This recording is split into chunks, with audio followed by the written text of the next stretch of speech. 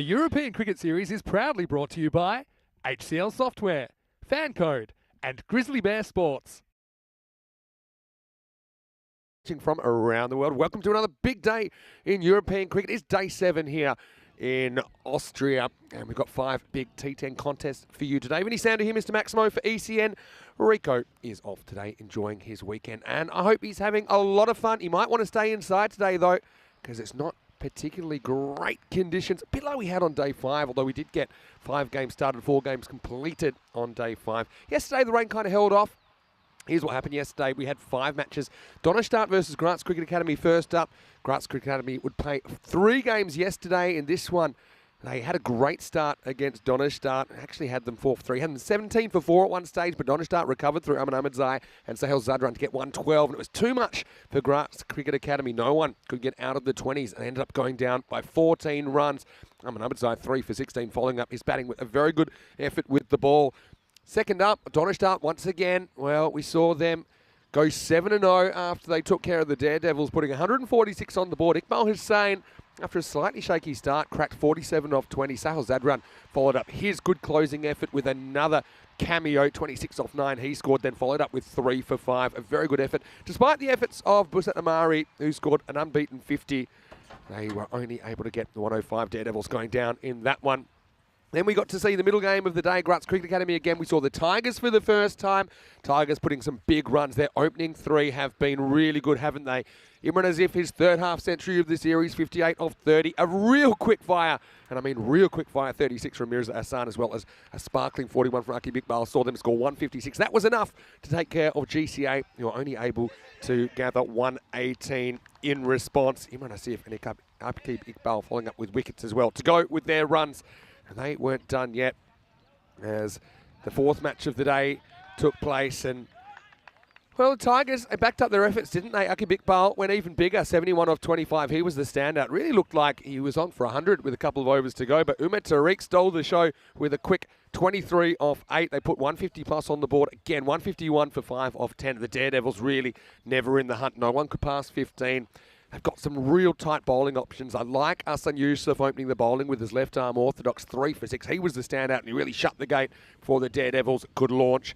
Then we had a real thriller last game of the day. Bit of a low scoring thriller. Daredevils, they begged, borrowed and stole 92 runs off their 10 overs. Only 1 run off that last over. It was a bizarre run as well, just to buy off the 10th. And then Graz Cricket Academy had their own wobbles towards the end, but they ended up scoring the winning runs off the last ball, or the second last ball of the day. Ashtek Shah hit the winning runs, following up a pretty good effort with the ball. So, and the last game was 2 teams that hadn't won a game in the day, had 2 losses, and GCA came away with the points in the end. So they find themselves 3-3. This morning we have ACT versus Cricketers, and that's going to be a really good game. 2 teams that are in the 4 at the moment. Let's have a look at the 2 teams. You can see that the news from the toss as well. ACT winning the toss, electing to bat. No surprises there. They have been putting big scores on the board. And just watch out for that top 3. Imran Asif as well as Mirza Hassan, who's gone to the top of the order with, a real aggressive streak, hasn't he? Aqib Iqbal at 3.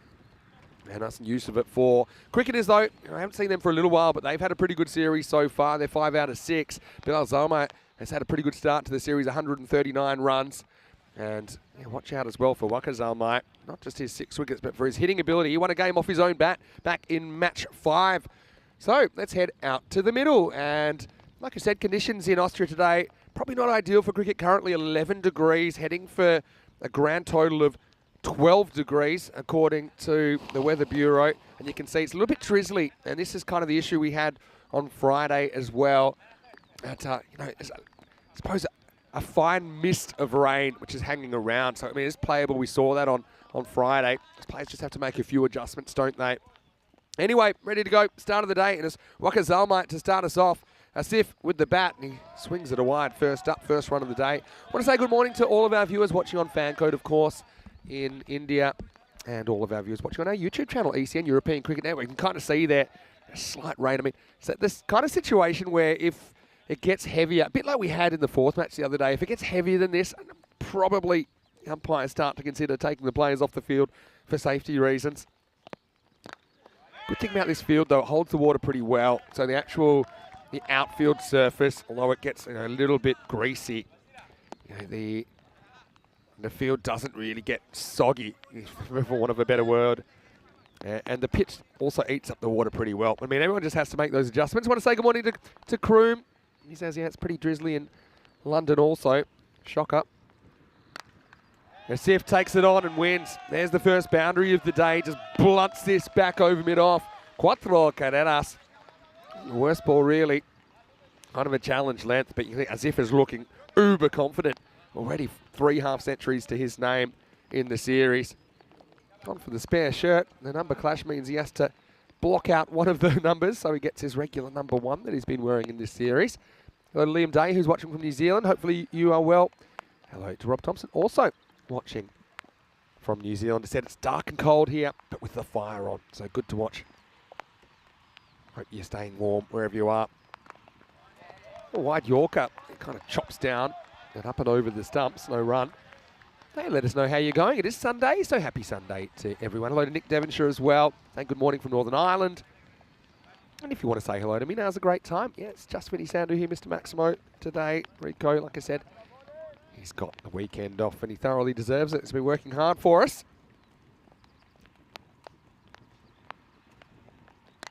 Well, up in the air, doesn't quite get this. It'll be interesting to see how it reacts on the outfield. Does skip away for 4. So that's the thing about this outfield. Even though it does take on a bit of water, it doesn't really slow down. It's a very hard surface normally underneath. But then there's kind of this soft coating of grass. I was curious what would happen there, but I think the slightly greasy ball runs away for 4. So 2 boundaries in the first over. Just feel this could be a high-scoring contest. Both teams are very experienced. They've got a lot of good players. Having said that, they've both got pretty strong bowling attacks as well, so I'm not quite sure what to expect here, to be honest. That's well bowled. Good ball from Wakazalma. Gets past the outside edge of Asif. I don't think enough people have bowled there to him. That's not quite easy to drive. Just back a little bit. Want to say hello to Dave B, who's watching from France as well. Hopefully you're well this morning. Got to say, I've had a nice start to the day. It is Mother's Day in Australia, so I've already made the obligatory phone call. A little bit short this time. Yeah, this is when you overcorrect short. That's running away, and that should get there at will. So, Asif with 3 boundaries in the opening over. Off to the races, and ACT, they're 13 without loss after 1. You can see the margin for error when you're bowling to these players on this surface. Very, very slight. Kind of found the happy length, second last ball. The last one a little bit shorter, and Asif was confident, pulling it away for 4. The ball. Let's have a look at what the supercomputer is saying. Well, cricketers, 7-run favourites. I don't think there's too much between these two teams. I mean, look at the numbers ACT have been putting up. I don't know if you could call them underdogs. They're putting up 138 per 10 overs. Both teams similar with the bowling. Cricketers, I don't know the word for it. Maybe they're a little bit more variable, I think, with the way that they play. And ACT play a super attacking brand of cricket. I'd say cricketers play a super duper attacking brand of cricket. I suppose the more aggressive you are, the more can go wrong as well. Bilal Zalmai is going to bowl the second over. Great to see him back as well. Mirza. There's been some whispers that he's eyeing off the fastest 50 record. And to do that, he'd have to do it in 9 balls. I've actually never heard of it being done in any cricket. So to do that, you pretty much need to hit 9 boundaries. Or you could hit 8 sixes and a 2. Anyway, strap yourselves in. Now, he's obviously forgotten. He's having a rest on a Sunday because he just works the first one away for 1. So he can kiss that one goodbye. Unless he hits a 7 somewhere along the line. And just happy to take the 1. So these two teams I mentioned, they're both in the 4 at the moment. Just 4 teams out of the 11 will make the semi-finals, which aren't too far away. It's just 5 days away. Let's see if gets the strike back. Giving the ball a good rub, just trying to get that excess moisture off it. Has been flying though, despite the conditions. It's been Friday. In these conditions, I was expecting a bit of a slugfest. I was wrong. I think we had 14.5 and over as the run rate on Friday, which is really quite unbelievable. Gets it slightly wrong down the leg side. Good keeping.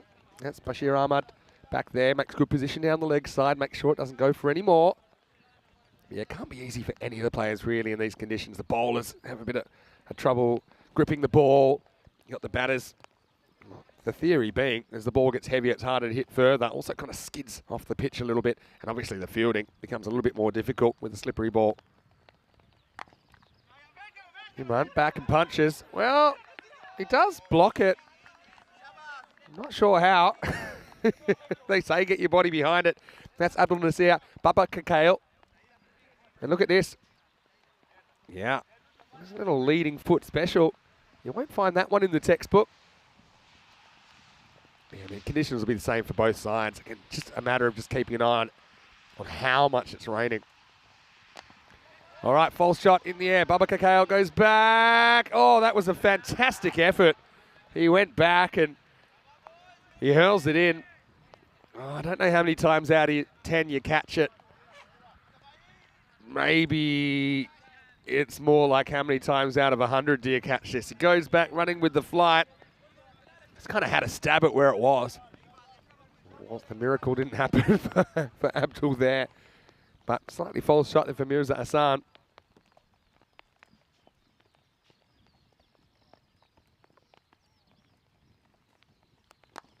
Yeah, it's well timed. That's going to be 4. Just hits the ball so hard. Well, there you go. Fielding's not a problem. Maybe everyone should be wearing batting gloves out there. I think that's Aki Bigbo. Who was that? That grabbed it. what a good bit of fielding. But by the batting team.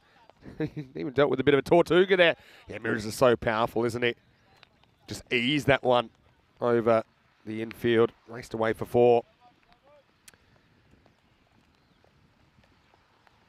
Beer saying, no, outfield a bit slow, so thinks it'll be low scoring. Well, that's what I thought on Friday.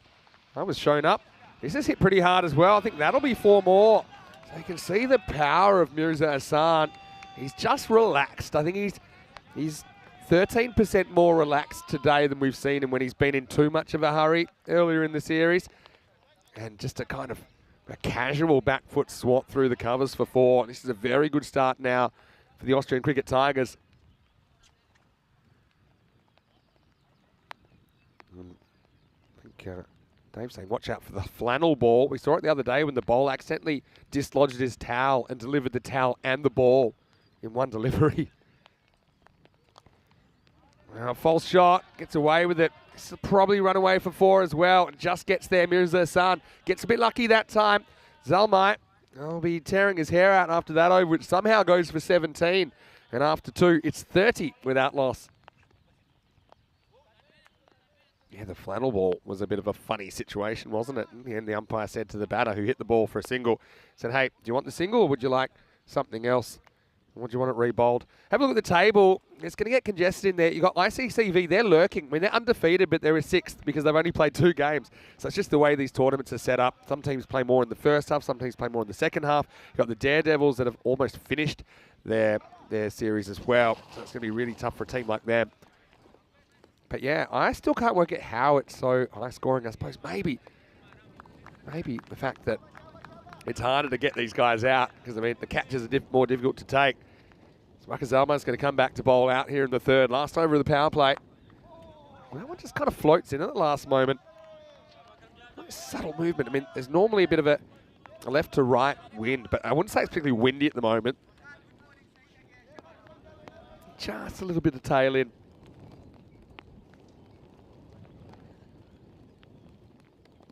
Up. Yeah, just gets it wrong this time. Drifts onto the pads, and that one has flown out of here. Maximo! First one of the day. Imran Asif continues.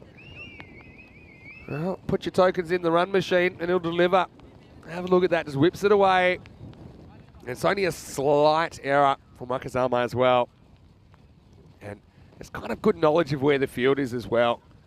At the moment, they've got a 3rd man. They've got a deep mid-off. So no one back on that leg side. He knows he just can ease it away. As long as he gets it over the infield, he's going to be okay. And it's amazing how often if you just try to beat the infield, because you're not trying to overhit it, it actually goes further. I remember that a lot when I used to play, especially trying to drive over mid-on and mid-off. Just like, look, okay, get it well enough to get it over the infield. But yeah, you actually keep your form a little bit better. Better ball, doesn't matter, as he cracks it through point, that'll be 4 more. Cuatro carreras más. He's so difficult to bowl to. It basically challenges him a bit wider, That fast hands hits it down, hits it into the gap. And the runs continue to mount for the Tigers. On the prowl at the moment. You can see there in the background, it's kind of really misty at the moment. It's kind of a, I suppose, yeah, drizzle is the word. We can play through drizzle. Once it becomes what I'd call rain, proper rain, and probably you have to pull it for a while, but at the moment, not that bad. Goes back and chops down to the ground. Think of a run. They won't get there, up to 40 already in this power play. Dave noticing that the wheat has grown about an inch since Friday. It has been shooting up there. On Friday, we certainly had some interesting retrieval efforts from the fielders, didn't we? We had Zeeshan Arif on the commentary yesterday. He was telling us some of his techniques about how to dry the trousers, the squeeze method. Gets this late. He originally tries to hit that over mid on, but it's a little bit late on it, but it goes down to Basir Khan. We see him with the ball at some stage as well. So one thing I will say is, when the ball gets a bit wet, it creates complications for everyone in all facets of the game. So it's kind of uniformly inconvenient for the players. Mirza on strike. Wants to go at it. Yeah, I think it is wide. It's one of those ones that you think, is it completely inside the line? And my answer is no. Breaks late. It's a good call. It's a really good call. He probably got a quarter to half the ball over the inside of that line. Zalmai recoiled in disbelief, but seeing is believing, so he'll have to re-bowl that one. He thought he was out of the over, that's why, with a spell of 24. And instead, he's going to get moosed for 6. So the last one cost 7. Mirrors in heaven, and it's the end of the power play. It's 48 without loss after 3. And if Waka was disappointed about 30 seconds ago, he'll be even more depressed now as that one was lifted up. And that's just brute force, really. And it's 48 without loss. Oh, well, it's a tough game, isn't it? Zalmai was eyeing off the 24. In the end, he goes for 31. No one likes to be in the dirty 30s in the 2 overs. Like, we had some pretty expensive figures yesterday. We had a 54 off the 2 overs. That was almost up past the record of 57. Thought at one stage we might have one bowler go for over 60 for the first time. Now Zalmai, it's going to come back. So they're bowling out the openers, which means they'll have to go to 2 new options in the 5th and 6th. Interesting they're not changing it, considering they haven't had any luck so far. They're kind of sticking to their plans. Maybe they got bowlers, maybe like a Basir that they want to bowl a bit later. Don't want to bowl them too early. You also got Javid Zadran, who I thought might have been worth a crack in this kind of situation before things get out of hand. 4th over. Bill's clever though, isn't he? Just puts it in difficult spots, awkward spots. Dave B saying grease is the word. Yeah, greasy is probably how I would describe it, to be honest. Partnership worth 49. Just 19 balls to start the morning.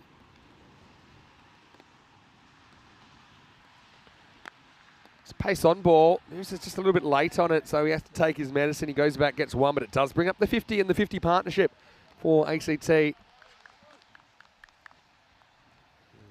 Bill Zalmai searching for that first breakthrough.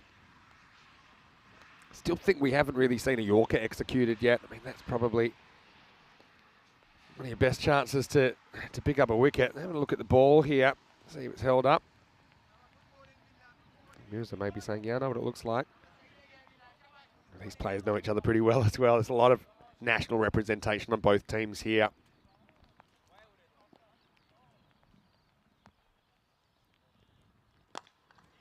Still searching for that Yorker. It's more a half volley in the end.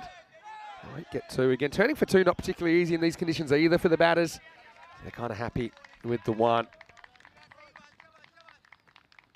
Bilal bowling out. So interesting to see who goes for next. So got a spin option. Another spin option in Samagol Masal available.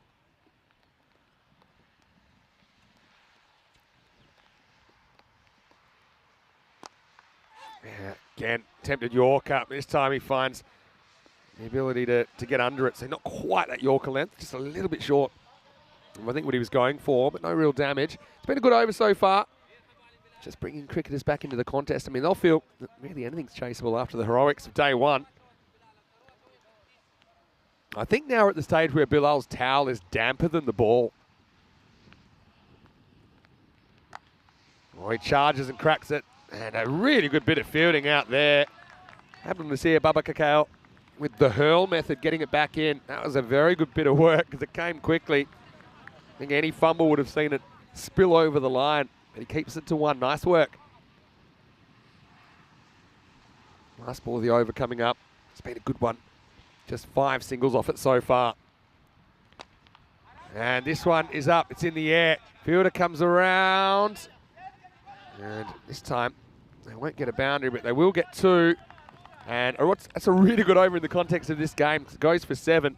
And ACT 55 without loss after 4. Bilal finishes with the figures of none for 24. You can see how that 4th over has just calmed things down a little bit. Still a very healthy run rate of 13 3/4 after 4 overs. Hello to Neville as well. How are you? How's everyone spending their Sunday? I mean, I know you're watching ECN, but have you got any other plans? Can't give you too much update on the food chat. Although we did visit a nice little establishment on the way home from work last night. Catching a little bit of Austrian culture at, I suppose you'd call it like a rest stop. Got a couple of genuine Austrian beers to celebrate Saturday night. Now, here's the wild thing. Javid Zadran bowling over number 5. And yeah, you can see he's kind of shortened his run here. I think bowlers have to adapt to the conditions. So here we go with the next over. He gets short, drags it down, and that's going to be 4. There's no one back at deep square. I think that's more of an execution error. I don't think he's trying to bowl a short ball there. He just dragged it down. And it beats Samagol Masal and runs away for a boundary. So the pressure was built up. Now kind of undone. Here's the sight screen, and it gives you an idea of the way that the drizzle's coming in left to right. Better ball. I think that's where he needs to be. Full, kind of hitting the crease. I think your ideal length here, I think, is kind of landing between the batter's feet. And it doesn't really matter if it's straight or if it's outside off stump. I think that length even more important than line probably to get it right. That was a really well executed ball from Javid. He's a very good player. Seen him coming along really quickly with his international career as well. This time, it's just short of where he needs to be. And I think that might have gone away. It has. Maximal. Well, that's remarkable, really. This is the difference. He just is short of where we talked about, isn't he? And then you've got Asif going hard at it, and you get 6. Maximo time.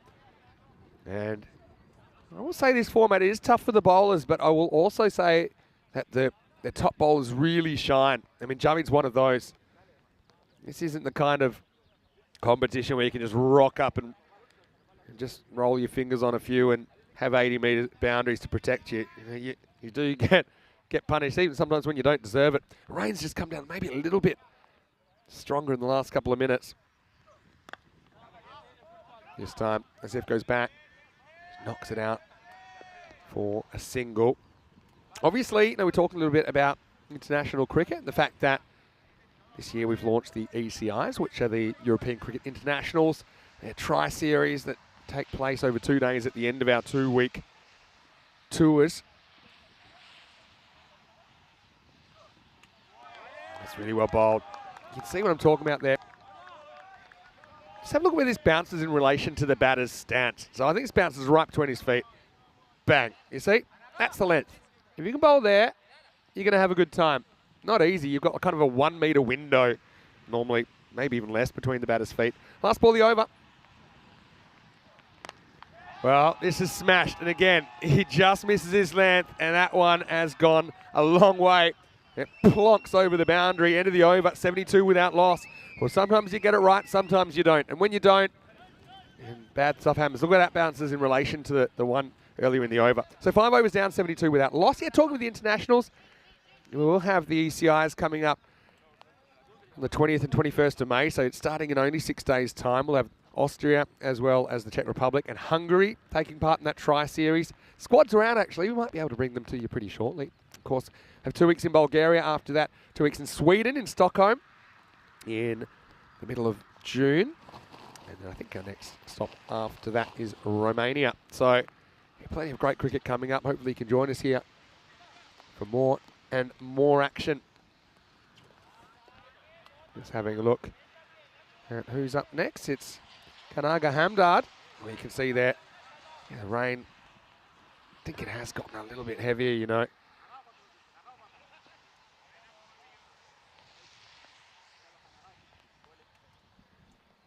So, time for another spin option. They haven't broken this opening partnership yet. It's a bit of a gift first up. That's going to be cracked for 4.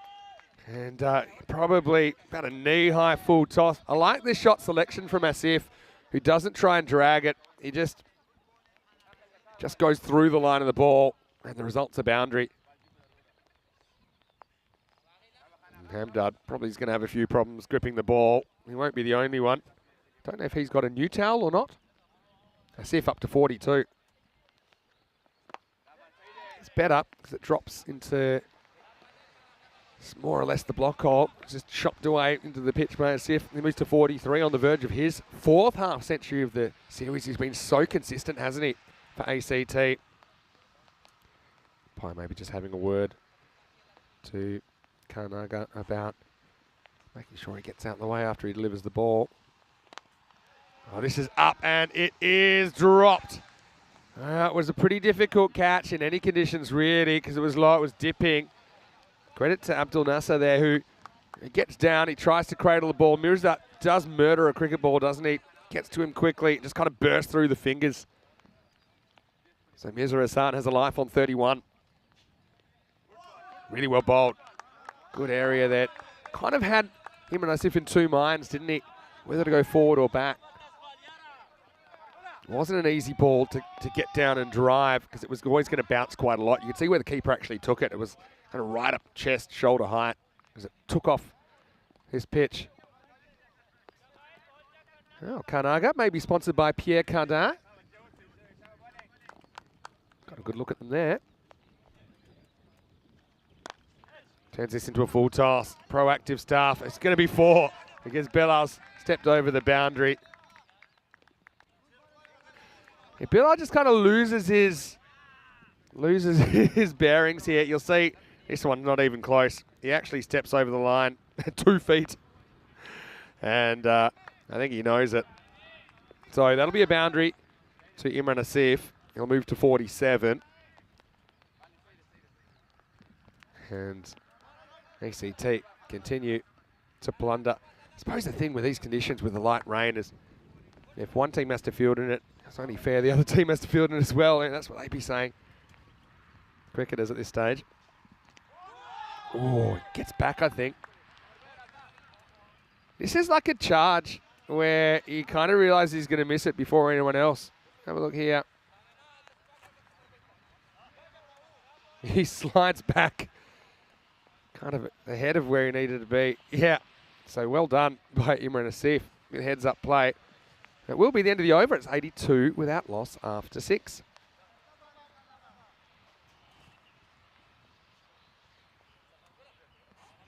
So Imran Asif, 47 off 24. And Mirza Hassan, 32. Just a 3 extras so far, but that score is pretty healthy. 137 pace at the moment.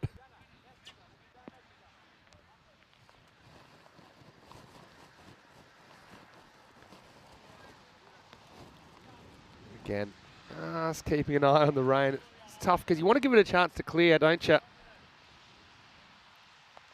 Now, with 4 overs to go, just changing out the ball. Maybe one that's a bit dry, it'll be of a similar age. New bowler here will be Samagol Masal, so we'll get another spin option. It makes sense to kind of bowl bowlers with shorter run-ups. I think in these conditions where the faster guys probably get that front foot potentially slipping if they're going too hard into their stride.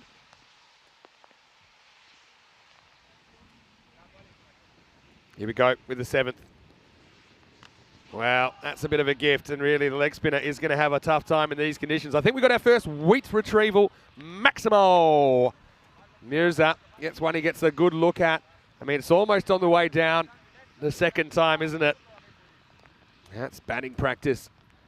And, well, that's not Imran Asif bowing to worship Mirza. I think he's just doing the shoelace. And it can't be an easy shoelace tie in these conditions either. It's very greasy. Samagol Mesal, I mean, does he stick with a kind of orthodox leg spin, or does he maybe push a few through, searching for accuracy? When he loses the towel, and I suppose that'll be a dot ball. It's another one of those ones that I think the batter would have recourse to say, hey, I'm not really happy with the towel falling out in the delivery stride.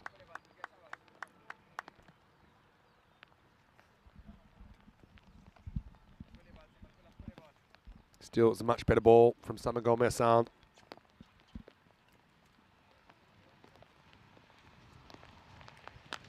Well, he's on the charge this time. He lifts this up and out of here. Maximo! Magical Mirza, the Hulk, does it again. In fact, he might even beat Imran Asif to the half century at this stage. He's only one hit away. 44 off 15 balls. Yeah, it's going to be a tough time. I mean, I suppose finger spinners might have a slightly easier time with the control here rather than the over-the-wrist spinners. When the towel hits the turf, that's not good either, is it? 94 now. ACT, their top three just continue to pile on the runs in this series.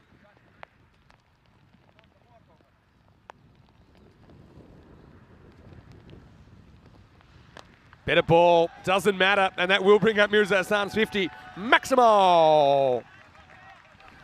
And he brings it up off just 16 balls. He continues to have a really consistent series, Mirza Hassan, with 5 Maximos and 3 4s, and you can see where he's hit the ball. He's got that the 1-6 over third man, but I mean, apart from that, you can see hitting in that mid-wicket region. Also a few runs through the covers. He's powerful, but he's also pretty technical the way he hits the ball. It also brings up the 100 partnership for ACT, and cricketers still searching for their first wicket here on day 7. Well, there's the towel coming out again. Well, slightly mishandled first up with Javi, but it'll just be a single. Well, I've heard of the expression throwing the towel in. It's a bit early for that. I mean, 2 teams still have to bat, and just think about some of the batting cricketers have as well. You've got Bilal Zalma up the top. You've got Mesam listed to open as well. Basir at 3. Wakazama at 4, the hero the other day. Even someone like the Wild Thing, Javid Sadran. There goes the towel again. Doesn't matter, because this is going to be 4. And this will bring up Imran Asif's 50. And, well, there you go. I don't know if he's rocking the baby. I think he's actually just drying the bat.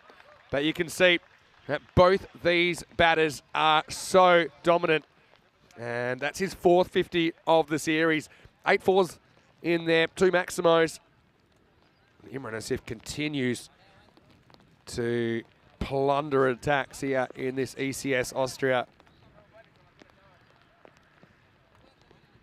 Misal's gone for 19 now. This over is on the verge of going magical. Last ball coming up of the 7th. Oh, a little bit short. There goes the ball. There goes the bat. It's a race to the line. It's going to be 4. Wow. How about this? And you can see that the bat's disappeared. The ball's disappeared. The over's now disappeared. It's disappeared for 23. And that's another good reason for the keeper to wear the helmet. Don't know how much it protects you from the flying bat. Anyway, end of 7, 105 without loss. Hey, let's have a look at the ECI squads. I think they have been released. And let's go the Austrian squad first up. Shigwa, I'm sure, will lead Austria. Got plenty of names, actually, in this series that are there as well. Javi Sadran, for example. You've got Sahil Zadran, who's been playing for Donnerstadt. Umar Tariq, who's playing in this game right now. You've got Dida. There's Hassan, who's batting right now. Looking up and down, I don't see Imran Asif in there, which surprises me. Maybe it's an availability issue, but a pretty experienced side. Looking over the other sides, of course, Aaron Ashokan for Czech Republic, top of the list. You also got the beast there, Sinesh Wickramaseko. He's done to watch out for. And the tank, Riddick Toma. You've got Davids, who's playing for Donnerstadt in this series, playing for Czech Republic. Hungary as well, kind of rebuilding phase for them, but still a lot of players to watch out for. And yeah, that's coming up on Saturday, so watch out for that. Zishan Kukagel, of course, he'll always be a key player, won't he, for Hungary. So Austria-Hungary, a lot of history on and off the cricket field. A bit of history on the cricket field as well. Start of a new over. And Safi comes in. Really good sliding stop there. That's excellent work. Might be Shahab Khan out there.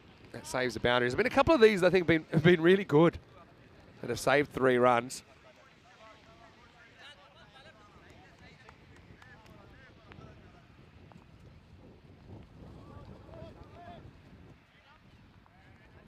Just the 2 banners being used, but they're doing the trick, aren't they, at the moment? 148 pace.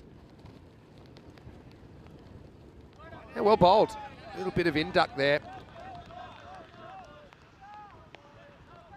Just have a look at this when it deviates left to right. And that's kind of what does Imran Asif. Good keeping as well. Not easy conditions for anyone, including the men behind the stumps.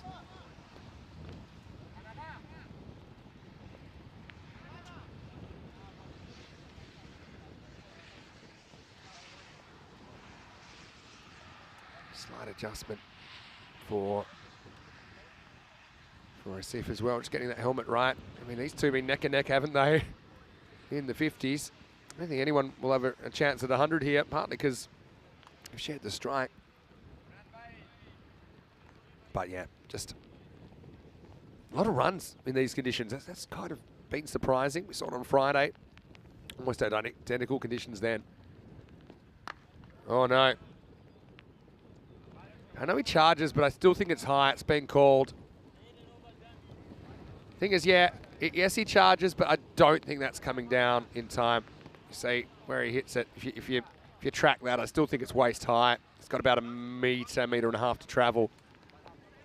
I think if you're in doubt, you got to call it. So free hit coming up. Asif maybe regretting his actions to charge anyway. Safi got to deliver it. Pretty good free hit ball. It's low, and he couldn't quite get under it. It just cost him a single, so he gets out of jail.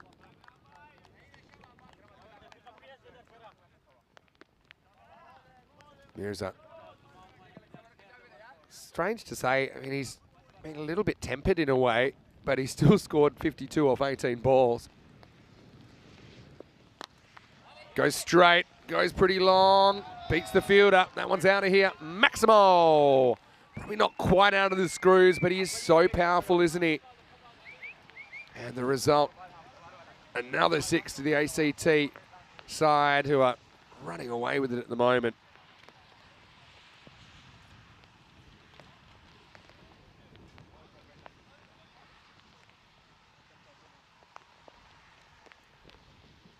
Mirza retakes the lead, 58-52. Now this one is, again, highish. Doesn't quite carry to Basir. This one for me probably is all right. It's on the border. Yeah, I think that's just below for me. We'll have a look at it again. See, slightly crouched, heading down. I think that's probably the highest you can bowl without it being a no ball, to be honest. Again, well done by the officials to have a quick look at it. They make that determination. Still probably not exactly where Safi wanted it. Last ball, the over coming up. No, it won't be. That'll be a wide. Still only 11 off this over. I say only. And ACT on a run of big scores batting first. I think that's why we see them win the toss and bat this morning. It's a kind of morning that maybe in the past you'd see teams wanting to bowl first, but I don't think they're going to change their plans. There have been runs in these conditions. Slightly missed time by Imran Asif, but he will get a single. He'll retain the strike as we get to the end of the 8th over. The score is 117 without loss.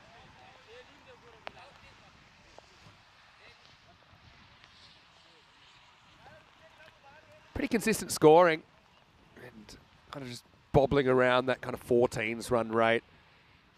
Seems like we're heading for a 140 score, you'd imagine. There's still plenty of batting to come. We haven't even seen Naki Bikbal get the skipper. We've got Hassan Yusuf at 4, Umar Tariq at 5, and they've all been hitting the ball fairly well. Hassan Yusuf probably the only one that's been a little bit off in this series, but still a couple of lusty blows yesterday.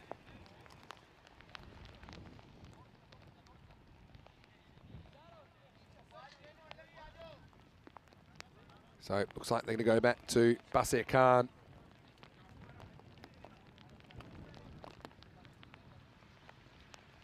Done pretty well with the time as well. About 5 minutes to bowl this over. Shouldn't be any problems at all there.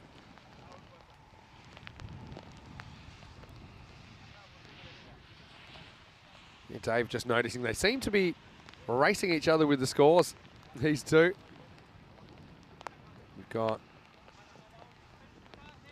You've got Mirza and Asif both in the 50s. Mirza slightly outscoring him run at the moment, but he'll get to face up here in the 9th. It all happens in the 9th. They've gone back to Kanaga Hamdard. He steps down the pitch and he goes bang, Maximo, and just like that he catches him. 59 apiece. Yeah, it's a good old-fashioned horse race between these two. Yeah, not the worst ball. I love the confidence to charge and not really worry about the possibility of missing it. There's only one time that Asif has kind of charged and reneged on it and slid back into his crease. 123 now, still no wickets on day 7. Or bowled. Gets it up there. Man's been fairly busy. Abdul Nasir, Baba Kakao. Just walk a single. Asif the first to reach 60, but he might be joined there soon the way things are going. Musa Hassan on 59. 10 balls to go in the innings. Steps across, probably wants to elevate, but he's a little bit late on it, so it's along the ground, down to long on. 60-60. That was the old version of limited overs cricket. I think that's what they played in the first place. 60-60. Don't think you see too much of that cricket anymore. 12 overs a bowler. Charges, but kind of yorks himself here, Imran Asif. I think Hamdard's bowling pretty well in these conditions at the moment. Again, it'll be really interesting to see when the teams switch over if ACT have a bit more luck curbing the bats, because cricketers also have some very, very attacking players in their top order. He plays that on length and he gets it. He throws everything at it, Mirza, and it's almost an outstanding catch by Nazrullah as he went about 10-15 metres over the boundary. Thought about launching, didn't he? It was Mirza that launched originally. And look at this, he's thinking about it and he says, you know what? Probably not the time. I'll save it up. But still 6 more than the total. That might have broken his bat. Yeah. Looks like he's cracked it, Mirza. And he's going to have to replace it. You never want to replace your bat after a 6. He's going to.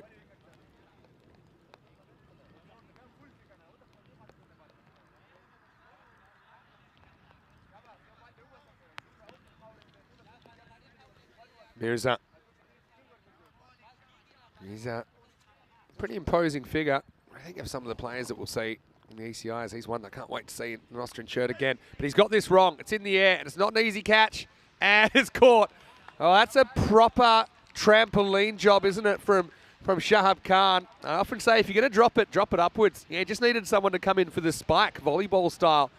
But Mirza, he's going to have to go. He's the first wicket of the day for 66 of 23.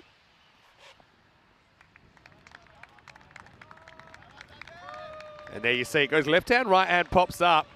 And yeah, a little wry smile, but Mirza is off to the races here on day 7. Well, the new bat, not giving him too much love, but he has cracked 7 sixes in that innings, scoring at 287. You can see how much it means to his teammates. He's built a very healthy total already here in the first match of the day.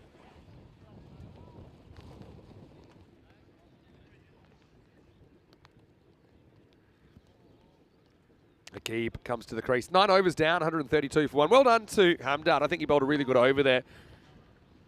Getting things back under control. Okay, sure, goes for 15, but he does get the big wicket of Mirza. It's not easy for anybody, like we said.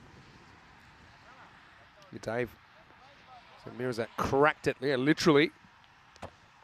Imran Asif's still there to deal with. It'll be Safi to bowl the last over. 10th overtime. First one dragged out. Okay, big bowl. He's eyeing off a 2. He probably knows it won't be an easy run out to execute. And he's exactly right. That's pretty unselfish as well from Aki Iqbal. He pretty much risks a diamond duck to get Asif back on strike. He knows that there's not really 2 here time-wise, but he also knows what will have to be completed to run him out.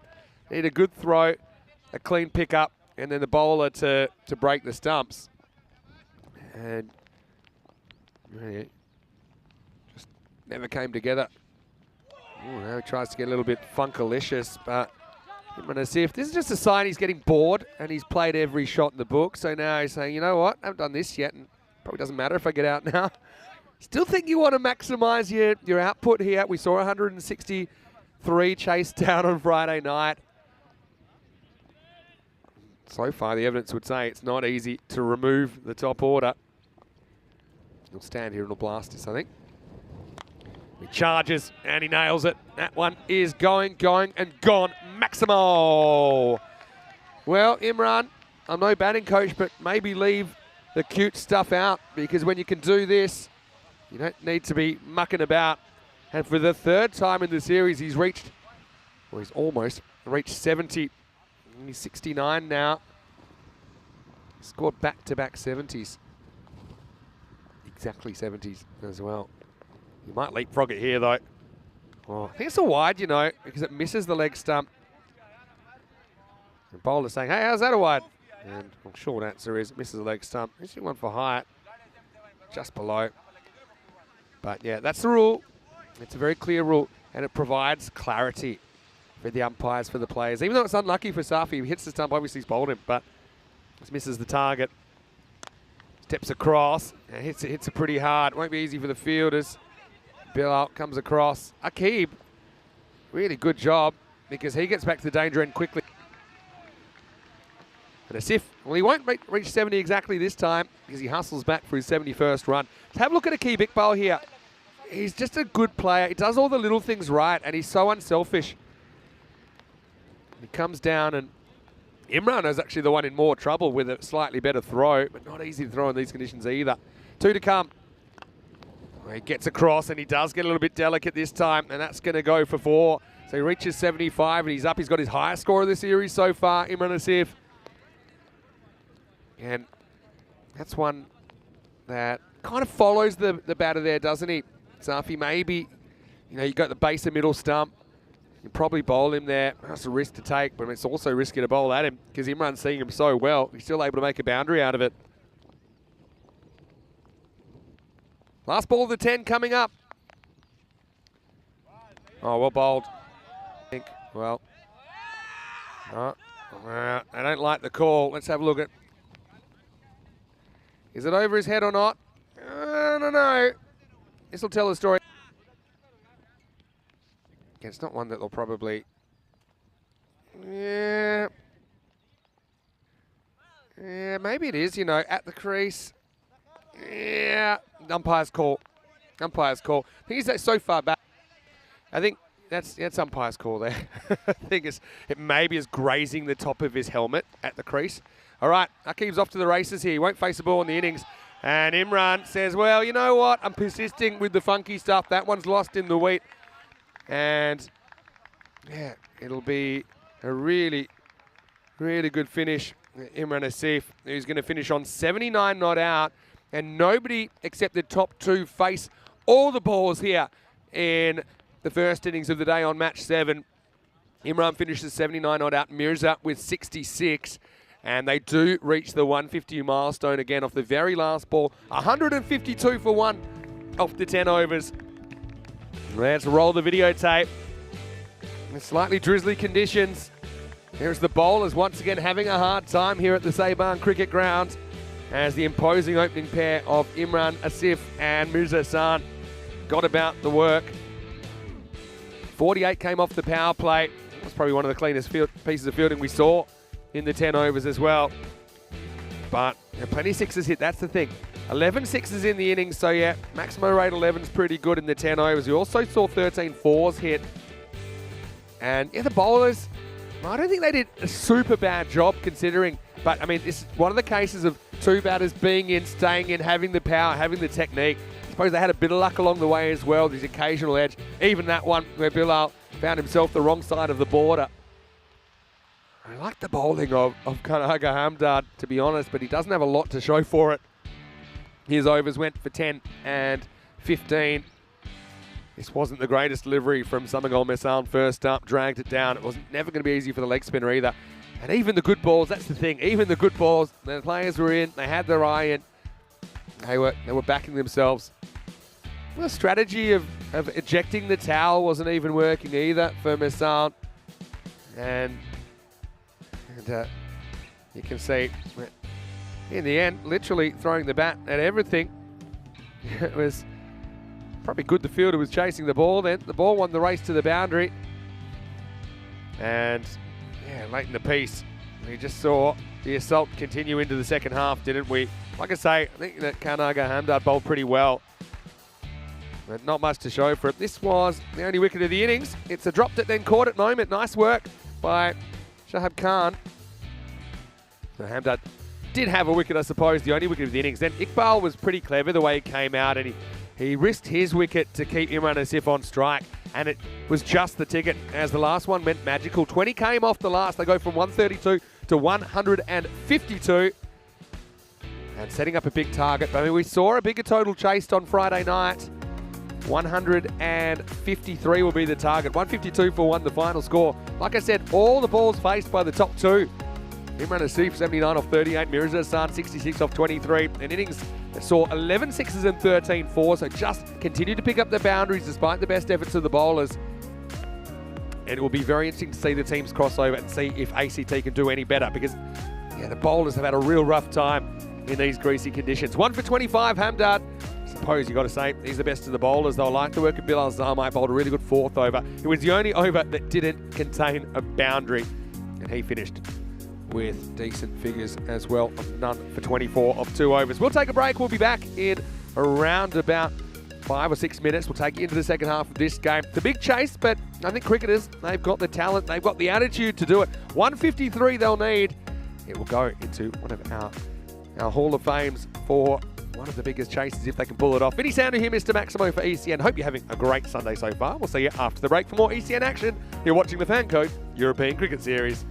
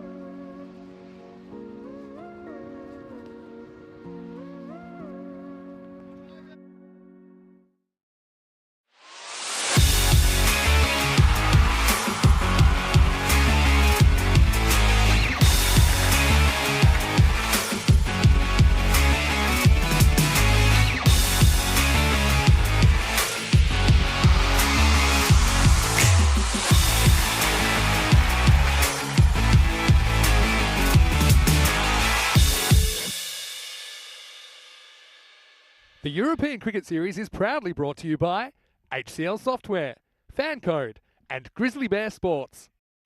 Hello, welcome back to Vienna. Sunday action here on the European Cricket Network. Day 7 of this FanCode European Cricket Series. Vinny Sander here, Mr. Maximo with you for ECN. And we are getting ready for the second innings. The first game of the day, first of 5 today. Here's match number 31. Austrian Cricket Tigers taking on Cricketer CC. And in the first half of this game, it was the Austrian Cricket Tigers captain, Akib Iqbal, who won the toss. He elected to bat. Turned out to be a good toss to win. They piled on 152 for 1 in the 10 overs. Just the 2 batters required to face all the deliveries in the first 10 overs of the day.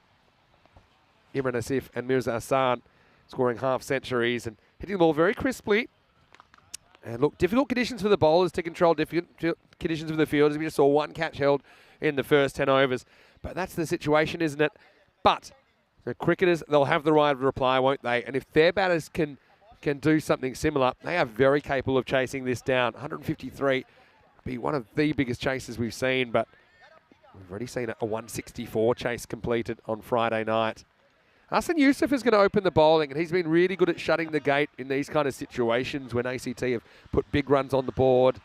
He's been able to come out there and just restrict the scoring from the get-go. Bilal Zalmai, really attacking player. Samagol Mersal, similarly.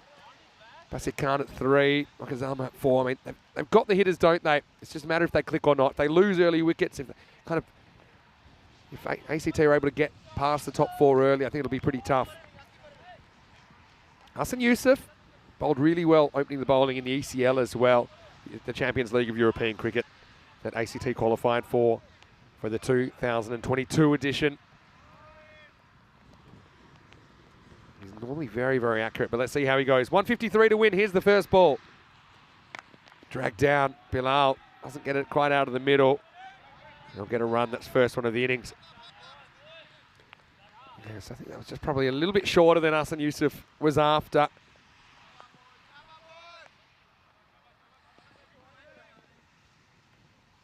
Shabazz, as he's known colloquially. Wow, there we go. It's short. Misal just threw the shot before he started. I suppose with the spinner, it's easier to pull than cut, even though this is on the off stump. But yeah, just mistimes it. A couple of misfires first up to what I think were hittable deliveries. The wind again, normally left to right on your screen, so a lot of balls have been flying over the leg side to the right-handers. This time, bit of extra bounce, hanging in the air, doesn't carry. Esme Tariq was herring in from extra cover. Wasn't able to get there on the full. So it's the extra bounce that he gets here. Just have a look at this takeoff. That's why he's kind of late on it. It's high up the bat. In fact, he's lucky he mishits it so well because it doesn't carry to the fielder. Oh, nicely executed sweep shot from Bilal Zalmai. That'll be 4. And I think Bilal knows that Hassan Yusuf isn't going to turn the ball, especially on this skiddy surface. It's just going to kind of come in and keep coming in. Played that really well. That's the orthodox sweep in the first boundary of the innings. When you've got a problem like this, you've got to break it up into smaller problems. So 15 and over is achievable. I mean, we know 15 in and over is achievable is what I should say. 153 looks like heaps, and it is. But you just got to try and break it into smaller pieces. If you can get that 15 in the first over, maybe get to 30 off 2 overs. Try not to fall behind and have that required run rate climb. Tries it again. This time not quite out of the middle. It'll just be a single.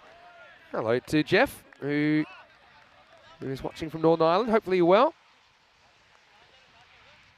Anyone asking about the ground? It's 50 metres from the centre of the pitch. ECN standard, so pretty much a perfect circle, this ground.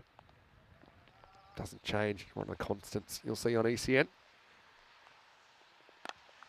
Nice ball, the over, takes it on. Kind of gets in the gap, and this is going to be 4. So Masal gets his first boundary, and they pull something out of the fire in the first over. Not quite the 15 they wanted, but they do get 11. It's 11 without loss after 1. So we've gone 67 matches now without a golden ball. It looks like we might be swinging into the 70s today, but who knows? I mean, a lot of close contests on the cards. Maybe will break the streak. The last golden ball we had was the 30th of April, so we haven't had a May golden ball yet. And we're 2 weeks into May today. So let's see if it happens. It's always really exciting when it happens. Bit of golden ball news.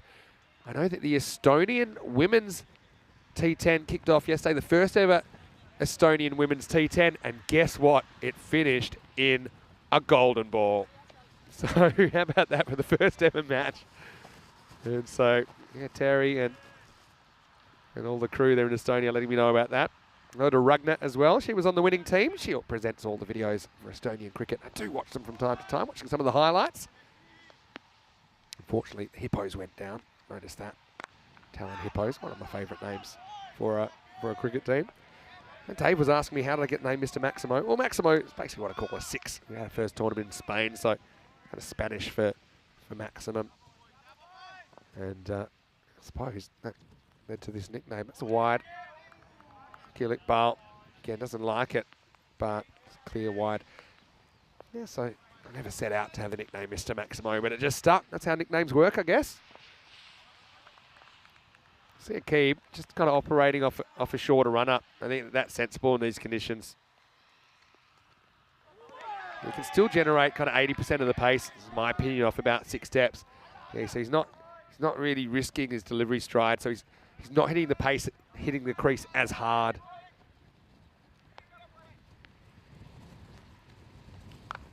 And I actually think it's, as we found when bowlers have been forced into this, it actually can work in their favour because there's just less that can go wrong. And the other thing is you're hustling through your overs now, so the batter doesn't have as much time to reset and kind of strategize. And before you know it, you're chewing up all kinds of deliveries. I mean, we're already halfway through this over. And that is as long as you can get it right as a bowler. And this one drifts onto the pads. It's going to disappear. Maximo! Bilal Zalmat, we know he's a very, very attacking opener. Given the opportunity. This is just a slight error from Akib. Drifts into the leg stump, and it's a nonchalant flick away from Bilal. Trying to keep them in touch with this chase. And the problem there was just the line of the delivery. Akib's hair is holding up remarkably well in these conditions. And we know that's one of the most famous hairdos in European cricket. Slow ball is the cutter. That'll probably run away for 4 as well. So yeah, no luck for Akib Iqbal this occasion. It's a fairly safe delivery to bowl, you know, accuracy-wise. I think he does get it where he wants it. That's just bad luck, isn't it? That runs away for 4. Bilal Zalma will take it. Akib and Bilal have played some national cricket together, so it's probably a little wink from Bilal. It's the wide, swings away. Akib. I don't know what he's thinking. He's thinking, how come? But there's a clear wide again, swung over the line. Still swinging around, interestingly. Despite the damp conditions and the ball getting a bit wet. This one, yeah, interesting, because we saw a kind of marginal one called for height earlier. Again, this one at the crease. Yeah, I mean, I think at the crease that's high, you know. Yeah, it's been called a wide. Yeah, that's a good call. I think got to be fair to both teams. Standing at the crease, it was over his head. Maybe it passed him. Just near top of the head, but he charged a bit. Last ball of the over then. I think that's okay. Keep finally gets the call. Bilal can't believe it. And it will take us to the end of the over. 24 without loss. Yeah, don't think that gets any chalk.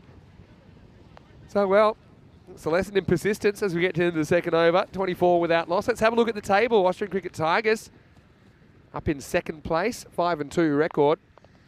But Cricket SEC, if they could pull this off, they'll have their 5th win. And Pat Ryder's holding that 4th spot with the point that they got in the washout on Friday. Only the top 4 out of 11 teams will qualify for the semi-finals on Friday. Then it's a straight 1 versus 4, 2 versus 3. Winners into the final. Yusuf comes back. 11 came off his first over. Well bowled. Just a little bit of a variable bounce that skids through. Goes under the bat of Samagol Mesal. Tries to take it leg side predictably. You can see The swing path was too high.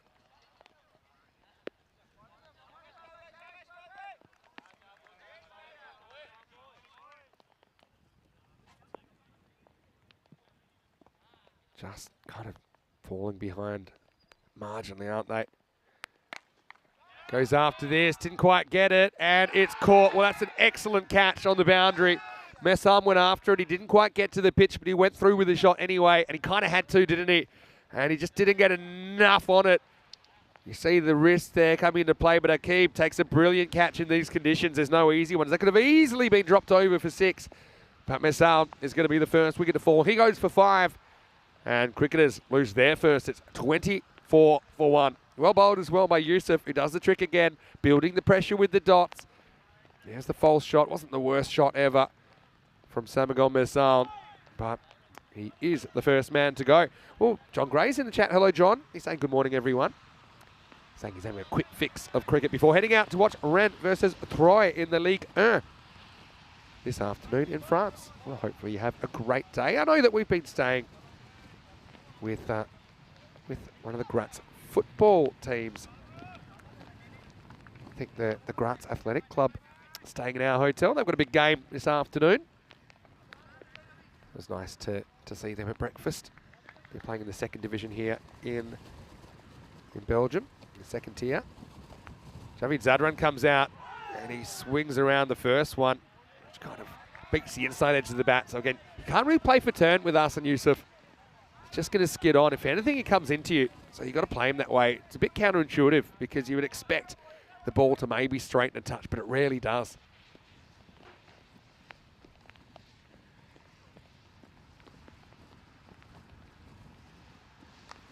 Once again, inside edge, picks out the field, and there's no runs. This is a brilliant over. There's been no runs off this over so far in 4 deliveries.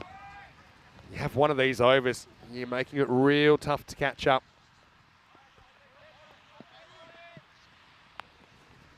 Zadran, well, guess what? He's going to try and smash this. Does. Again, clunks it, but he'll get a single. He's off the mark. But still a brilliant over from Arsene Yusuf. As we see, an innovative stopping technique from Takira Sif. Last ball, the over. Bilal, he must be feeling the pressure now. They've fallen about 18, 19 runs behind where they should be. Last ball from Arsene Yusuf. Again, Bilal Yorks himself. He wants a run that's not there. We're going to have a run out surely. Well, he's absolutely cooked this one. And I know the bails come off, but then he never knocks the stumps over. The bails come off when he knocks it with his pads here. Ahmed Chowdhury, let's have a look. Yeah, have a look. Bilal wants to run. There's actually not a run there at all. He knocks it with the hands before he has the ball. In fact, he's pretty much never got the ball. So, yeah, you'll see it here as well. It won't be out. So, a life. And you don't get a run off that. 25 for 1 off 3. Yeah, here's the thing with that. I mean, Bilal wants there to be a run there, but, I mean, there wasn't a run there. He was almost certainly going to cause Javid Zadran to be run out. As it is, it was only a bit of a blooper. That meant that there wasn't an out. Anyway, you see the comparison of the power plays. ACT 48 without loss at this stage. Cricketers 25 for 1 off their power play. So Javid will face up to his national teammate Akib Iqbal. End of the power play, so 5 outfielders are allowed from this point onwards. Let's bring an extra player up. I like this. They brought the point up into the circle. So 4 infielders, 5 outfielders. 4th over.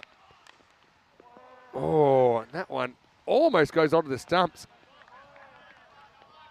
Now look at this. I mean, Zadran seems to be playing outside everything. Oh, it's gone bat, leg, back of the bat. Look at this. I mean, that could have easily gone back onto the stumps. Now, it goes where there was a fielder, but there isn't one now. This could plonk, you know. Well, it does plonk, but it plonks, I think, the other side of the boundary. It's actually gone 1 bounce for Cuatro Carreras. And kind of slashes away. And, yep. Let's check it out. Oh, actually. Oh, yeah, no, that's 4. Yeah, it's a great shot of it, just inside the boundary. 4 runs. Close though. Just the boundary they needed. They need more. They need a big hitting spree, really. This one, I think might have been out if it was hit. Again, they take on a run. Maybe a bit of an inside edge on that one. So Javid Zadran will get a run. Bat onto pad, according to the umpire. Akib with a good turn and throw. I mean, it's a great test for the fielders. Again, the best fielders shine in these conditions, which are not easy. We've already seen Akib take a very good catch.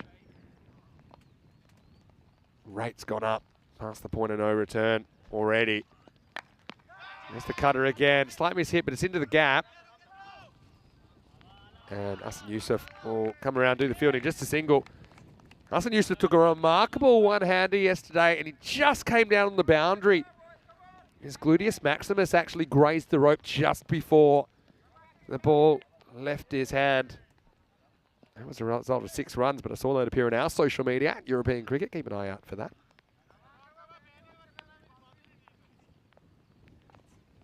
Zadran, you're trying to move things along. Again, not able to make contact. Just shows you, I mean, Akib Iqbal, I know it's not his natural run-up, but again, the good players adjust, don't they? And he is such a good player. He's just basically coming on 4 steps.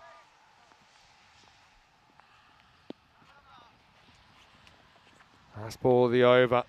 Can he dodge the boundary here, Akib? Well, he gets hit high, and it's going, and it's gone, so he doesn't. Maximo! Zadran finally clears the front leg, gets one out of the screws.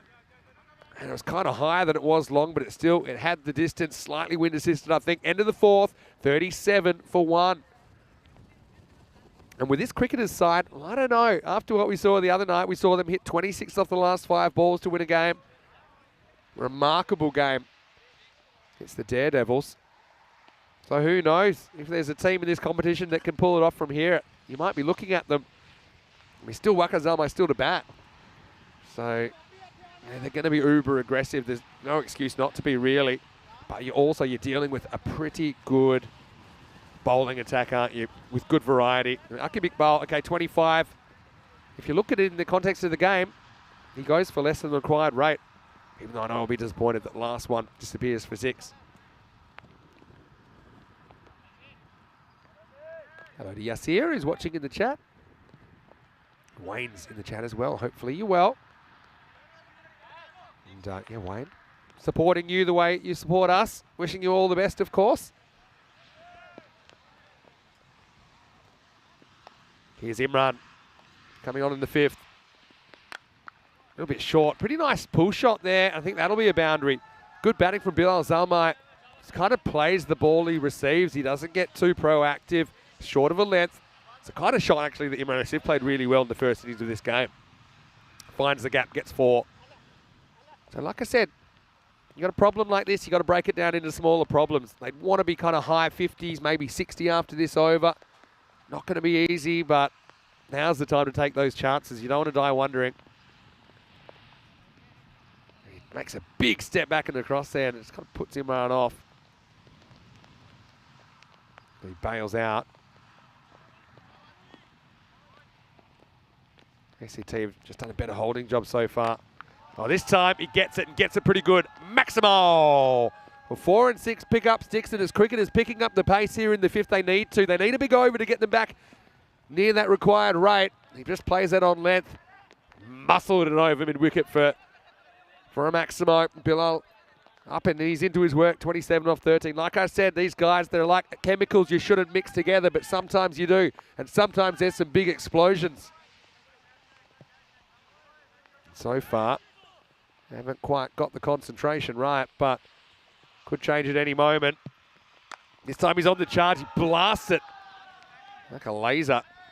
Mother Nature slows it down by the time he gets out to the boundary. And it is Adnan Haider out there that does the fielding. Right, Javid Zadran's got a click though.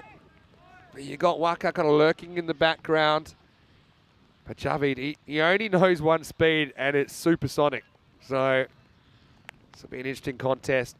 You see Javid Zadran probably sinking back in his crease, sneaking outside off stump by a stump or two. He's already there. And that's the kind of ball he wants. He drags it, but he will get 4. That's the power. Again, it's inside half of the bat, but it moves at a pretty fast speed. That's the wind-assisted side. You can see the difference between that and the ball that got hit pretty hard to the offside. As everyone huddling together. This is European cricket at its, I won't say finest, but it's quite a typical scene here in Europe. And the players will rough it a bit more than some other places in the world. And again, cricketers, they got the right to reply. The 50's come up now in the 5th over. This over's worth 15 already. Shot. That's power from Zadran. Well, he's woken up Maximo. And I'm just so glad that that didn't go to a fielder, because that was a finger buster waiting to happen all the way over cover point. Look at the wrist speed here from Zadran. He just completely tattoos that cricket ball. We'll check it. It might have a flat side after that. And this is the magical over they wanted. 21 have come off the first 5 balls of it, and they're not done yet. This is exactly what cricketers were hoping for. That is a remarkable shot into the wind slightly as well from Javid Zadran. Last ball of the over coming up. Imran, can he get his man? Well, all-time swing. I'd be going for the bye, but Bilal is snoozing. And didn't even notice. I think the keeper missed it. So it's the end of the over. And the score is 58 for 1. Yeah, I mean, I would have loved to buy there because it would have kept Javid on strike, and he's the man with the hot hand. Just a reminder that there's plenty of international action on ECN this year as well. We have the fortnightly ECIs at the end of our 2-week tours. And also, of course, we've got the ECC. It's the Champions League. Well, it's actually the Euros of cricket, isn't it? With 31 countries represented this year. It starts on the 25th of September. Austria are going to be in Group D with the Ireland 11, as well as Hungary, Finland and Turkey. Austria and Hungary will be playing in the ECI in around about a week's time, joined by the Czech Republic. So that should be a really competitive series, I think. I was just chatting to some of my English friends, and I said, well, watch out for the Spain-Isle of Man clash in Group A. Don't forget when they met in the T20 International not too long ago. Spain bowled out Isle of Man for 10, and they chased it in 2 deliveries. Anyway, here's Umar Tariq, who's a pretty good second-half bowler, but he has been a little bit hit and miss. I don't think he's been that consistent with his line and length in this series so far. Here he is bowling the 6 to Bilal. Launches straight away. Going, and... Oh, 6. What a good effort, though. It'll be 6.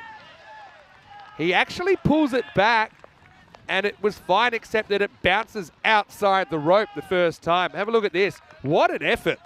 What an effort. But there, the bounce is outside the line, and then it comes back in. Wow. Hassan Yusuf's been so good in that area. Now that's 2 heroic efforts that have resulted in 6. Oh, comes down, kind of yorks himself, but he's still hit pretty hard. Bit of an easier one for Hassan Yusuf this time. That was a remarkable attempt. And he does pull it back, but just not far enough. He takes off from inside the boundary, so when he touches it, it's fine. It's only 6 the moment that it hits the turf.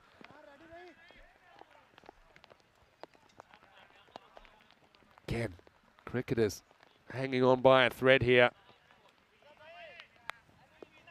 Steve saying they need a few magical overs. Morning, Steve. Hopefully you're well. Great to see you. I think it's probably missing. They decide to take it on. Oh, it's a great effort, actually, from the keeper. I mean, yeah, hits him probably in line with the leg, but I think that's sliding. And yeah, Bilal, I'm not positive he would have been in here, actually. Look at this. I think he would have been out if that had hit. Great effort from Chowdhury behind the stumps. He had an interesting day yesterday, particularly the last game we saw him. Can't quite get under this. So Umar Tariq recovered well after getting hit for 6 first ball, despite the efforts of Hassan Yusuf. Oh, Jeff saying the bar better be stocked for the Irish weekend. Yeah, that's the group that features Austria as well, Jeff. So take a good look at some of these players, including the batters and bowlers you're seeing. And anyway, this is going to be 4. Zadran continues his good form from the last over. This is not a terrible ball from Umar Tariq. Maybe a touch forward. I mean a touch, but he gets that inside edge on it. There's been so many balls challenging the inside half of Javid's bat. He will get 4 more. It's hard graft out there at the moment. This over's gone for 12. If you can get a 6 off this ball, you've pretty much got what you needed off the over. Anything less, that rate's going to climb. He goes for it and he gets it. Well, there you go. Maximo.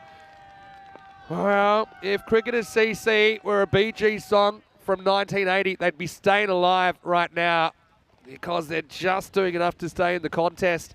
End of the over. It's 77 for 1 walking sticks, but they're not walking pace, they're running pace, and they need to stay that way. Zadran, after a slightly slow start, he's 32 off 14. Bilal Zalmai 36 off 17. Still batting to come. They've listed Basir next, but I think we might see Waka Zalmai next, considering what happened on day 1.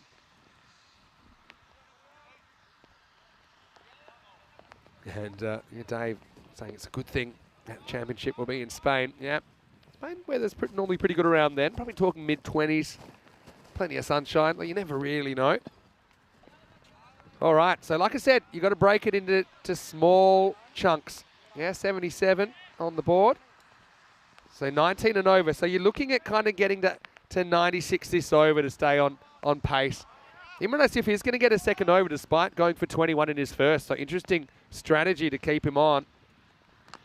Gets it right first up.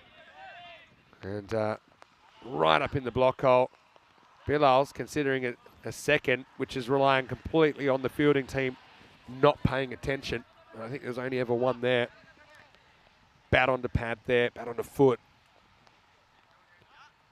Interesting game, hey? You've got good teams out there, especially in these conditions, which are remarkably batter-friendly, considering I wouldn't have thought it'd be high scoring. But yeah, the batters just seem to have adapted better than the bowlers. No one's enjoying fielding, I think, in these conditions. Javid, can he continue his heater? Well, backs away. I don't know about that strategy. But he does get a single. The singles are fine for ACT. You don't see too many of these scores chased down. I think if they were to win this, it'd be in the top 6 chases. We saw the top chase the other day. 164 target achieved by Pat Riders with 4 balls to spare.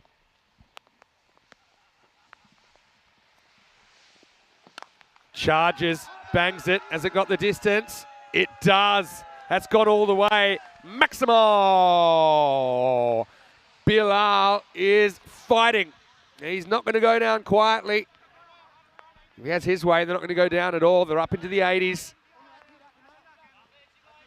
And every time it's creeping away, they seem to be able to find that boundary. I mean, who knows? I mean, cricketers are the kind of team that could probably get, 40 runs in the last 2. They're not really in trouble as far as wickets lost. Plenty of batting to come. Imran Asif has been quiet until then in this over. Goes again. This was hittable, but he's gone. Great catching by Aqib Iqbal. That's 2 in this innings. It was just a slight miss hit from Bilal Zalmai. You could tell off the bat it wasn't clean. He was back in his crease. And again, these are the catches that can win you these cricket matches because it's difficult conditions. It's a greasy ball, but Aqib, like I said earlier, the good fielders can perform in any conditions. And he's a very, very good fielder. Bilal, though, brave effort from him. The captain contributes 43 off 20 balls, but he's the second wicket to fall. 85 for 2. And that run rate required has crept up to pretty much 20 and over now. They'll need a magical finish. Well, batter coming in at the moment is Waka Zalmai, and he was magical. He did something we've never seen before. Took more runs off the last over to win a game than we'd ever seen. As he took 26 off the last 5 balls. In fact, he was 26 off the last over. Missed the first one. And then just went on an absolute hitting spree. But he has no time to get in. That's the thing as well. Got 2 to come in this over. And I think, he hasn't got to have the mindset that he's already batted a bit. I like his wiggling warm-up. And that'll help him slightly. Deep in the crease. Can we see lightning strike twice? So, well, maybe, because he just charges and he smacks it out of here. Well, wiggle it just a little bit. That one is out of here. Maximo! Well, it's a remarkable first ball. I mean, I love the replay of this. I'd love to see the replay of the little wiggle warm-up. And I limbered him up nice. That's just incredible hitting to come off the bench and to deliver that one straight away. Dave's asking, why do they change bats? Well, I suppose in European cricket, you know, it's not easy to get the right equipment, get the high quality equipment. So yeah, some of the players will have favourite bats. They'll normally have less than one bat per player on average. So yeah, that's why some players have their favourites, and the favourites might be the favourites of more than one player. All right, last ball for Imran Asif, last ball of the 7th. Slow ball, has a good look at it, but it's going to be a wide. It was slow enough that he could go and could almost read the writing of the Grizzly Bear as he goes over and inspects it and says, no, I'm not hitting that. Clever thinking by Asif. And is he forced to go back to the stock ball now? We know what happened last time. Last ball of the 7th, take 2. Wide. Zadran thinks about it, but didn't really get that far from the keeper. He wears it, I think. Chowdhury, have a look at this on the second bounce. Yeah, cops it in the arm. The keepers are pretty tough units. What do we think about this? It's been hovering, hasn't it? Last ball of the 7th, take 3. Oh, he mishits it. So I get a couple of wides off the last ball, but that's all they'll get. End of 7, score 90, 3 for 2. It means they still need 60 off the last 3. But like I said, they're the kind of team, they can do that. Let's have a look at what's coming up next. Looking forward to cricketers being out there again. I'm sure they're going to enjoy the back-to-back matches, taking on Indian CC Vienna in the second match of the day. You're watching cricketers right now, so let's talk about ICCV. Mount Chima, one of my favourite players to watch, top of the order. Very mouthy keeper, but he also lets his bat do the talking sometimes. You also got Ranjit Singh up there, who is a powerful striker of the ball. You got Ghani at 3. Kunal Joshi looked really good the first time we saw him in the series as well. Harmeet Singh, he's a bit of a wild card in the middle. And I know that Indian CC Vienna, they're playing catch-up as far as games played, but they are undefeated. They're 2-0, and that game will be starting in around about 35 minutes right here on the European Cricket Network. Should be a good one. Tune in. Wasif Saluja, also pretty effective for ICCV in their first 2 games operating with the ball. Shrug said, I was last ball jinxing Asif. Well, maybe that was by design to keep this game alive. Takir Asif comes on for the first time. He starts with a wide. So Zadran and Zalmai, they might be at the end of the alphabet, but they are not at the bottom end of aggressive batters. They both like to go after pretty much everything. So again, 20 and over, you're trying to get, 113, 114 here. That's where you want to be at the end of this over. Probably would have been a wide. Instead, it's going to skate away. And it's really good fielding. And I like the strategy there from Adnan Mahmood. He throws it before he crosses the line. So he says, look, I want to get rid of this. Once I get rid of it, doesn't really matter where I go, because it was always going to be hard to change direction there. So it'll just be a long single. You can see Adil Afzal coming in, just with a few words. But yeah, everything's fine as far as that boundary stop. Clear. Anyway, Zalmai on strike. And he smacks one out of the ground. Maximo! I don't think that was Adil Afzal's advice that he was giving him, because that was in the slot. If you asked Waka Zalmai where you want the ball, it'd be around here. It's just, kind of on a good length, kind of angled in. It's not too wide. Didn't have to fetch it from too far. He's come in. He's 12 off 3. 2 out of 3 ain't bad, as Meatloaf said. He's faced 3 balls. 2 of them have gone over the ropes. So remember what I said. End of this over, they want to be around the 115 mark.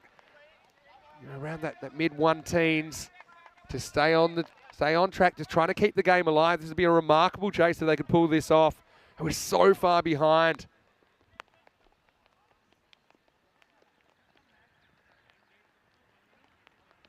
But Adil Afzal, we might be taking over here. Let me see what's going on. It looks like they're going to change the bowler here. It must be that Takir Asif has suffered an injury or is uncomfortable bowling. I don't know. I think he can do it just from being uncomfortable. I think it has to be a genuine injury. He's deciding he's going to continue now. Okay. So, I'm seeing people running everywhere. I'm not quite sure what's going on. I can tell you the hundreds come up for cricketers with that shot. 52 off 16. Zalmai, can he keep it going? Well bowled, that's not a wide. And you can see Javid, when throwing up his hand, saying, hey, have a go at it. I mean, it's the perfect delivery from Takia, really, because it actually just comes back in at the last moment. It does come back in. If Zalmai was hot, he's now red hot. He's itchy for another one. Steps across. See, I don't think that's a wide. It's good umpiring. And it's because he steps before the ball's bowled. So how far does he step? Probably 2 stumps outside, and that just, catches the outside edge of the line. So that's good umpiring according to the playing conditions. I think everyone knows. I've got my feelings on whether the line should move at all, just for simplicity. But I think under the current conditions, that's a very good call. Again, pretty well located. Drilled down to long off for 1. So Takia Asif's come back really well after that early blow. He's gone a .1 here. Now we're talking kind of 4 a ball territory. Even cricketers, surely they can't pull this off.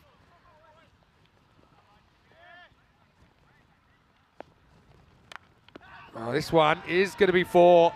It might have still been a wide because it was so wide, but Javi doesn't care. He throws the hands at it, and he gets a boundary. And a good way to finish the over.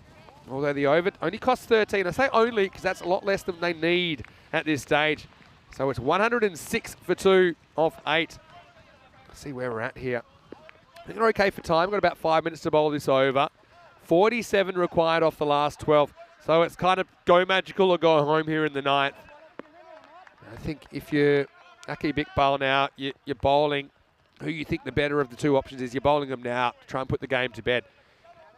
Probably Umar Tariq's the only option, just because Takia Asif will most likely come back for the last over, I imagine. So, Umar Tariq, his first over went for 18. I mean, even an 18 here would probably be fine. I'm going to go as far as to say that I don't think you can do this. 47 off 2 overs. I'm almost certain that you can't do this. Anyway, here's the 9th. Oh, well bowled, Umar Tariq. He's the kind of bowler that he's been in this situation plenty of times before, even though he's quite a young player. 46 off 11. Somebody has to go absolutely bananas here. They get a run of 3, 4, maybe even 5 6s and all 4s. Well, that's asking for it, and it's going to get it. It's a shin-high full toss. Mosey's across and sends it out to the ground. Maximo! Oh, Javid Zadran gets what he wants, and he does what he wants. Straight over the square leg umpire's hat. And yeah, that's gone miles, and the umpire just saying, hey, don't even bother chasing that. Let's get a new one out there. Zadran to 44 off 18, 40 off 10. Staying, that minuscule chance staying alive. Goes again, hits it hard. It pretty much picks out the fielder. Oh, and a slight fumble, I think. Oh, I mean, I know you don't want it out here, but Zadran's got the hot hand. I think I probably would have taken that on. Again, see the slight fumble. If they'd gone straight away, hits the feet about 3 times there. It'll just be a single. Now you're relying on Waka Zalmai to do what he did the other day. 39 off 9 required. He mishits it up in the air. Fielder comes in, takes the catch. That's a brilliant piece of work out there because there's no easy catches today.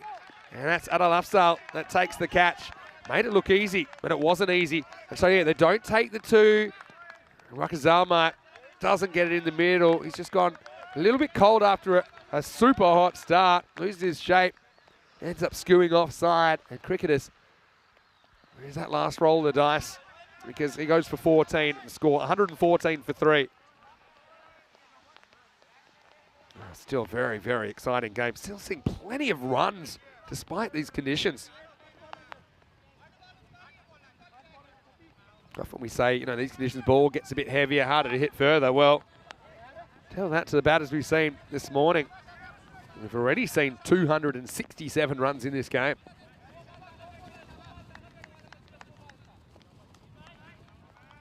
So, what are we at? We're at 8 balls left, 39. I mean, even if you bang 2 sixes here and you got a new batter, Basia, who is a powerful hitter, but you got to go bang, bang, and you still need 27.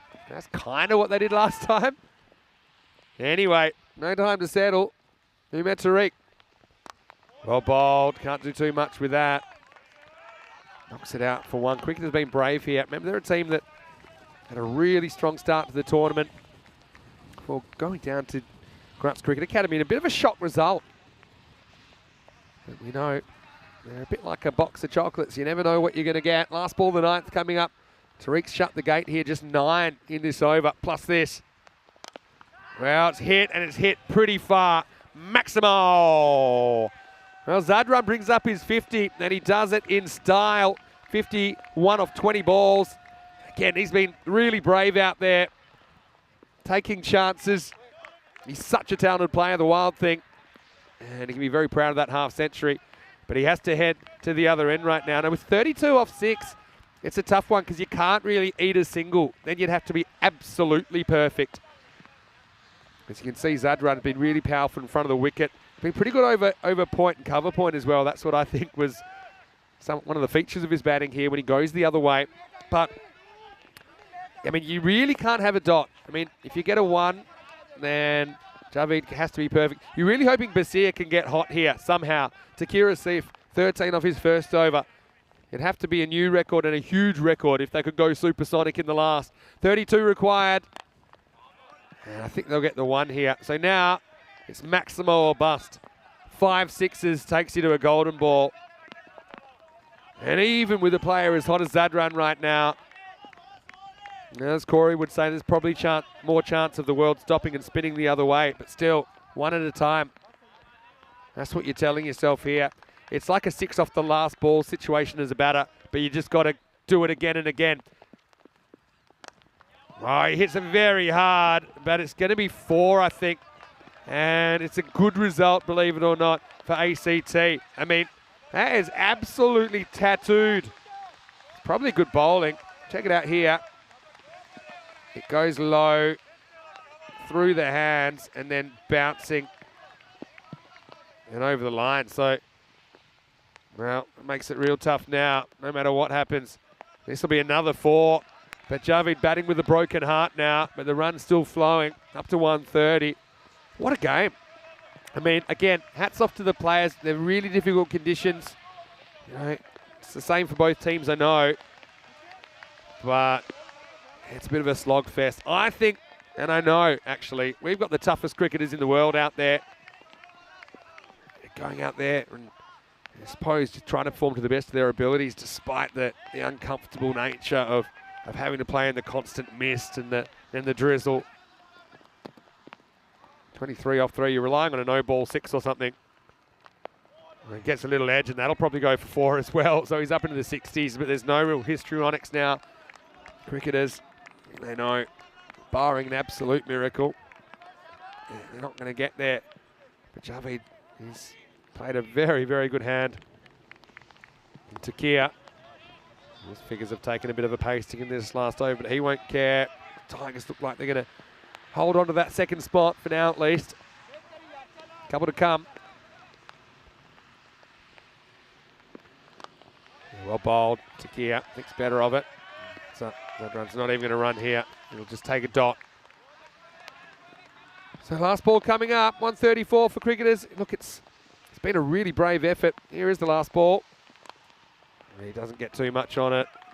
Runs away for 1. They might get a 2 here. Throw might be interesting. So it'll be 2. 136. And they'll go down by 16 runs in the end. Final score, ACT 152, Cricketers 136. Really good effort by both teams, I've got to say. Especially, you know, don't forget Cricketers, they have to back up in the second game of the day. And you can see, you know, let's shout out to the players and, of course, the umpires who I think put on a good show there. Look, I think when it comes down to it, the difference was, I think, holding a couple of catches. Lucky Bickball with a couple of catches, only 16 runs between the teams, and it just meant the new batters came out and they weren't able to really go at the right the right rate. I don't know. Javi's trying to get the helmet off. I don't know if everyone's helping him or trying to choke him, but you can see that, you've got to love the player group here in Austria.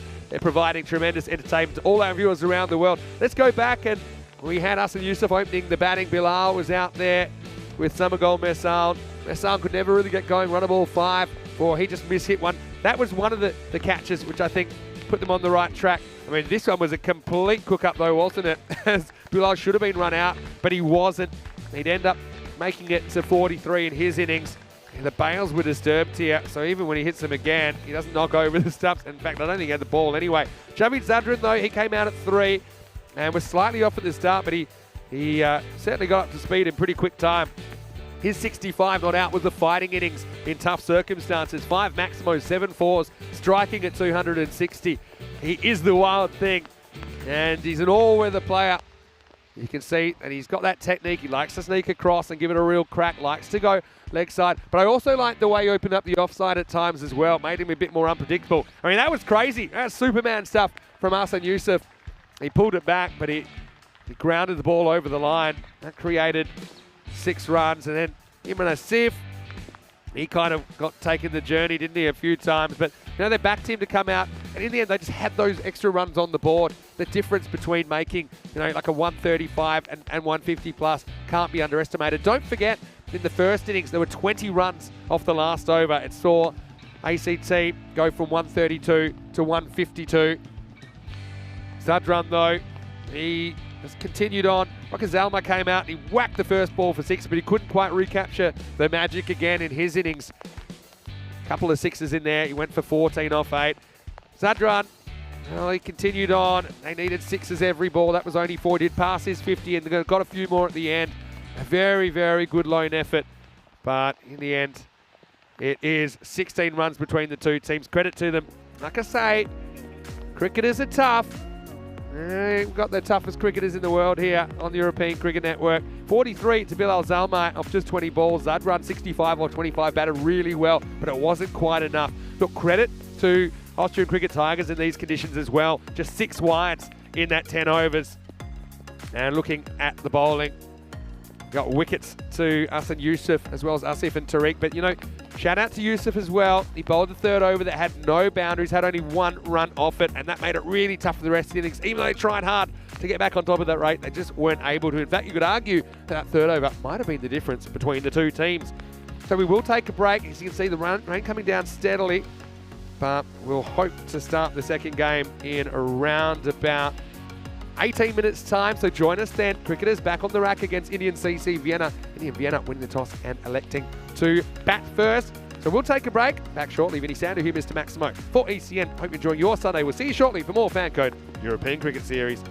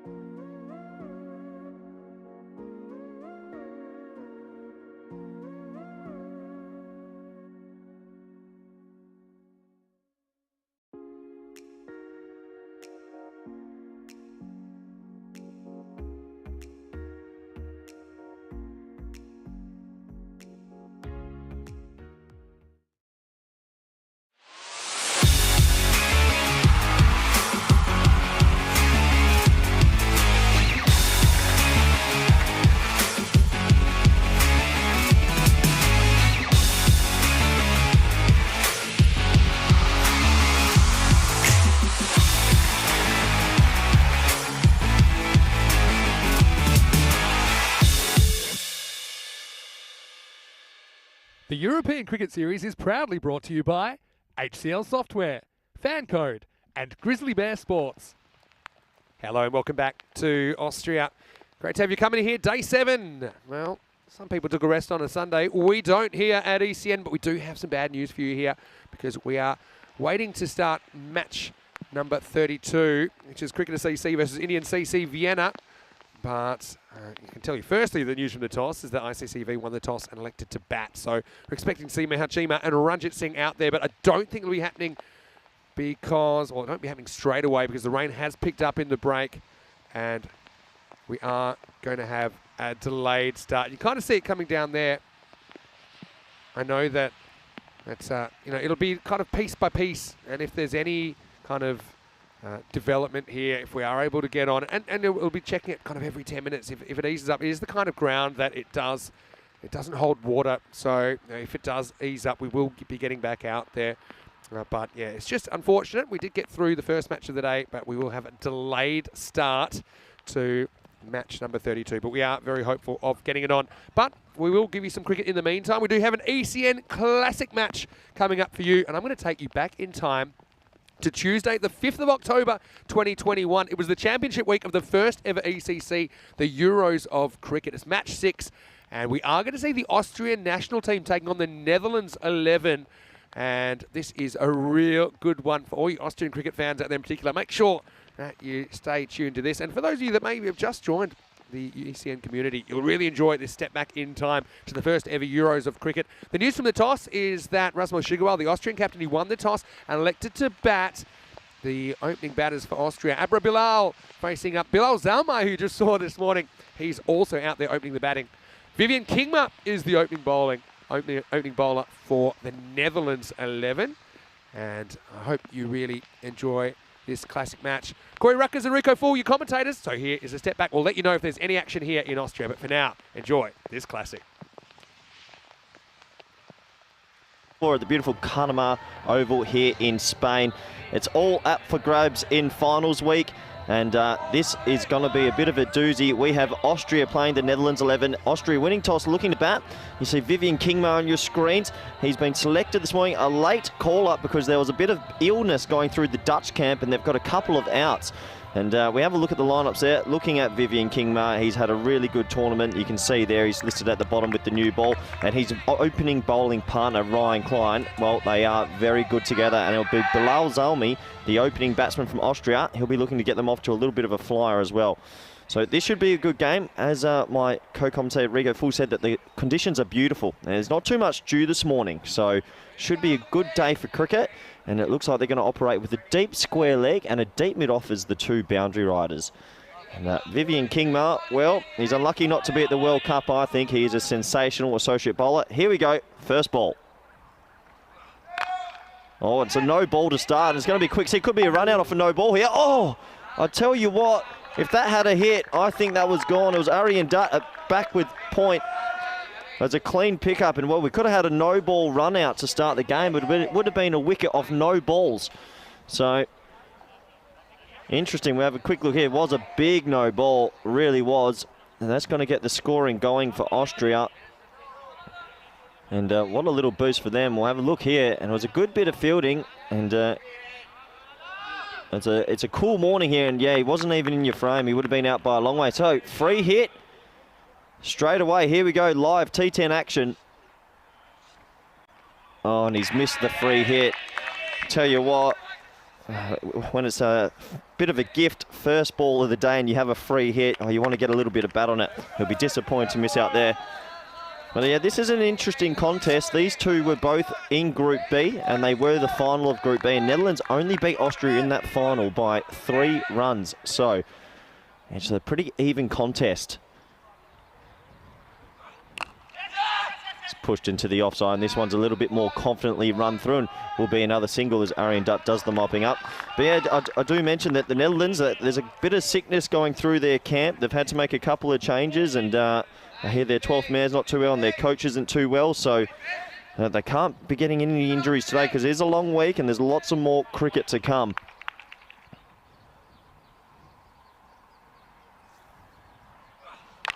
Oh, it's another thick edge. Oh, it could be another run-out chance. Oh, he's missed again.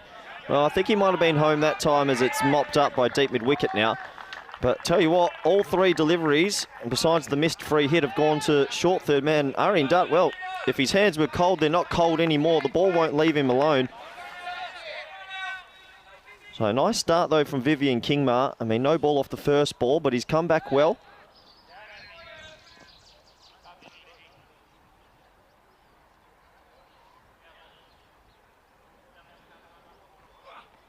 Oh, and that's just too good. Lovely bit of outswing. I know he's been clocked at about that 130 to 132 mark a few years ago in Namibia. He really, when he gets the engine going, gets it, and that is an absolute peach of delivery. Big, big away swing. And Rathra Alphonse, the keeper, I was really impressed with him yesterday. A lot of energy, a little bit of a live wire. And a nice start from the Dutch 11 here. Oh, and well, that's a bit of a wild swing, and what Vivian Kingma does well, he just brings that length back just enough, and that sails straight over the stumps. Well, tell you what, he's tried to hit that to the moon. He's really put the kitchen sink behind that. But a bit of class bowling from Vivian. I mean, first ball was a no ball 1, and he's come back very, very strongly since then. Last ball of the first. It's pushed to backward point. Clayton Floyd does the mopping up, and 4 off the first, and gives me a good opportunity to welcome back good friend, all-round good guy, and co-commentator Rico Full. Rico, welcome. Good morning. Good morning to you. Buenos dias, I should say, Corey. Well, what a beautiful morning it is, and hello to you, cricket lovers around the world, wherever you're tuning in from, whether you're watching our YouTube channel or all the other networks around the world. A very, very good morning to you. Well, I should say good afternoon, or maybe even good evening. Well, that was a good start, and once again, I think Viv Kingma just showing just what an economical bowler he is and how good he's been for this Netherlands side. Yeah, absolutely. The Dutch are blessed with some really talented fast bowlers, and we're about to see another one, Ryan Klein. Out of all the associate nations in the world, they have maybe 7 or 8 ready to go fast bowlers. I mean, both these two could easily be at the T20 World Cup. We're very lucky to have them here. Yeah, I mean, Ryan Klein, I think he's been my pick. I think they've got the right combination here. I think Kingma just keeps it tight. They can't get him away, and then they go after Klein, and Klein brings in the wickets. I think it's a great combination, and the Netherlands will be, well, they'll be looking to continue the good work that they did yesterday. So Klein looking to bowl here to Bilal.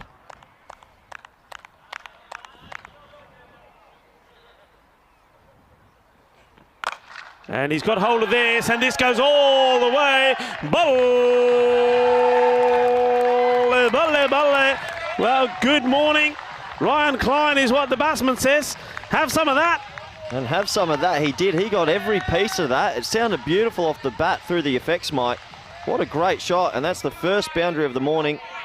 And I'm sure that will get Ryan Klein pretty fired up. He won't like that. No, it's not a nice thing for your first ball to disappear for 6. And the second one just played down the ground and take a single. This is sensible batting. Sometimes we don't see enough of this where batsmen hit one big shot. We've seen so many 6 and outs, haven't we, in this championship. I think a lot of batsmen just need to think, right, I've hit the big shot. Let me just take the single, give the other batsman an opportunity. Yeah, just keep the scoreboard ticking over without throwing it away straight away.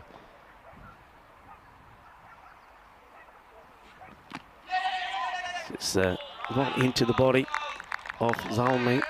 He just manages to take the single. So what do you think, Rico? These two, as I mentioned before, Group B finalists, and then Netherlands got up just. I think it was a 3 or 4-1 victory, and Austria haven't had the wood over Netherlands yet. 0-3 against them. Is this their day? It could be. I mean, they'll be hoping it is. I think they've seen enough of Netherlands to try to get this victory. They've got strengthened their camp a little bit as well, haven't they, Austria? Well, they may have done, but this one's gone all the way through. So Ryan Klein, he gets his revenge. He was hit for 1 big 6. Then he comes back and gets the man that got him. So Bilal goes for 9.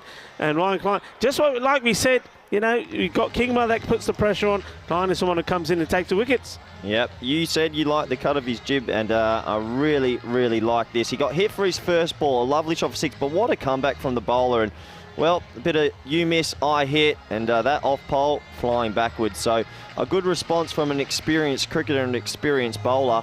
And that's what you like to see. And that's the first wicket of the day. And Abra Bilal, he's out for 9 off 5.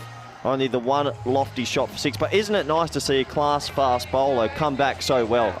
Yeah, I mean, it is. I think you look at that shot, and I think me and you looked at each other and thought, well, there probably wasn't a need to go across the line straight away. But one thing that we've noticed with Austria, I think they're very similar to Belgium, is whichever batsman comes in, they're not afraid to play their shots. If it doesn't work out, they're not disappointed because they know that the next man will come in and do the same thing. And the next man is this man. He is their captain. And Razman Shiguel, he's been in really good form. But look, in the group stages, and the first match that he played, he scored 96. And then after that, he never really got going again. And yesterday, we saw him score 78 not out. As he plays this one, just guides this away, but a bit tentative to take that single. That's where they've scored most of their runs from in that area. Yesterday, like I said, 78, he batted really well off just 31 deliveries. But now he's got to keep that momentum going. They need him to be in form. If he's in form, then this Austria team can really, really liven up this championship. Yeah, he's a bit of the glue, isn't he? Yeah. Batting at that key number 3 position. Oh, dear. Wow. Oh, dear. Well, the glue, he may be the glue, but at the moment, the glue is on the fingers of the bowler because that's caught and bowled. He's got another. Yeah, it's absolutely brilliant from you, Rico. Oh, no, it's a great catch, to be fair. It's a good length ball. He's looked to chip it back straight past him, but it's hit him right in the midst. And look, for caught and bowls, never easy. Never, ever easy. And he's actually made that look quite simple because he did get a decent bit of bat on that and bang straight into the mitts. And I tell you what, he's fired up, Ryan Klein. Rico's fired up. I'm fired. Look at him. He is really fired up. Well, you get hit for your first ball for 6, and then you go bang, bang. Yeah, well, that's the way to come back, isn't it? And the first one was just smashed away from Bilal, and he thought, okay, I'm in for a workout here today. And he upped the tempo, he upped the gear, and now, well, that's a valuable wicket. I mean, Razman Shiguel, the man, like I said, scored 78 yesterday, but he goes without scoring, goes for a second ball duck, and that really is now going to be a test for Austria. How do they recover with the big man back in the dugout? Well, they have to just keep a little bit of belief in the camp. As we mentioned, they really pushed the Netherlands in the final Group B match and only lost by a couple of runs, so they are capable. Looks like they'll have Vivian Kingma to finish off the power play, though. And, I mean, look, that's no easy work for most batsmen around the world. So can they get maybe 10 or 12 off this last over of the power play, get themselves to 25 off 3 and start building from there? Yeah.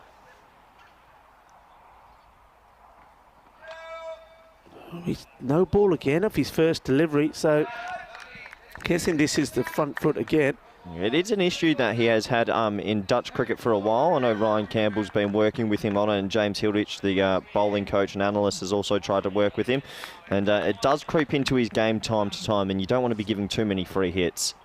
Yeah, we'll see this again here. And there you go, it's very similar to the first one. And he just goes back to his mark. But what a great over that was from Ryan Klein. He picked up 2 wickets for 8 runs. And well, he's put his team in a good position. 2 overs gone, 12 for 2. And well, this is the free hit. And that's why there's no celebration. And just in case you're wondering at home. Yeah, well, my heart raced a little. I totally forgot. There was a split second there. I had forgotten. I was like, Rico, are you going to call this one? No, the old free hit. And, well, pretty well executed Yorker, that, isn't it? Yeah, I mean, what? I haven't seen him do it. I mean, he's bowled 2 no balls, and he said that can be a problem from Kingma. But when he does, he then always chooses, up until today, to come round the wicket and get the ball right across the batsman. That's always been his strategy. Hasn't done that today. Yeah, different. This one just tucked away. Again, they're going to have to be quick, and they're not quick. Again, I mean, that was just lazy running. And once again, if this hits, I think he could have been in trouble. Well, we could have had about 3 run-outs already. I know it's a cool morning and it's a combo, but it's pretty cold in Austria as well. They seem just a little bit under the blanket at the moment. Austria, they've got to wake up here because the game is on, and there's no excuse for poor running, Rico. And if that had a hit, that would have been 3 for not many. Yeah. I mean, look, you're a coach. If one of your batsmen gets out like that, what do you say to them? Oh. No, be careful. We can't say it live on the air. Well, you're not going to be happy, are you? No, you're not. These are just fundamentals. Little things you get taught as a wee tuck. Right. And you run hard, you slide your bat. There's no excuse for jogging.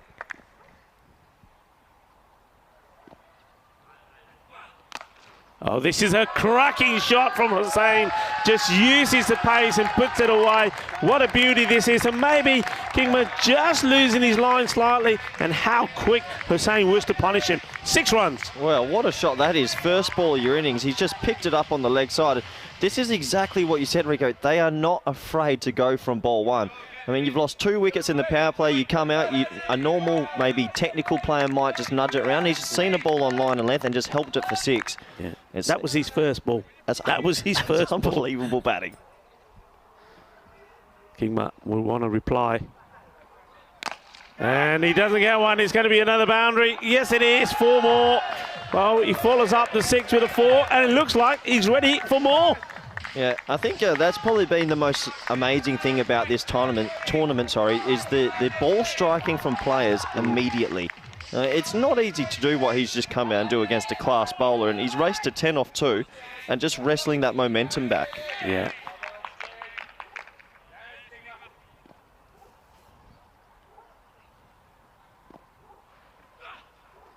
And the slow ball gets him. And, that's nice from Kingma. It's something which we didn't see too many from him in the group stages, but certainly he's got it in his artillery here in Championship week, and that one's totally outfoxed the batsman. Yeah, not a bad option. Pretty interesting ball coming. Last ball of the power play.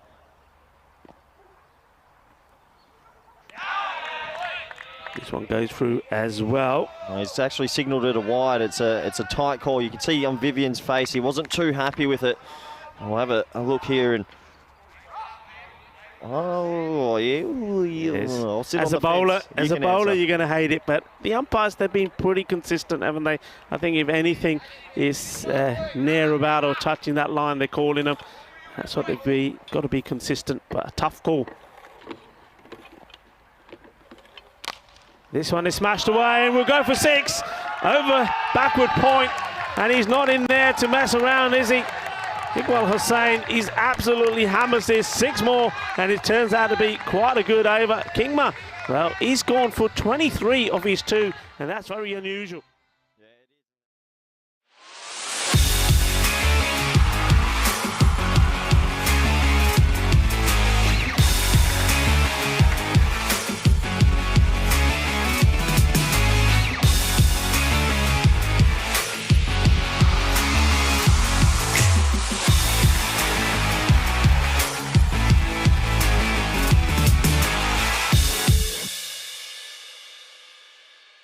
The European Cricket Series is proudly brought to you by HCL Software, FanCode, and Grizzly Bear Sports.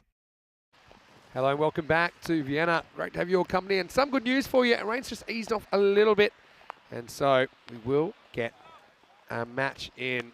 Now this is match number 32 on the calendar. It's Cricketer CC taking on Indian CC Vienna. So I can give you some information. Have been told that we are starting 20 minutes behind, so we will have a 8-over match coming up. So yeah, I'm just happy that we will be able to get out there. Again, not easy conditions, still some drizzle falling, but certainly it's good that we will be able to bring you some cricket. So we have just the updated playing conditions, of course. It will be a 2-over power play, and only 3 bowlers can bowl. They're allotted 2 overs. The other bowlers are only restricted to a single over. So, yeah, 8-over match coming up.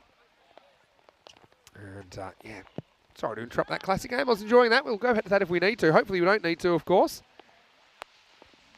And so, yeah, I suppose what was a quick game becomes even quicker, doesn't it? Nice to have your company wherever you're watching from around the world. Once again,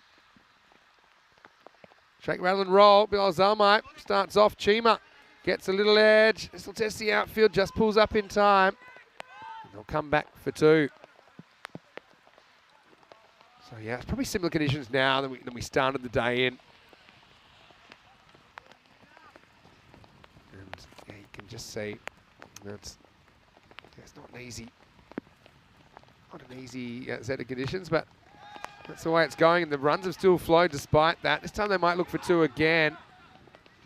It's a big hurl in, but it will just be 2 runs.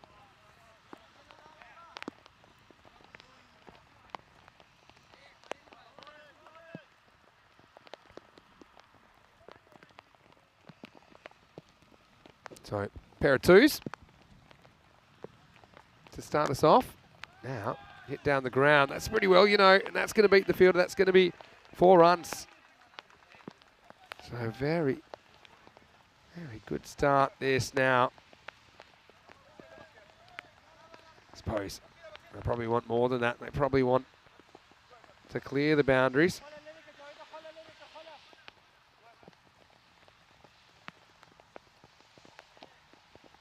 But yeah, Indian CC Vienna only seen him twice so far in the series. Does get under this to an extent, and I think that one, I think that's gone for 4. Although have a look. I mean, it went pretty quick. Yeah, I think it's a 1 bouncer. Let's have a look at it on the replay. Thanks to Spring Productions. Well, let's have a look. Yeah. I think that's 4. Yeah, just 4 by about half a metre.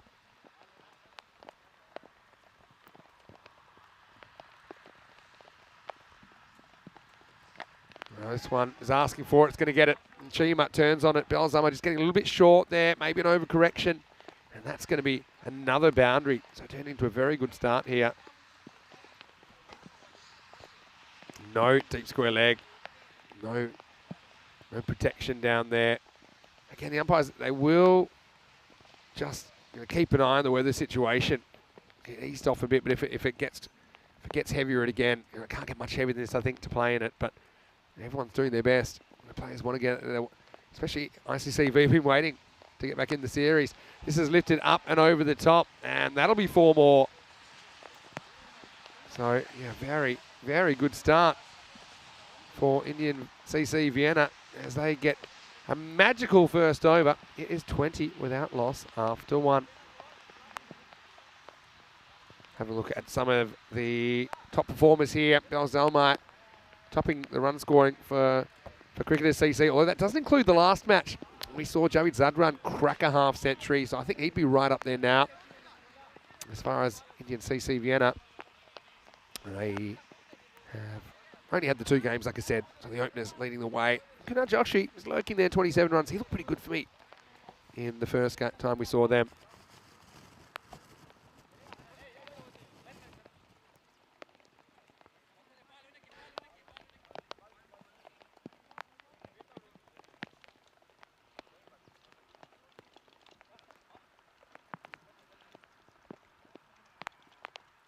So, second over coming up. Nasrullah Mirakel's going to bowl it.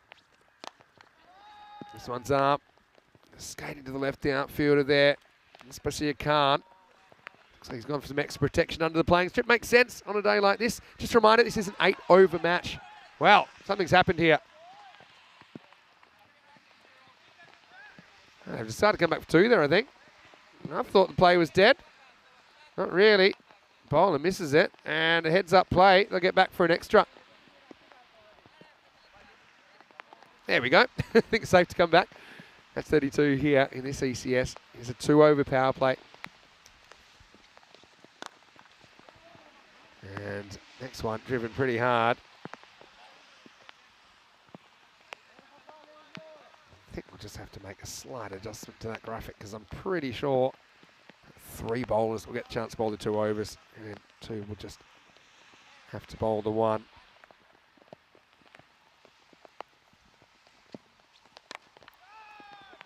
This is driven through the offside. Chima is going to have the ball pull up. Well, there we go. He does pretty well to avoid the ball, but there's a late decision to put the brakes on. And there's a bit of Tom Cruise risky business about this. Again, the running's fine, but you know, the stopping, not so easy. I mean, really,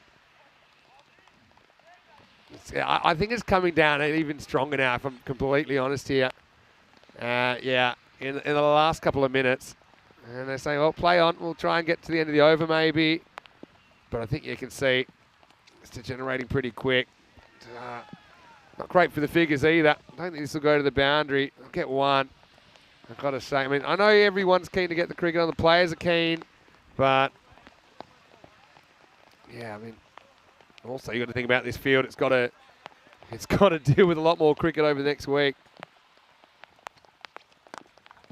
That was a lot better. You can see their little halo coming around the ball as it skates through the turf.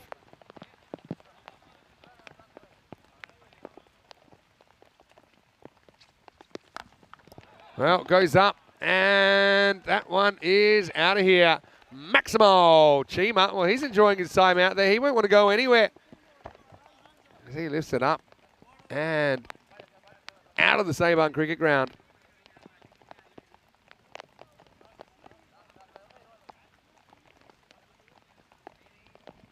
Nice ball, the over coming up.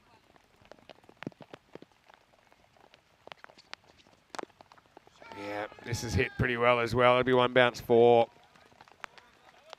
And so it's the end of 2. It's 38 without loss. And yeah, just letting you know where we're at in this cricket match. Well, looks like where we're at is that they're going to come off. I think that's sensible. I think everyone tried their best to get that on, but I think it's pretty clear the conditions weren't fit. I mean, obviously, they gave it a bit of extra time. And had eased off a bit, to be fair, to something that approaching what we saw in the first bit of the day. But, yeah, you can see they're going to take a bit of a break.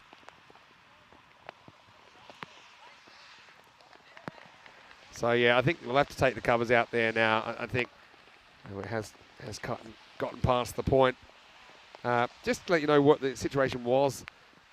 It was an 8-over match. Now we're losing probably more overs as soon as we go off, but it was an 8-over match with a 2-over power play with 3 bowlers bowling 2 overs and one just bowling the single over. You can see there the covers coming out. Oh look, so no credit to everybody involved. I mean, got to feel, especially for Indian CC Vienna, who we've only seen play the 2 games so far, and yeah, you can see there. Everyone trying to get the covers out. They're trying to protect those key areas, including that bit of the bowlers run up just before the pitch. The artificial surface begins, and obviously around that area where the batter is. I mean, the pitch actually holds up pretty well under the rain, but you've got to remember on a ground like this, the players aren't wearing spikes, and so you can see there a couple of times just finding it hard to pull up when they're going on a full bore. So.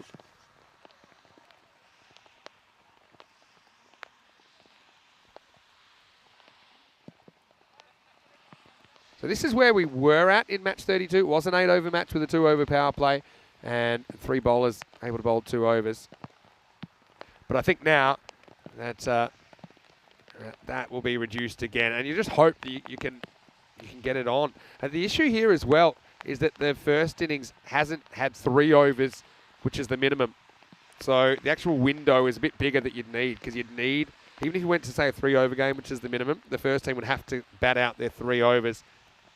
And currently that hasn't happened yet here in match 32. Just had the 2 overs, and then there'd be a slightly adjusted target. And so it's unfortunate that weather setting. We got a little bit lucky with the weather on Friday, which was yesterday, of course. We were able to get it in, but it was Friday actually. It's 2 days ago now. And yeah, you can see right now that the covers are going on, and we'll just hope that it eases up enough that we can get back out there.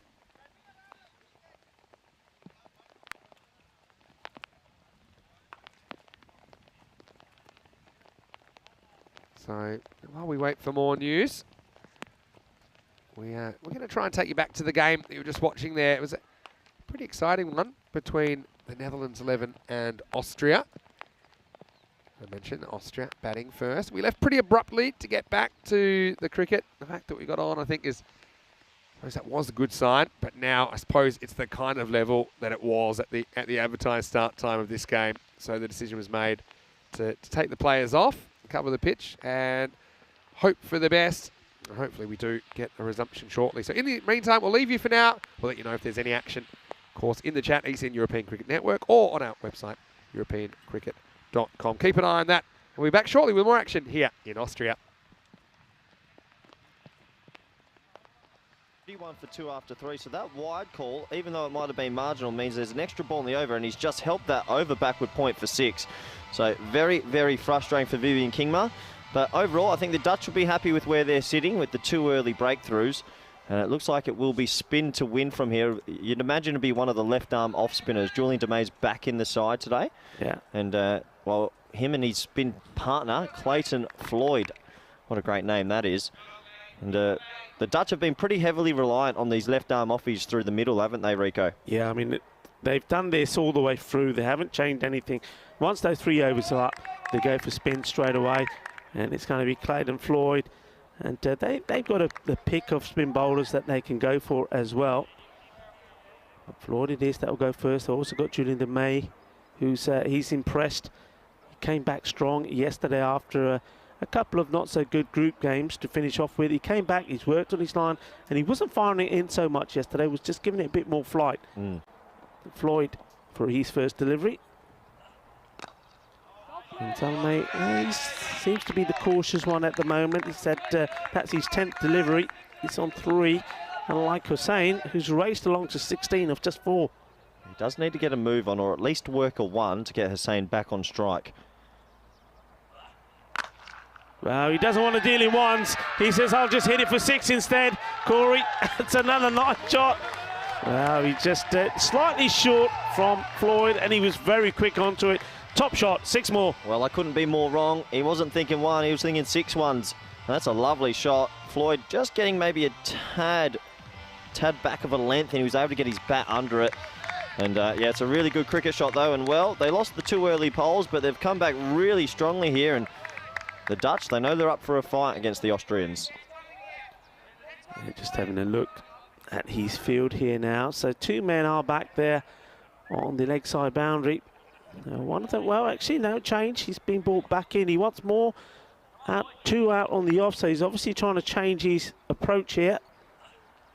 It's quite interesting. He's actually decided to come over the wicket for a left arm offie, and he's dropped his cover back. So he's going to really try bowl. You can see the Dutch are a bit disappointed with their call. I think they thought there was something on this. Well, I'm not too sure.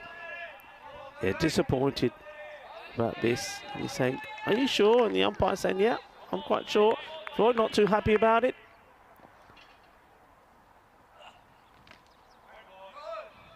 I think that one was a little bit even easy call, and good mopping up from Rafael Fons. He's a live wire little keeper. But interesting tactics. I'm surprised Floyd, after getting hit once, straight away went to over the wicket. I think he's better than that. He didn't need to panic too much. I think he was just a little bit too short on it as well. So this is what he was trying to do. And well, there you go. We may be surprised with his decision, but he gets the wicket. A nice catch there taken in the deep there, coming in from inside the circle. That's your boy again, Ryan Klein. You can't keep him out of it. Can't keep him out of the game. And, well, disappointing end for the batsman there. I think he just started going, didn't he? And then this one, again, I think if he doesn't play this is a wide ball for me. Yeah, it could have been. It's a nice catch from Ryan Klein, making tracking back and taking it over his left shoulder. But yeah, as a batsman, I mean, he's basically televising. He's going to bowl it wide of off stump, so he just needs to get his foot close to the pitch of the line, help it on their way. But it's a big wicket for the Dutch because Austrians were getting a little bit of momentum, and Bilal Zalmi, he'll be disappointed he didn't get on with it a little bit. 9 off 12. That brings an end to his innings. Well, there's an action-packed start in this game. Wickets, boundaries, and you sort of feel the spinners in these middle overs, it depends on how they are played, which will set up either a good chase or maybe a lower score. Yeah, I mean, the spin always does the work for them. That's one thing that they can rely on. And even if one of the main bowlers takes a bit of tap like Kingman did, spin comes on and they do the damage. So now left-hander at the crease. It's Moanman. And well, it looks like he's going to come on the other side of the wicket and try to angle it across again. Oh, there. Well, you're not going to see this too often. That was a glaring misfield. And that is Aaron Dutt. He just takes his eye off the ball, I think. Want to look to see what the batsmen are doing. And just by doing that, it gets away from him. No excuses here. Not on this outfield, Corey. No, if I'm a batsman, I'm sending Aaron Dutt a Christmas card to say thank you, because that is just what we like to call in Aussie rules for a clanger, an absolute clanger. Yeah, there's no excuse for that. He's a good fielder, Aaron. He'll be wanting to make amends. Yeah, I mean, it wasn't hit with any sort of venom at all. And the bowler is going to be disgusted with that as well. To Floyd. Takes him on. It's just dropping short, I think, of the fielders out there. And well, they're getting each other's way as well. Well, 2 in 2. Would you believe that? What's going on here? Well, the Netherlands, well, I know that there's a bug going around, and it's catching. There's a fielding bug. I don't know what's going on here. I've not seen that before from the Dutch. They've been pretty exemplary in the field all tournament, but they've just gifted away 6 free runs and another missed field. I'll tell you what. Come out to bat, you're 8 off 2 because of 2 misfields. You look here, poor communication, and yeah, that shouldn't happen at this level. And I dare say Piers Fletcher and Tim DeLader, the coaches in the box, won't be too happy at the moment. Yeah, well, the only man happy is the batsman. He's got 8 from nowhere. It's a good reply, Clayton Floyd. And he's quite rightly not very happy with what's happening in that over, apart from, of course, the wicket he's taken. Yeah, absolutely. It brings it to 47 for 3 after 4. So funny old over that. There was a wicket, a couple of boundaries, a couple of misfields. But it does bring it into the 4th. And this has been a pretty action-packed start to this T10. We've had it all already. Certainly have. And it looks like it's going to be Shariz Ahmed, a man that you like the look of. As we're having a look at the run rates with Group A, B and C. And then you can see the overall. So we're looking at that around about that 117. But it's been very hit and miss, hasn't it? Because you see, we'll see quite a high-scoring game, as we did yesterday. There was a couple of high-scoring. I mean, Austria team out there, the game they were involved was over 300 runs scored in that. And then you had some of those low-scoring ones that featured Spain and, of course, Italy. So very up and down. But you can see there that, well, I still believe, Corey, that as we go into the latter stages of this championship week, that those runs are really going to creep up. Yeah, I agree. And looks like it's going to be the young Shiraz Ahmed, the young 18-year-old. So he's not the traditional Julian Demey left arm offer. He is more of a little leg spinner that bowls a lot of top spinners, a few carom balls, quicker balls, a bit of licorice, all sorts. And he's going to be the spin partner for now. Starting with 2 wides. He's just got to get this, probably just need to get a little bit closer to the stumps as he's releasing these. But he's made a similar start yesterday, but once he gets into his rhythm, he's a very useful, tidy little bowler.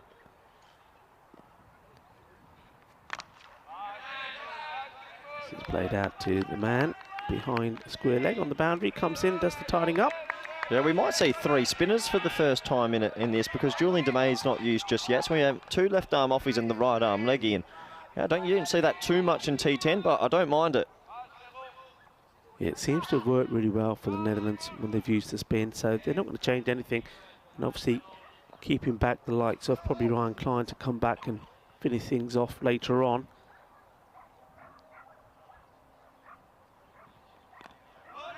It's well bowled. That's actually the wrong one from the young man. So it's a bit of cricket education. The left-hander's on strike. He just takes it across the left-hander so he doesn't get to hit with the spin. And he was just at the under-19 World Cup qualifiers representing the Dutch, and then gets the call up for the Dutch 11. So he's a busy young man. Loves his cricket. Playing with his older brother Musa Ahmed in this team as well. With this one, good bit of climb on that. The batsman is trying to work it away. Gets a bit of an inside edge and gets fortunate enough to get a single. So living dangerously, Mormin at the moment. But luck for now is on his side. Yeah, it is, and a little bit of luck there. Good comeback from the young bowler as well. But Hussain, he's only got one thing on his mind, and that's to attack. So this could be a bit of a challenge for the young spinner. Yeah, he's taking this ball on, isn't he? And there he goes, and it's gone a long way. Balle, Ginna, Sona, Ginna, Balla Shaka, 6 carreras más. Well, you said He's got one thing in his mind, and I tell you what, if we could give 12s, that was huge. That was absolutely huge. These Austrian boys, they're brave. They just keep going. They just keep going. I mean, that's the way to play this game. I mean, it's lovely to watch, and you can see the momentum just changes every time there's a wicket. Netherlands go on top, and then a couple of shots like that. Austria put their nose back in front. Quicker one, but firmly hit in the same area. There's 6 more, back-to-back sixes. And he's out there to do just one thing, Hussain, and that's to take on the bowling and hit sixes, hit them big, and hit them for fun. Well, he's moved to 29 off 7, so he's striking at plus 400. And while he's there, Austria, anything can happen, and he's hitting it cleanly as well. That's another pretty decent six. Has cleared the pickets. And, well, you said one thing on his mind. What's he doing this ball, Rico? Nudging a 1? Well, I can see this one. He'll be trying to work. I don't know. Something tells me he'll be looking to go over the square with this. Let's see. Well, now he goes the other way completely. Work to be done by the fielder and does well, or does he? No. Well, it was always going to be difficult. He gets himself dirty for his team with the slide in there, and that's the captain, I think, Brett, but he couldn't stop it going over the boundary. So 4 more to finish. And what a spectacular over that was, and the score at this halfway point goes to 63, or well, actually no, 67 with that boundary, as we are at this halfway point. The strategic Norcan timeout. Well, what about that, Corey? Well, what do you think? I mean, all of a sudden, it's just what we were talking about this format of the game. I mean, they're poodling along, but there's one man out there. I mean, Hussain smashing the ball big. He's keeping them to maybe hopeful to get to around about 130 at this point. Yeah, while he's there, I mean, anything's possible. And I mean, the Dutch started well with Ryan Klein, but those little fielding mistakes, that's 3 now, and that's been able to let these 2 get away a little bit. So the momentum is fully with Austria. Yeah, look, I must admit, all the time that we've been watching, and that's the first time I could think where they've made errors like that, and 2 consecutive ones on the spin. It's not like them at all, and I could see that when certainly when Clayton Floyd picked up his cap at the end of that over, he was not a happy bunny. So they've got some work to do here, but the one man they need to see the back of is this man, Hussain, hitting the ball so cleanly and so well first thing in this pretty fresh morning, it has to be said. Yeah, it was cold. I've just taken the jacket off. It was on for a long time there. But no, it was cold this morning, but it's not cold for Austria at the moment, because if they keep going like this, they're thinking probably 130 and maybe a little bit of vengeance. They lost the final by 3 runs to them in the group stage. So for them, this is big. Yeah, they lost to them 3 times. And as you said, the final, it just came down to 4 runs. It was really close. A really exciting match indeed. So they are a team that will believe that they can do it because they have come so close. Yeah, absolutely. And their striking and hitting of the ball has been impressive all tournament. So be very interesting to see if they can keep it up. This is probably a good bowling change from the captain, bringing himself on. Sebastian Brutt with his off-cutters, leg cutters, slower balls, bumpers. He's got it all. And he's taking ownership here, giving himself the ball. Well, this one was an interesting start. But look, Corey, over to you. You're the coach. Tell me about that. Well, in the effects mic, I heard a bit of a oh no when he let go of that ball. Just one of those ones. He's lost his footing, I think, or it's got stuck in his hand. And that is a big, big wide. I've not seen him deliver that before. He had a look at the popping crease. Maybe he's just slipped a little bit. Yeah, he may have done. He is, though, I have to say, I mean, forget that ball. He's a very clever bowler. This one's been worked away, work to be done by the fielder, and does it well. And yeah, I mean, I like the way that he's able to vary his pace. I mean, these slower balls, not only are the slower balls that he pitches up, which can be difficult to deal with, but he's got quite a cunning one where it's a short delivery, so short, the batsman's eyes light up, and he gets him so many wickets. Yeah, it is the old slow ball bouncer. It's not used too much, actually, in this time, but he is an exponent of it. That first ball wasn't that, though. That wasn't... No. This one has gone a long, long way. Kinna Bada Shakalagya. Well, I don't know if you're a golf fan, Rico, but that's a 9-iron. He has just put that into the wind and just let that sit. That had miles on it. That's gone so high. Oh, it's hard to pick up even there on the reap. That has gone miles in the air. Is he on for maybe the quickest international T10 50? Well, because he's 39 off 9. yeah, I think the quickest we've had was 12 deliveries, and that was, I think, Dan Lincoln on his way to that century. So They could tie it now with that single. With 2 boundaries, we could have a tie. So Momin gets on strike. I think his role here is just to keep giving the strike to Hossein at the moment. The way he's batting, you don't want to let him get too cold out there. He's warmed up now. Give him the strike. Let him keep hitting. Yeah, I think you're right. He's gotten away with a wide there. But when you've got a player that's 40 off 10, yeah, I mean, it's a freak of an innings what we're watching from Hossein. Get the one here and just get him back on strike because he's hitting it so cleanly. Yeah, another tight call, but gone to the favour of the batting side. On this one's been hit pretty well as well. Well, they're just not listening to us, Corey. We might as well forget giving the advice because Momin says, what are you guys talking about? I can hit it pretty big as well. Look, he's raced on to 16 now of 7 deliveries. These two are really looking to accelerate here. And we are talking about 120 on the board. If they keep going this way, it could be more like 140. Yeah, that's a lovely shot. And yeah, well, I'm glad I'm not a cricket coach because I can't get anything right this morning. I've got everything wrong so far. But what a stroke that is. And you're right, they're going to exceed 120 if they keep this. They're thinking maybe even 140. Yeah. Well, he gets this one in the right areas and it gets the shot. I mean, it was the right shot to play, but just not able to execute it. Just that, again, change of pace. And maybe Sebastian Bratt just starting to feel some of the pressure on his shoulders, the skipper.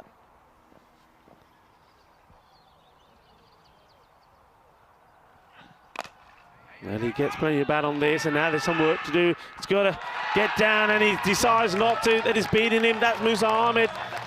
And he's one of the top fielders in this side, and not even he could do nothing about that.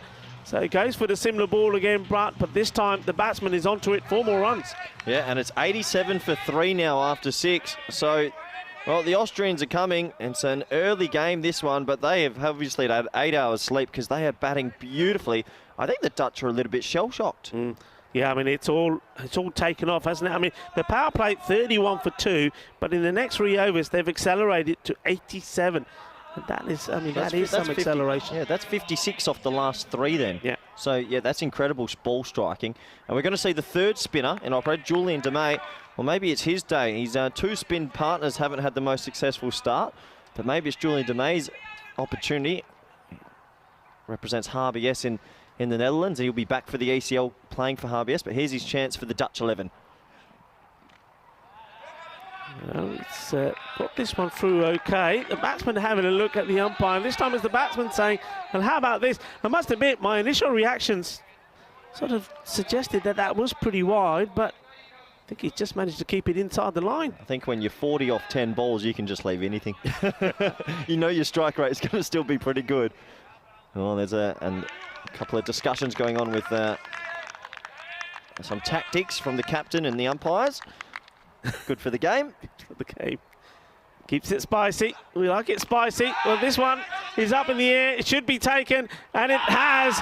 Well, he did make an error, didn't he, in the field, Aaron Dutt. Well, he's made up for that one, holding this, and they've taken the wicket, and it's an important one because it is that of Hossein. And in the end, I think he goes quite cheaply, really, from the way he's been batting. You'd expected him to go all the way, at least to get to his 50. Yeah, he'll be disappointed to get out now. He was looking really, really good, and there's a lot of spice in this game, and what a nice catch from Aaron Dutt. A bit of a misfield earlier, and he'll be happy to make amends there, but there's a bit of spice in this game. Julian DeMay, I'll tell you on your screens there, he gave it to him as he walked off, and look, there is spice, yeah. And that's what you want to see. People are playing for their countries. I don't mind a bit of argy-bargy, but what an innings. 40 off 12, 5 sixes, 2 fours, a strike rate of 3, 3, 3, 3. Yeah, I mean, he's done his job, hasn't he? And remember, we have to go back. Remember, they were 12 for 2 when he was out there. They just lost their captain, who by far is probably the best batsman in their team, Razmal. They needed something to happen. And, well, this man, Hossein thought, well, leave it to me, Skip. Don't worry. You go and finish your breakfast. I'll go take care of the business out here in the middle. And that's what he's done. But now the question is, with that wicket going, will that slow things down, or will the Austrian batsmen, as we suspect they will, just come out and throw their bat and make contact and just continue to accelerate. Yeah, and well, they've got 20 balls to, well, sorry, they've got 22 balls to just go at nearly everything here. Julian DeMay, what a start for him. No runs conceded. He's got the vital breakthrough. Nashan, just as we suspect, says, well, we just deal in sixes. That's what we know. They might as well change. They might be called the Austria sixes, maybe, because that's what they're doing here. It beggars belief. That is an unbelievable cricket shot. First ball to just lean back and go over wide extra cover for 6. Oh, some of the hitting from the Austrian team is it's actually phenomenal. Belgium as well yesterday, watching them, how they can go from everybody to do that shot there. That is an unbelievable cricket shot. First ball. How many players this innings have hit a first ball 6? Yeah, I know. It's just amazing. And it's where he hits it, you know. Short, and he takes him on again, and this one's going to be 6 more, and he says, well, if you're going to pitch it there, this is what I'm going to do with it. Shaka Lagia, qué guay, qué genial, eso es muy grande, qué partido eso es. Bienvenido aquí en el campo de Cártama. I'm enjoying this too much. I mean, he's 12 off 2. Yeah, this ball's a little bit short, but you've still got to put it away. Look here, nice still base. He puts the kitchen sink behind that. Oh.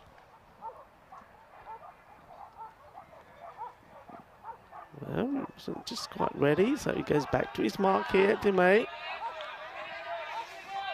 Maybe a few mind games. This one is going to be 3 and 3. 1, 2, 3, Calypso, and that is the biggest of the lot. Get why? Boom, Shaka Lagia. Well, I've just found my new favourite player of the tournament, Mirza Asan. I want his bat, I want his helmet, I want everything. That is unbelievable. He's gone wide extra cover for 6 off the back foot. He's gone over long on with a pull shot, and now he's got a full ball and he's gone bang. Bang. I tell you what. I got in the lift with him this morning. He is a massive unit. Not only is he tall, but he's broad, and he can hit the ball far. He'll go for another here. Oh! And a chance of a caught and bowl there from DeMay. But it gets past him. He gets a single. What an over. That's a crazy over. It was dot ball, wicket, 6s galore, and then this would have been a spectacular catch. If he had held on to this, oh, he got a fingertip to it. But, well, the trio of spinners, I don't know if it's worked for the Dutch today. And, well, Austria, they're away and flying. Well, you're flying. Well, look, this is where we are. Remember, the first 15 matches are the round-robin matches. And then we go on to Super Thursday, where the top 3, they continue. But it's elimination day for the bottom 3. So, basically, from the teams that finish in the bottom 3 out of these 6, they then play out to see which one will go into that finals Friday. So really the likes of Austria here, this is vital for them to try and pick up some points. The way they're going at the moment, they're looking good. I tell you what, I think the outgoing batsman there, Hussain, probably said to Mirza, look, he said a few words to me, sort him out, and he did sort him out. Yeah. And they're going to go back to Clan Floyd, so they're going to stick to it. I thought we might have seen Aryan Dutt's medium pace actually, but interesting decision. Oh, and well, he's bowled it back of a length. It's been picked up here. It's another 6 for the big man. And Rico, you said you're in the lift with how big is he? Oh, he's huge. He really is. I mean, you can see there, I mean, when he stands next to Alphonse, look there, but that gives you an idea. He's a big, tall man, and he only deals in hitting the ball hard. And, well, that's what he's doing out there at the moment. This is amazing. Look, in that last over, it was just incredible. They were, as we know, on 87, and all of a sudden they've ended up on 100, 106. I mean, the hitting has been phenomenal, hasn't it? This is some of the best hitting I've seen all time. They could be on for 150. They were 2 for nothing after 2. Yeah, I am surprised they've gone back to spin. I think they had the medium pace of Aryan Dutt. I think they could have gone there, but they're backing Clayton in. Full of delivery, and that's probably... I mean, you can't be too critical of the Netherlands. They normally do things really well, but that's probably the first delivery since maybe the opening spell of the seamers that we've seen right up there in the block hole. Yeah, absolutely. So They've just missed their lines and lengths. They'll be a little bit disappointed. I know they put a lot of energy in as a group. They have their team meetings, the recovery sessions in the pool. They're a good team, the Dutch, and they're just a bit shell-shocked. Maybe that bout of illness going through the camp is affecting them a little bit. Oh, this one has been hit cleanly, and it goes over for 6. This was an outstanding shot because he's gone right the way back into his crease and still managed to get the power in it to clear the boundary. 6 more. And what I love about this is, you're right, he uses his crease and they're hitting straight. So they're getting shorter balls, but they're hitting the sight screen almost. And that's what we try and teach these players these days, to go straight still. Lovely shot.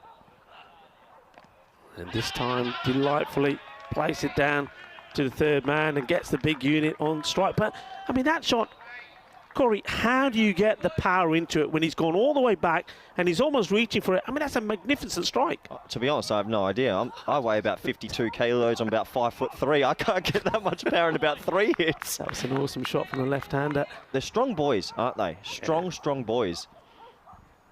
This is going to be interesting here. Throws himself at it and keeps it to no run. And we haven't seen too many dot balls lately either. I mean, that's the first in a while. Yeah, it is. He got the Yorker perfect there. And when you're bowling to someone on 26 off 7, you have to get it pretty perfect. Just a change in the field. Oh, he's saying, get closer, get closer. Well bowled.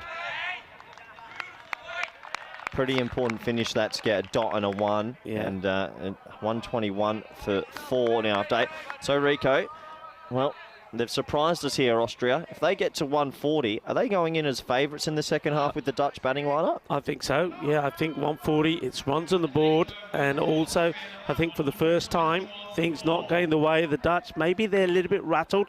I haven't seen them like this, to be fair, in a while. And yeah, I think 140 on the board. And Austria will fancy themselves. And don't forget, they've got a pretty good bowling lineup as well. But it'd be interesting to see how they go about things. Would they like to go with the spin? And they've got some good, interesting spin bowlers there. We saw 1 or 2 of them come into their own in that one match that they did play yesterday. Or will they try and keep the pace on the ball? I would go for the spin, I think, and let these batsmen go for the big shots. Yep, fair enough. And it looks like Shiraz Ahmed, so they're going back to the leg spinner. Well, you got to be brave. Good luck to the young man. Well, he's got the ball, got the length right, hasn't he? And that one's not one that the big man, Ashan, can get hold of. But they do cross it. It's a good bit of running, good backing up from Momin. Yeah, it is good running, so that's a bye. And it's been actually quite easy to not realise Shahil Momin has actually snuck himself up to 27 off 11 as well. So, I mean, there's a couple of players here striking well above 250. And the lefty-righty partnerships also worked quite well against the spinners. So Shariz Ahmed looking to get that breakthrough. And, oh, this one just goes through his fingers. It was there for the taking. Yeah, it was. He mistimed his leap, didn't he? Just didn't get up at the right time. And no caught and bowls are easy. But good start from the young man. Only 2 runs off his first 2 balls, and one of them being a bye. These last 10 balls of this innings are so crucial. Dutch don't want to be chasing anything above 140.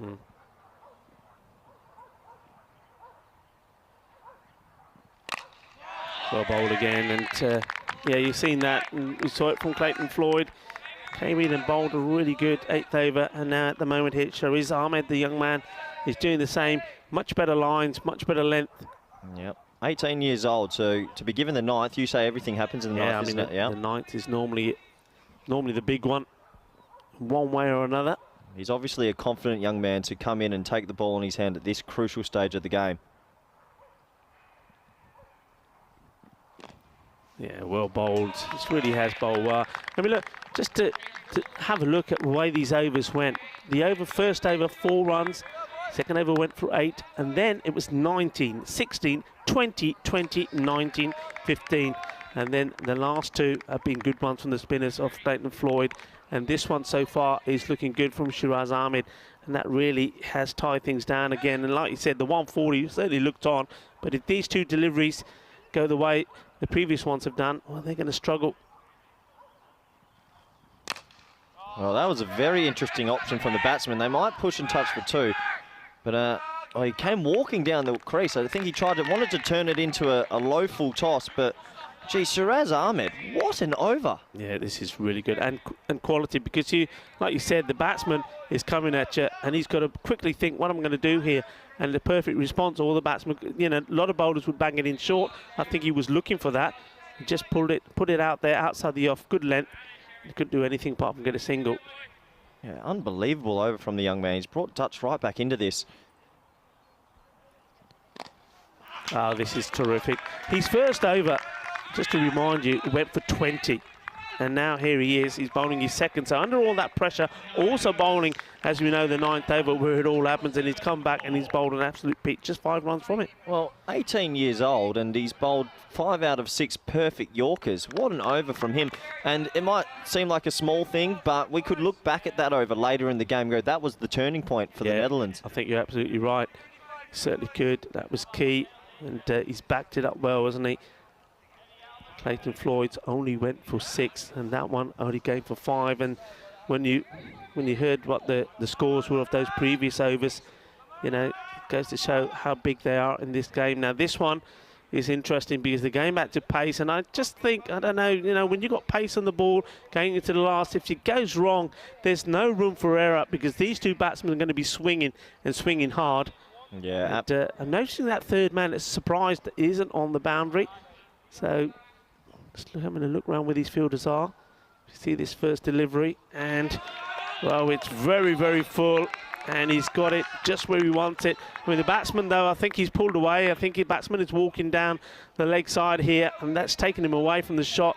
He's got to stand still. 2 on the leg, 2 straight. That 1 man out on extra cover. There's your 5 fielders that are allowed out.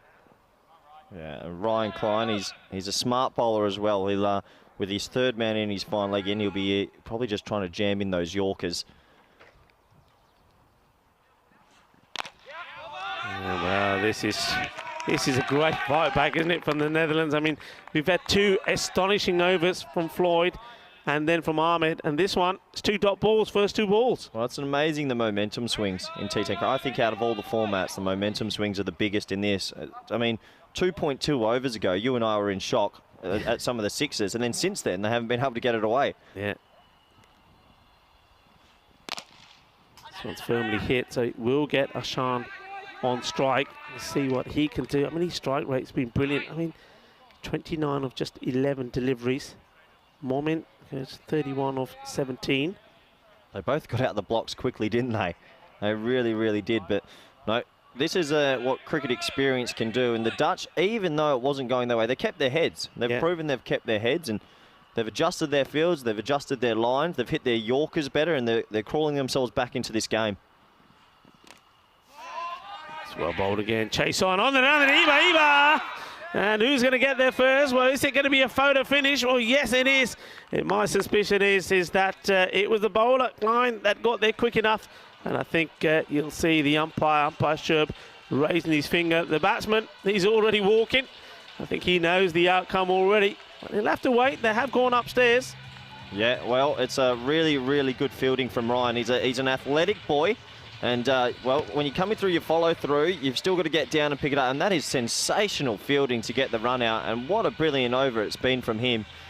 So the Netherlands, they're hitting the Yorkers all of a sudden, and they're controlling the Austrians a little bit at the back end. They are, but look, got some news coming through. They've let themselves down slightly, because if you have a look at the scoreboard, the score has all of a sudden jumped up by 5. And before the start of this over, it's gone to 133. And that's because, well, the Netherlands are guilty of a slow over rate. So they've been penalised. So 5 penalty runs have been added to that score. That is huge. Oh, that is huge. I mean, we said they hadn't got a boundary away in the last over. That's almost getting that 1 boundary they needed. So I know in this T10 format, and we're pumping out 5 games a day, you have to be pretty switched on with your over rates. And yeah, there was a lot of 6s, but there's no excuse for not bowling your 10 overs in time. Yeah, especially when they've used those spinners. Yeah, This well one's said. been well hit. And, doesn't go past the field. The take one, I mean, that's lazy running for me. You've got to push on there. But yeah, when you think that most of the bowling's been done here by the spin, that really is sloppy from the Netherlands. Yeah, you're right, actually. I didn't think about that. 5 or 6 overs from spin. There's no excuse for overrates. It's a problem in world cricket, but I'm glad to see in T10 cricket we're stringent on teams that don't accommodate the rules. Yeah. So 5 penalty runs, that can decide a game. That really can decide a game later. But yeah, I mean, we were talking about those overs from Floyd and that particularly good one there from the young Ahmed. Well, we were saying how important they were. And this one has got the man. So this the 3rd wicket for Klein, and he's taken 3 for 10. That is the end of the innings. So they don't get to the 140, but thanks and aided by those 5 penalty runs that's gone against them, Austria have posted 134. They'll be more than happy with that. I think if you asked the captain, Rasma, before the start of this match, and if you asked him when they were 2 for 12 and said, right, okay, look, you're going to get 130, what do you reckon? I think he would have said, yeah, thank you very much. They've got 134 here, so 135 is going to be the target. well, pretty crazy innings that, because the first 2 overs it's all Holland, the next 5 overs it's all Austria, and the last 3 overs it's all Holland again. But they've still ended up with 134. That middle section of batting was some of the best, beautiful, clean hitting I've seen in a long time. So the Austrians, I think, go into the dugout the happier of the 2. And the Dutch, a little bit sloppy for their standards. Well, they're going to be tested here. And that batting lineup is going to have to explode pretty early, Rico. Yeah, I mean, they've got some work to do here. I mean, you mentioned it, didn't you, when you said after the power play they were 31 for 2. And then in 3 overs, they scored 50-plus runs. And they continued that on, so really until that 8th over from Floyd. That was a good one. They held things back a little bit there. And then Ahmed bowled another good one in the 9th. Not a bad over there from Klein, picking up his 3rd wicket as well. But those 5 penalty runs, they're the ones that are going to hurt them as we have a look through those highlights. Yeah, absolutely. And it was Ryan Klein early that got the Dutch off to a fly with 2 wickets in their 2nd over. And you could see how fired up he was there. Him and his new ball partner, Vivian Kingma, that was a free hit, no ball, so that was not out. It looks a little bit funny, no one appealing. But then after the power play, the screws really turned. It went all Austria, and it started with a couple of misfields. And that's the old adage, fielding wins games. And these misfields sort of gave Austria the momentum that they needed. And once they had that momentum, they really put their foot on the gas, and they started to hit some big, big sixes. And it was some of the most impressive power hitting I've seen all tournament, and they took it all on. This was a smart catch, though, from Aryan Dutt running back at backward point. Really fine hands, and that was a big wicket, but it didn't slow the momentum down for Austria at this stage. They just kept going. There was a half a chance there for Julian DeMay. It would have been a lovely catch if he had held that one for the highlight reel.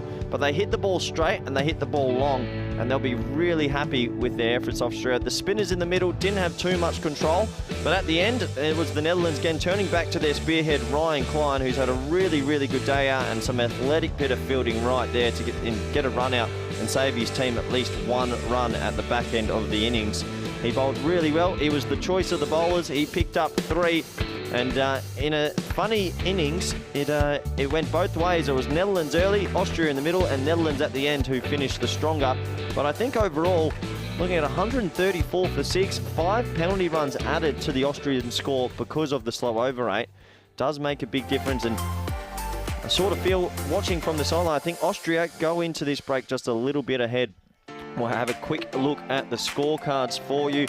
And, well, you can see there that middle order exploded. Iqbal Hussain, 40 off 12. Shahil Moment, 31 off 17. And Mirza Ashan, 29 off 13. Phenomenal. But what I want you to see in the bottom left of your screen, 15 extras and penalty runs 5. We might look back at that later in the game. Look at the bowling, and the man that stands out there is Ryan Klein. Well, if they go on to win this, he might get man of the match. 3 for 10 off 2. Sensational. But all the other bowlers, well, they got a bit of stick, especially the spinners. Sebastian Bratt, not a good over there, or Julian DeMay. And they'll be disappointed with the 15 extras. It's inexcusable in cricket in any format, but especially T10. So that will take us to a break. 134 for 6. Join us back live in a few moments to see if the Netherlands 11 can make 135 to get the win. Thank you.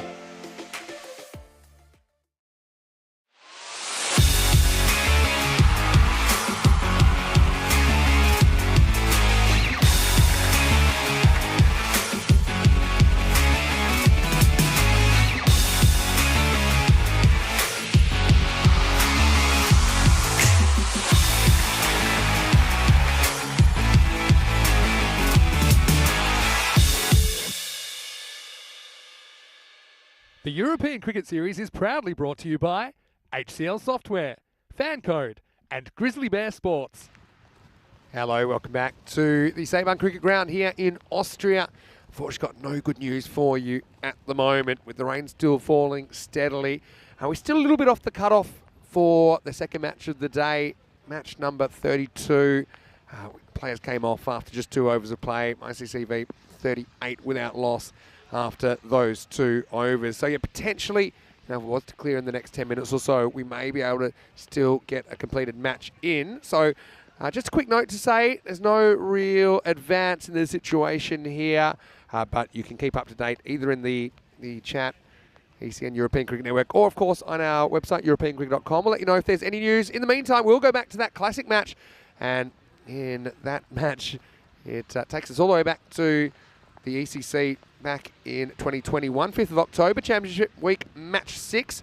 We've just seen the Austrian innings. They put on 134 for 6 off the 10 overs. Iqbal Hussain with 40, Shahil Momin with 31, and Mirza Hassan with 29. So we'll resume now with the start of the second innings. Clayton Floyd and Musa Ahmed will be your openers. First over to be bowled by Aqib Iqbal himself. And next voice you hear will be that of Corey Rutgers and, of course, Rico Full. Let you know shortly if there's any advance here with the situation in Austria. For now, enjoy this ECN Classic. Today, and welcome to you. There's the umpires, Stefan Gooch and Charles Croucher. Very happy birthday to Stefan Gooch, his 37th birthday today. And it's wonderful to have your company wherever you're watching around the world. Well, this is a battle between 2 teams that struggled on day 1 of the championship week. They both lost both of their games, and that's their records for the entire series. You see up there, Italy 6 and 7, and those 6 were all in a row. And you can see their news from the toss. Italy won the toss, elected to bat first. And Rico mentioned some of the players to watch. I think for me, apologies for that. Seems to have cut their head, and we don't want to go there just yet. So just when we find that, then we'll let you know when we're ready to go. But yeah, no, the Netherlands versus Austria, it was a very, very good match. I just want to give a quick shout out to all the players here as well for their patience. Obviously not an easy thing to do, to sit and wait. But hopefully the rain does clear. We had a frustrating couple of days really here at the Sabahn Cricket Ground. And so hopefully we'll get going as soon as possible. Just to let you know what's happened so far today, we did have first match today completed, and it was a pretty high scoring one. Austrian Cricket Tigers 152 versus Cricket SEC 136.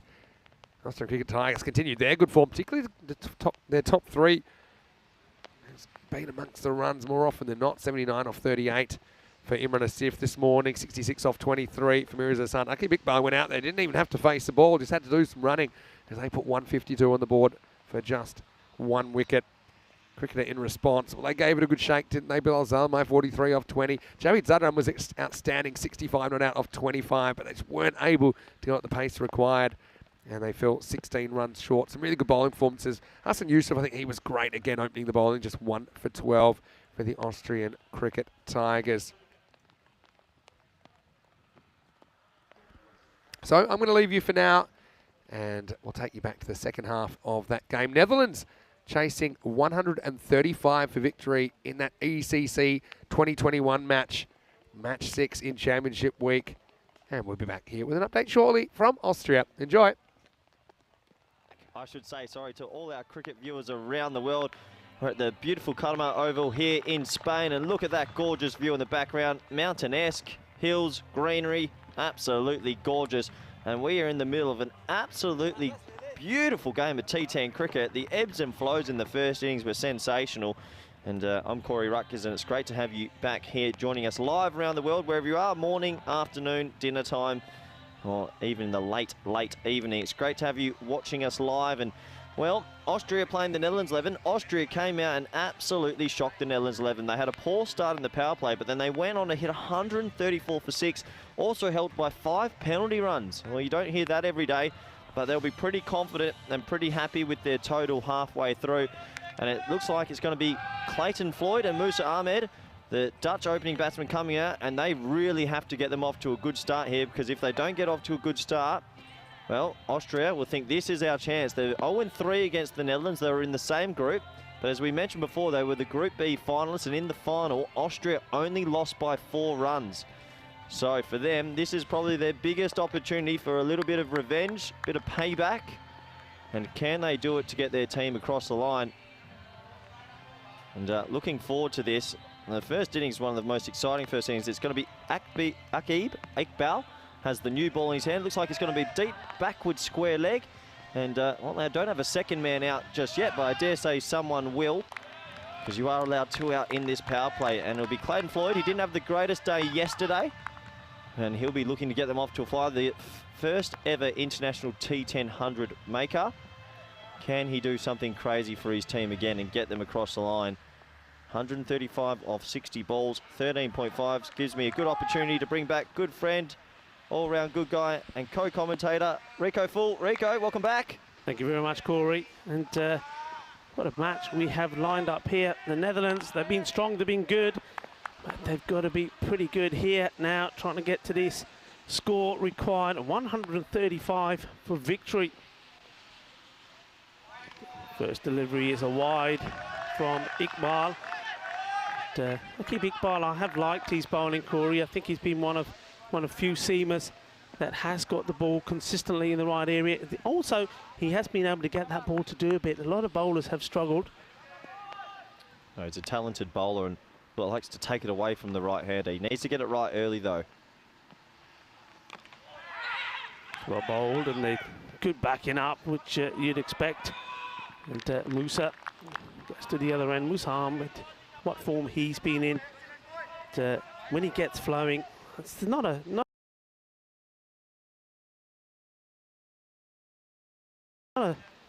better batsman to watch, really. Plays shots all around the park.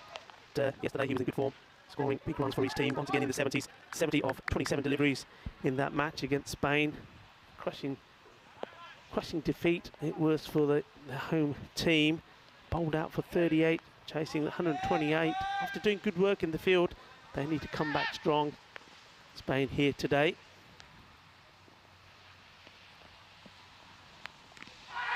It's very well bowled. And that's that good running again. This is something that we're going to see from the Netherlands, and the only other team that's really able to replicate this kind of running is the England 11.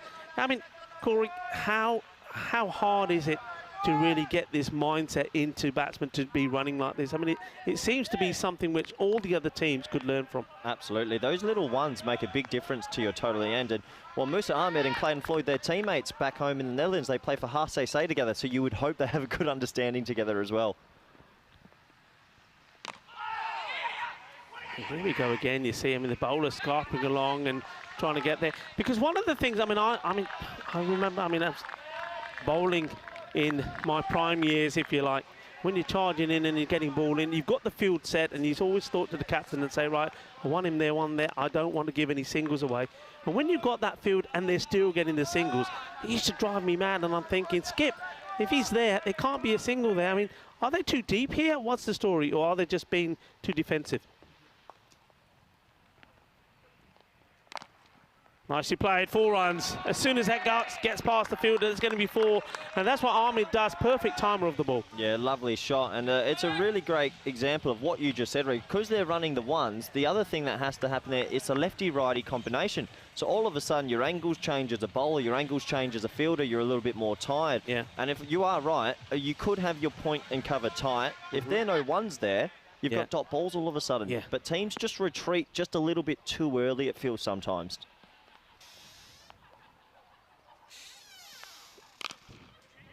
This time to the fielder, and this time no run as well. There's something about the left-handed cover drive.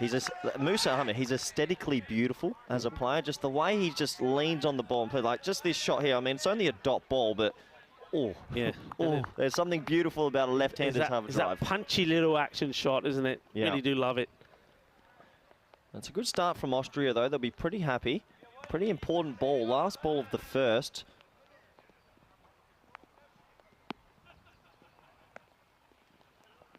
Oh, well, I think this will be a wide ball. Yes, it will. And the keeper's done really well, actually, Abdul Bilal, to stop this. But be disappointed with himself, the bowler. Well, sorry, in the first innings, including the penalty runs, it was actually 15 extras by the Netherlands. That's huge. That so is huge, isn't it? That is massive. If Austria can keep their extras to maybe 3 or 4, does help. That's a good delivery to finish the over. He let himself down a bit, didn't he, with the wide ball, but he's more than made up for this one. This was nice. It was hot. It was spicy. Game on. Yeah, it really is, and it's 9 for none after the first. Little bit of lift here, keeps it outside off stump. Good carry through to the keeper, and Musa was a tad late on that. He really was a tad late on that. So, with Clayton Floyd and Musa Ahmed being the keys in this batting lineup, and Sebastian Bratt knows how to hit a big ball, Boris Gourlay, it's going to be a really enthralling chase. I still think Austria have their nose ahead. This power play to me means a lot, though. It really does. Yeah. What do you want to be at the end of this power play? Maybe 35, 40? Yeah, I think you've got to be looking at around 40. You know, so I think every 2 overs you're looking to be 20 on the board and 40 at the 3. So you've got to get moving here. Well, this is hit dead straight, but there's a man there, and that's the wicket. So Floyd goes. You can see Musa Ahmed. He's looking at the skies because he knows this is important. And well, he's looking at the skies. There's balls falling out of the skies, but that one misses him. And that is a huge wicket, and they know how important it is. Clayton and Floyd, I mean, you said it. He's the man to score the first ever Dream 11 European Cricket Championship century. And he goes early, and he's not going to be the one scoring the runs here. And you can see just how important that catch was. Big celebrations, and that was Bilal Zalmi taking the catch. Yeah, it's a good catch, and the ball was thrown in celebration, almost cleaned up Musa, so almost 2 for the price one. But Clayton Floyd, he hasn't been in too much form since that 100, out for 2. And I tell you what, I can hear the Austrians, they are up for this. They are really fired up. And I mean, you're not going to have a better chance than this. They're 0-3 against the Dutch in this tournament. They have a real hot chance of chasing out. And it looks like there's been a change in the order. That looks like it's my fellow. I like him a lot, the way he bats and goes. Rafael Fons. So he's the deflector that he plays a lot of ramps, a lot of deft touches, reverse Malachis, scoop shots, whatever you want to call it. They've given him a go at 3. No. Interesting. Alphonse. And maybe that's because of the early fall of the wicket. Zadran to him. Bangs this one in outside the off. He's asking the question. And, well, 1 or 2 of them are as well. Let's see this again. I heard something. I did hear something. Yeah. I don't know. It was just a feather, I thought. And I'll put the finger up in the commentary. I'm glad I'm not an umpire. It's not easy.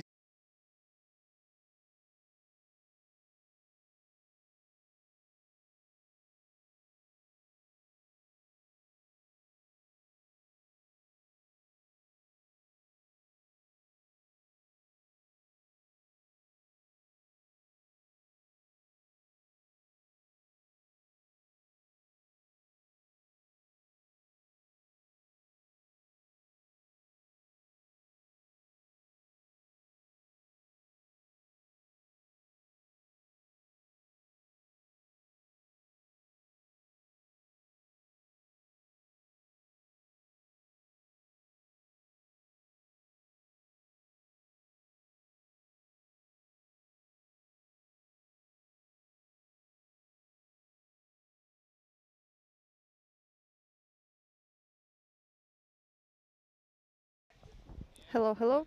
Yo. Did it? Yeah, I did. What, ready? Men är med. Nej.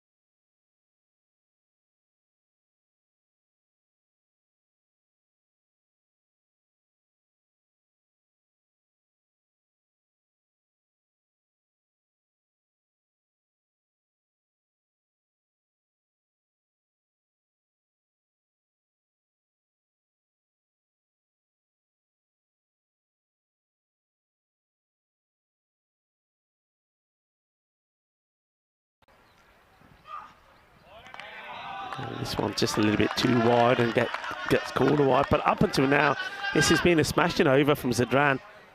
Yeah, it has. Are you surprised to not see Boris Gourlay come out at 3? He's been the glue. Yeah, I am very surprised. I mean, Gourlay can hold things together, you know, and if they wanted to make this play a little bit safer, they've had a number of options they could have gone for.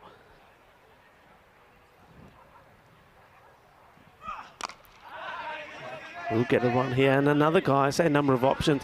One man that I've been impressed with, and I certainly think for me, he's a power play player, is the Oliver Alambas. I think when he's gone out there, he hits the ball so well and so cleanly. To have him out in the power play would certainly be something that I'd be interested to see. Yeah, absolutely. I'm just more surprised we haven't seen Boris. He's been the number 3 all tournament, and he's batted well. He's also a deflecting sort of player, but I think teams shouldn't panic when there's a big total on the ball. You can still go with your correct order. In the air, but he'll get away with it. He just manages, I think, to stop the shot. And, otherwise, that could have been another huge scalp taken by Austria here. But what a fantastic over that is. Really was good. I mean, it's see there, just stops the shot. Otherwise, that's going straight to one of those players. So Austria are fighting and fighting hard. 2 overs gone. The score on 12. That was fantastic from Zadran. And we have a look at the table here. This game is really important for Austria. Yet to get any points on the board. I mean, if Austria can upset the Netherlands here, straight away they're back right into the reckoning. Your top 3 on Thursday, Super Thursday, and the bottom 3 where we'll start to lose some teams. So it's a big game for everyone involved. Well, Miss Ahmed now giving the umpire the look, and the Austrians, they're up for this, and they're up in the bowler here. No, I think that's fine. I think that's okay. Very good umpiring. And, well, Austria were 12 off 2 overs. Netherlands are 12 off 2 overs. Can they explode like Austria did? Oh, well, Rico, what a shot that is. A wide half volley, and he's absolutely laced that for 6. Will that get them going? Well, he said he's a gorgeous player to watch, and yeah, that was in the right zone.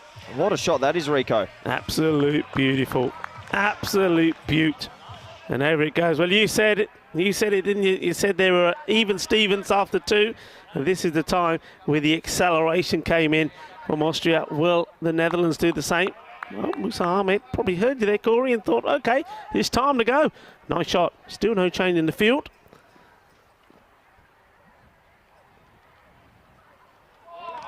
There he goes for the big one straight down the ground. And I think that's... They're leaving that door open at the moment, aren't they? I mean, they haven't got that man back at long off. Long on is on, but long off, he's inside the circle, and I think that's where Ahmed was looking to go there. Yeah, they've got the deep mid on deep mid wicket, so Ahmed's trying to clear that front leg and hit everything through the offside. This is going to go all the way as well, is it? No, just one bounce, 4 runs. Clever shot. He knows there's nobody out there on the boundary. You've got 4 men there around him. He almost gave them a catch, didn't he, earlier on? But this time round, he says, no, I'm going to go through with my shot. He backed himself to do it, and he's nailed it. 4 more runs. No, lovely cricket shot, and he's a player that has a big reputation in Dutch cricket already. I think I mentioned yesterday, he made his 50-over debut against Ireland in the ODI Super League series this year, and he is a class batsman, but he is so important in this run chase. He needs to bat maybe 5-6 overs deep to give them their best chance.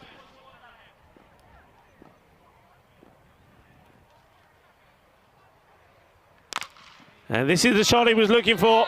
And like you said, this is really clever batting.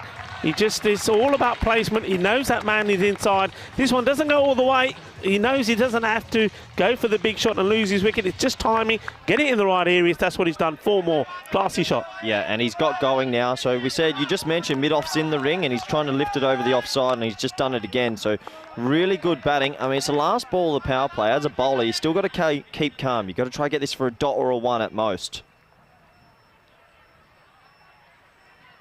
He's gone up in the air, and there is a man there, and he takes a catch just for 1 moment there, Corey. I thought the fielder was going to overrun this, but he doesn't. He holds his nerve and he holds on to the catch. And Musa Ahmed, we know he had to go big. He played some nice shots. He'll be disappointed to get out there, but good captaincy. They moved that man back there and he's taken the catch. Yeah, unbelievable captaincy. They brought one more over from the leg side. They brought the deep square in and they put in basically a deep backward point for a splice drive, and that is exactly what's happened. Yeah. He couldn't have picked him out any better. Huge wicket.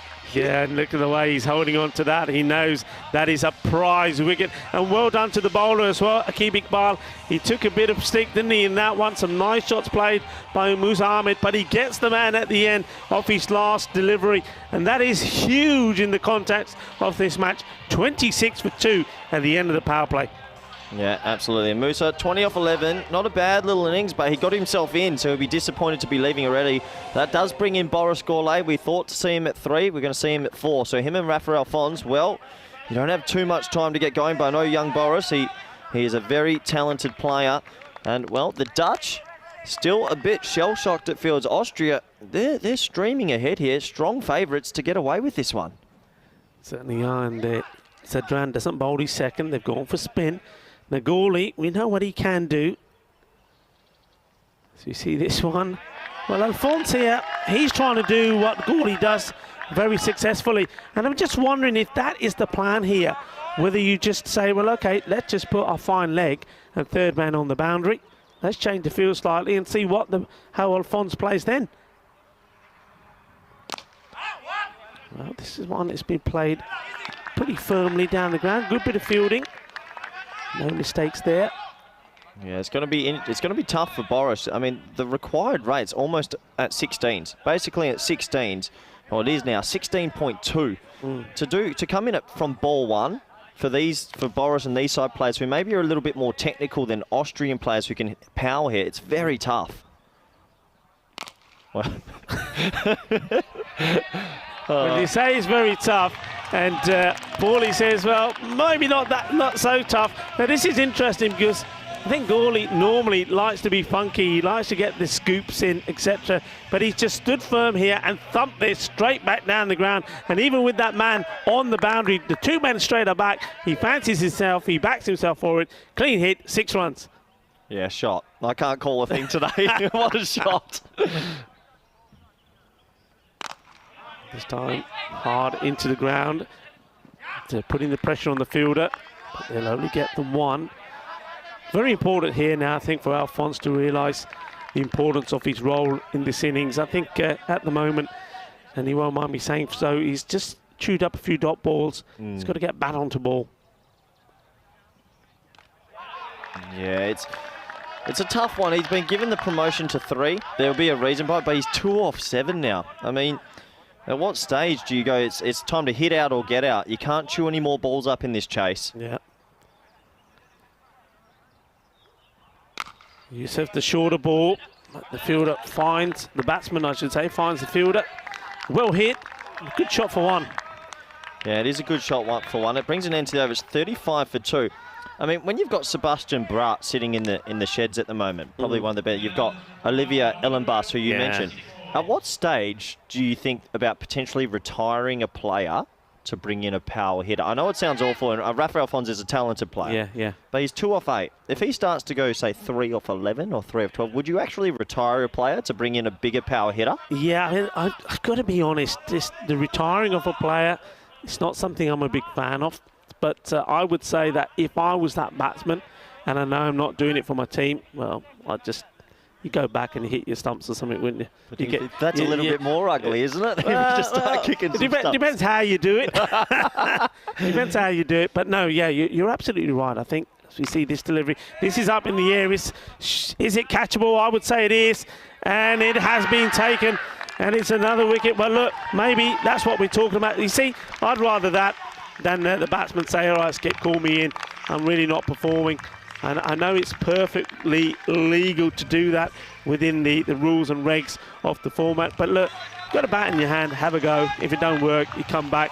And I think he's done the right thing here to have a go. It's a good catch taken there again. But what a key player he is, Aqib Iqbal. He's done it with the ball and now taking the catch. So surely now we're going to see either the captain come in or Alan Bass.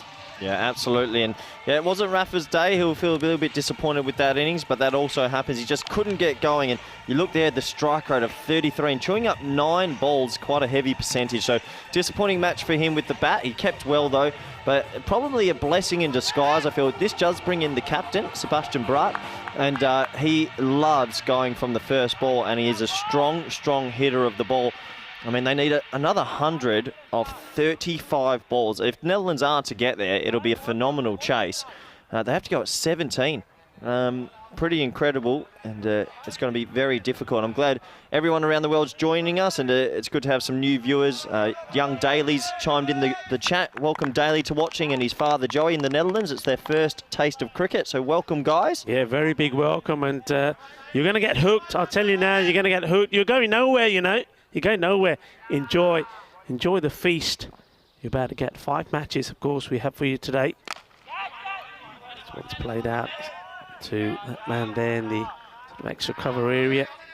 I'll tell you what, Rico, if Austria don't beat Netherlands this time, they've got the hoodoos. They will never beat them. This is the biggest opportunity they've got. It's taken 4 attempts. He just gets a few fingertips on this. And look, we're seeing that goalie batting. We know that he likes to do the scoop. Straight away, I'm thinking here that if I were the captain here, my fine leg's going on the line. Yeah, he's one of the few players in this tournament that can play that scoop shot consistently well. So yeah, you could bring up your extra man on the offside and have him back. But Sebastian Braat, can he get going? Good leave. Called a wide by the umpire. I guess these were those middle overs where Austria's batting just was phenomenal. From ball 1 they were going, and now the Dutch sort of have to match and mirror what they did. It up in the air, but it will be safe. Now, do you think? Now, look, we often compare some of the other teams to the teams. I mean, maybe we should say that the teams like that are relatively new to cricket in Europe, that are developing all the time. So let's call them the developing teams. When they look at the likes of the Netherlands and the England 11, there's a lot they can learn. Yeah, especially in the fielding, field placement, bowling. The energy levels, maybe even fitness. As we see this delivery played out, will be a single. Do you think, now we're talking of course T10 format, do you think the teams like the Netherlands and the England 11 can learn from the teams like Austria and Belgium in terms of the hitting? Brilliant question, a brilliant analysis, because the answer is yes. I mean, everyone thought when Netherlands and England came. Firmly hit, good fielding again.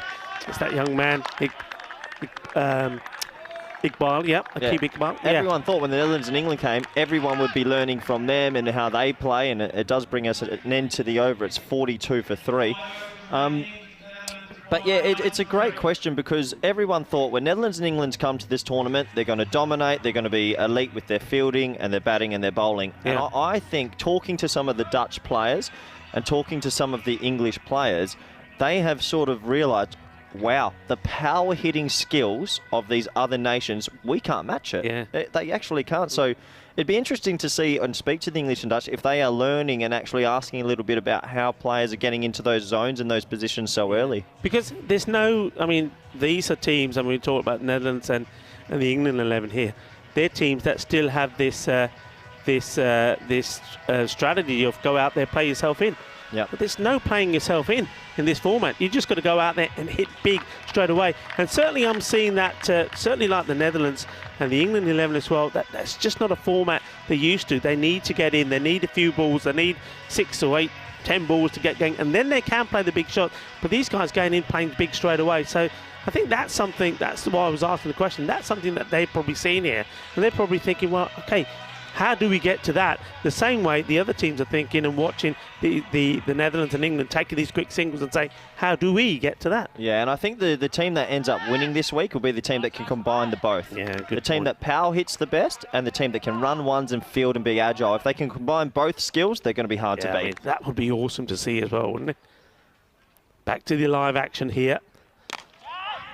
And at the moment, just managing to contain. It's all tiki-taka, not too many boom-booms at the moment. And got to find that zone sooner or later. These batsmen, Yusuf continuing with the ball. Yeah, they need to get going now. This is really important ball, this one. It's flighted, and that's a nice cricket shot. It should be in the gap, and it is. It's one bounce forward to Boriscore Lee. Well, if they do end up getting close, we're in for a bit of a treat because they really have to go at every ball, Rico. Yeah, huge partnership, isn't it, this one? And this one probably just down on the leg side. We haven't seen too many bad deliveries. That one, though, just went astray. He needs to pull this back and get it back outside the off stump. It's better. He's trying to split the two fielders, and he does. Good placement, good timing. Fielder ne कोशिश तो कितनी बहुत अच्छी dive मारी है, but लग गया चौका. And this time, Hakeem Iqbal, who's been brilliant out there in the field, just not able to get to this. No, that's a lovely cricket shot. Deep mid on and deep mid wicket are in place, and he's hit it hard along the carpet into the gap and bisects the fielders beautifully. So 2 important fours, but when you've got to go at 17 and over, you need to keep going.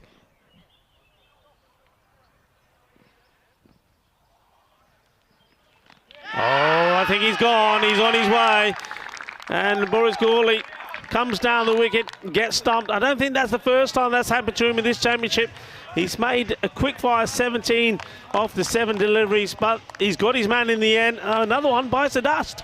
Yeah, and well, Austria, they are really, really playing good game of cricket. You said he had to adjust his line to outside off. He does that. He gets a bit of purchase off the deck, and it's smart keeping. It's no risk keeping. Nice take. Take the batsman. He's not really in the frame there. He's out by a long, long way. And Boriscore Lee, well, he came in. He threw everything he could at it, but he just hasn't had too much support really throughout the innings because he was striking at a decent rate of 242. He made 17 off 7. And, well, it's going to bring in Aryan Dutt, a big strapping young man. But Rico, is it starting to get to the old lady sings? Because they're really far behind here, Netherlands, now. And it sort of feels that unless we see something unbelievable, Austria will finally get the wood over them. Yeah, look, I'm standing here next to yourself, and if I was standing next to Vinny, Vinny would be saying they've already gone past the point of no return. Vinny, as soon as he sees that rate, the rate per over required goes over the 18 mark, he thinks that's it. But look, I think while Pratt is still out there, there's every opportunity. I mean, he's a good hitter off the ball, and he hasn't quite got himself played in, but he is the captain, and he's not looking at a defeat at the moment. He's still wanting this victory. Yeah, he'll have to bat right through, you'd feel. It's 83 of 25 now required. Firmly hit. He's looking to split that field, and he does it well. This has thumps into the boundary fencing there, and that's a nice shot. And just what they need. They've just got to believe, keep picking up these boundaries. And well, if they can take this deep, even if it stays at around 18, if you take it deep going into the last over, nerves will play a part, and whoever's going to bowl the last, well, they're going to feel it. So they could go anyway, but the key thing is to keep going to stop that rate climbing any higher. Yeah, absolutely. And well, when you've got to go at such a rate, it really is about keeping that head still, getting deep in the box and trying to get that ball over the rope as much as possible. Aryan Dutt on strike, and he is a powerful young man, but he has to get going basically from his second ball. Nice looking shot, but it's straight at the fielder. And you said it, Corey, he needs to get going straight away. And he's found the captain, Razmal, and he's the happier man of the 2 captains at the moment. One is still out there, though, at the non-strikers end. But that is the end of Aryan Dutt. He hasn't had the best of days, you have to say. He was having troubles in the field, and now going with just the 1 run to his name of the 2 deliveries that he faced. Yeah, he'll be disappointed. It was there to hit through that ring of fielders on the offside, but he picked him out beautifully. And another wicket, and more importantly, another dot ball, really. These dot balls are starting to stack up. It means Ryan Klein will come out, but yeah, Aryan Dutt, only the 1 run there. Yeah. And we've had some pretty big upsets in the tournament. We had, it was Portugal. They upset the Dutch. So that was the first big one. We had Italy upsetting England the second. Yeah. I think we're going to see a third one, Rico. This will be the 3rd big upset. You're absolutely right. And, you know, just touch on what we were talking about teams learning from each other. This is a classic example. Austria, first 3 overs pace, 4th over spin. And since then, spin doing the trick. They're basically following the pattern that the Netherlands used. Yep, absolutely. And they're executing a little bit better than the Dutch spinners today. The Dutch spinners were a bit short and they got hit.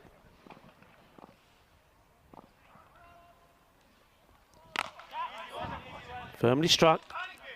Get a single. So Ryan Klein, it's a new batsman, joining his captain out there. Yeah, it's a nice shot to get off the mark, and well, you got to get Sebastian Brutt back on strike, and you basically you need a captain's innings, a hero innings if he gets them close from here. Oh, that's good work from the bowler, Momin. He's picked up 2 for 8, and that the third delivery of this second over, hit firmly back at him, no mistakes. Dot ball.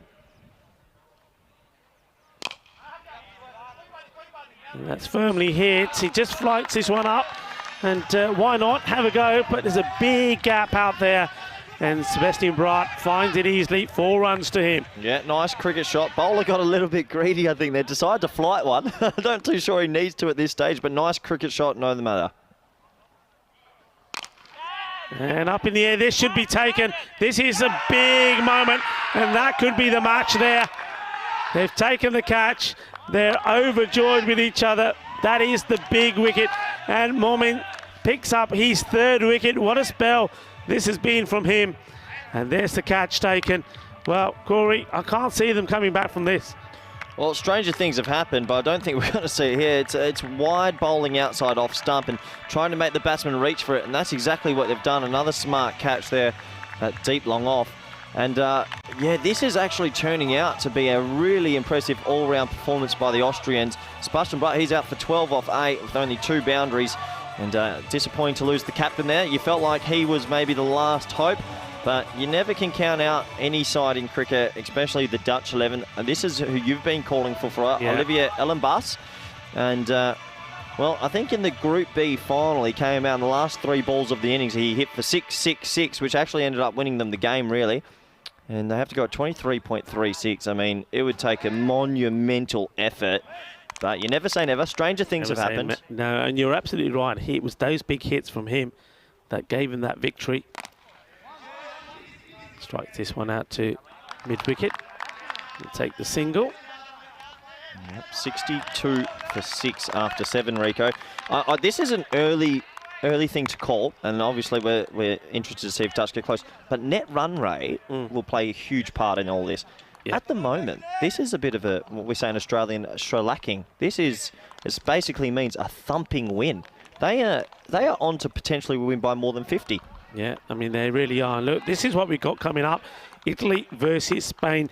Both teams lost both their matches yesterday, and it has to be said that they were well beaten as well. That is going to be a big game. Oh, that's Mr. Maximo there. Terrible shirt. And good morning to him. This is, well, it might be good morning to Mr. Maximo, but it's goodbye to the batsman. That's Ellenbas. He's not able to do any of his big hitting today. What a beautiful delivery that is. Yorker length, and they're the ones that take wickets. This is what you got to bowl at this stage, is try to give him a lot of room. He won't like to see that when he looks back. And the off stump comes out of the ground. Yeah, you miss, I hear. Execution perfect with the Yorker. Trying to open himself up to get it over that inner ring on the offside. And it was actually 4 sixes to end that final in Group B, but couldn't imitate that now. And he's out. And it's almost all she wrote here for the Dutch 11. They are really being put to the sword here by the Austrians. And a really impressive all-round display. The batting in the middle overs, the bowling, the fielding. We said they could be up for this one, and they really are. It brings the young Shiraz Ahmed out. And, well, when you're 18 years old and you need to go up more than 20 and over, that is not easy to do.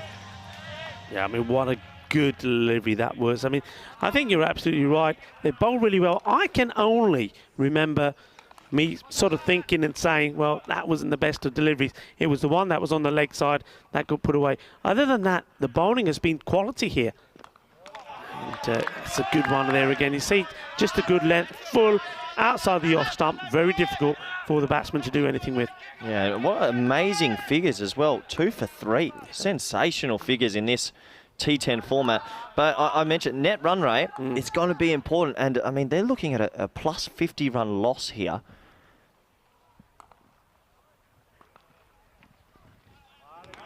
This one is just gone a little bit too wide. Yeah, I think we've always say, don't we, that when, for example, when we were talking about Spain playing yesterday, we say, look, in those matches, we know they got to a point where the win was unlikely, but what it's important to do is, though you're going to lose, but lose well, because the net run rate is so important. And there's another one. He's gone right across, and this time it looks like it's the middle stump that's leaning backwards. What a brilliant bit of bowling. So just like Momin, we see another bowler, Zadran, this time, that has taken 3 wickets and only conceded so far 4 runs. That is outstanding, that bowling. It really is. Look, when you're a captain of a team and you're giving the ball to your medium pace or quick bowler, what you're saying to him is, look, all I want you to do is get the ball right up there. So many bowlers, I think, Corey, have struggled to do that in this championship. Well, Zadran, he's giving you an example of what the captain wants. And he's being rewarded for it, and his figures are absolutely outstanding. And this has been a really complete performance from Austria. You know what I'm amazed about, Rico, in this tournament is the bounce back ability of a lot of these sides. We saw it from Italy, we saw it from Portugal. Austria yesterday, they don't have a great day by their standards, but they've come back and now they've upset the Dutch. And this is the beauty of this T10 cricket. It's just astounding. Everyone is beating everyone, and this trophy could go in a lot of different directions. As Julian Demey, well, he had a lot to say with the ball. He might be a bit sheepish here because now he's got a bat with his team pretty much on the ropes. That's what they all say. If you sledge in the first innings, you've then got to back it up in the second innings. So a bit of pressure on the young man here.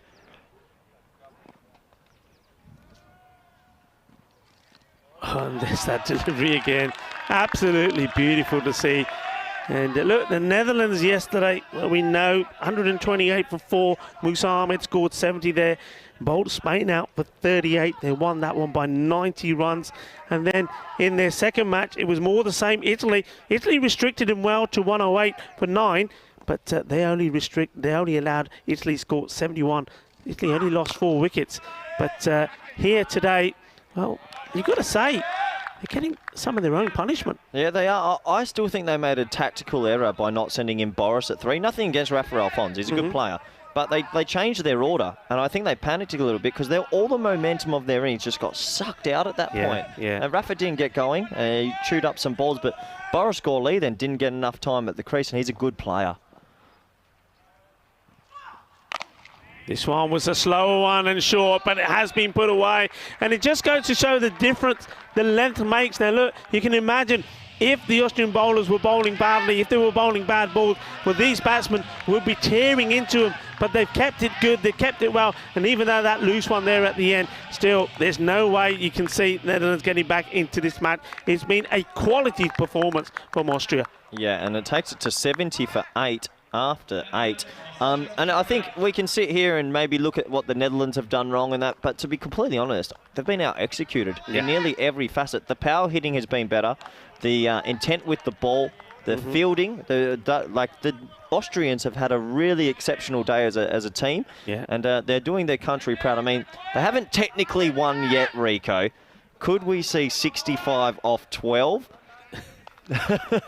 Well, keep the viewers interested. Nicely bowled, and again, it's all about the line. It's all about getting the ball in the right place. And Asif, he's just taken over from where Zadran left off. It will certainly this match is now going to put a lot of pressure on the 2 teams that we're going to see next, Spain versus Italy. So Austria now, remember, they only played just the 1 yesterday. So in their second match, this one is sort of just chipped up in the air, but it will drop safe. So they're going to pick up some points and put them on the board. Okay, as well, another bat goes flying, and then the batsman follows as well. And I think it's Demey here. He's got to be careful he doesn't injure himself. Yeah, we call that a jackknifing is what it's called, when the bat gets stuck into the grass when you're running and it sort of comes back into you. Yeah. So I hope he's okay, but good aggressive running for 2 runs. But yeah, you're right as well. It's opened the group up, this result. Yeah. It really has opened the group up, and you can see there, he just got that bat stuck into the grass and it pitches there. But I'm glad to see him on his feet and he's okay. And an edge, but it goes over the wicketkeeper like a flash. 4 runs. So it's a boundary to Ryan Klein. And he's taking his aggression and frustration out on the ball. But yeah, you're right. So Austria now, well, they look like they're the team that are chasing the pack. Italy and Spain need to get started, but whatever happens in that match, how about the one that's going to come up, Austria's second match today against Spain? Well, Austria will go into that favourites, and if they go 2 wins today, anything can happen. This is a nice shot. This is going all the way. That is big. Balle, balle, balle. 6 carreras, manos arriba, arbitro. Eso es 6 más. Yeah, lovely shot. Nice still base, still head, puts his hands through the ball. And, well, we said net run rate's important. Good to see Ryan Klein still going at it. I've got this for you as well, Rico. Yeah, go on. Netherlands play England later. Let's say England beat Netherlands. Then all of a sudden they've lost 2 in a row. And then they have Belgium who are red hot. Yeah. Well bowled. Yeah, look. All of a sudden. It goes back to what we're talking about, you know, that we've seen results go a way that very few people would think so. And I think we're going to see a lot more of that in this championship week. Belgium, a lot of people, you know, when I was walking around the fan zone yesterday, a lot of people saw the way Belgium played and those 2 victories and saying, you know what, I think it could be an upset here. And that sort of vibe has followed all the way through. And the proof, if you like, is in the pudding here as well. As he takes a guard outside off stump. And it doesn't matter. You know what I love about that? It doesn't matter where the batsman stands. If you can execute as a bowler, it's still a 1. It's still a 1. Yeah, I mean, it could go anyway, but you're absolutely right. That match.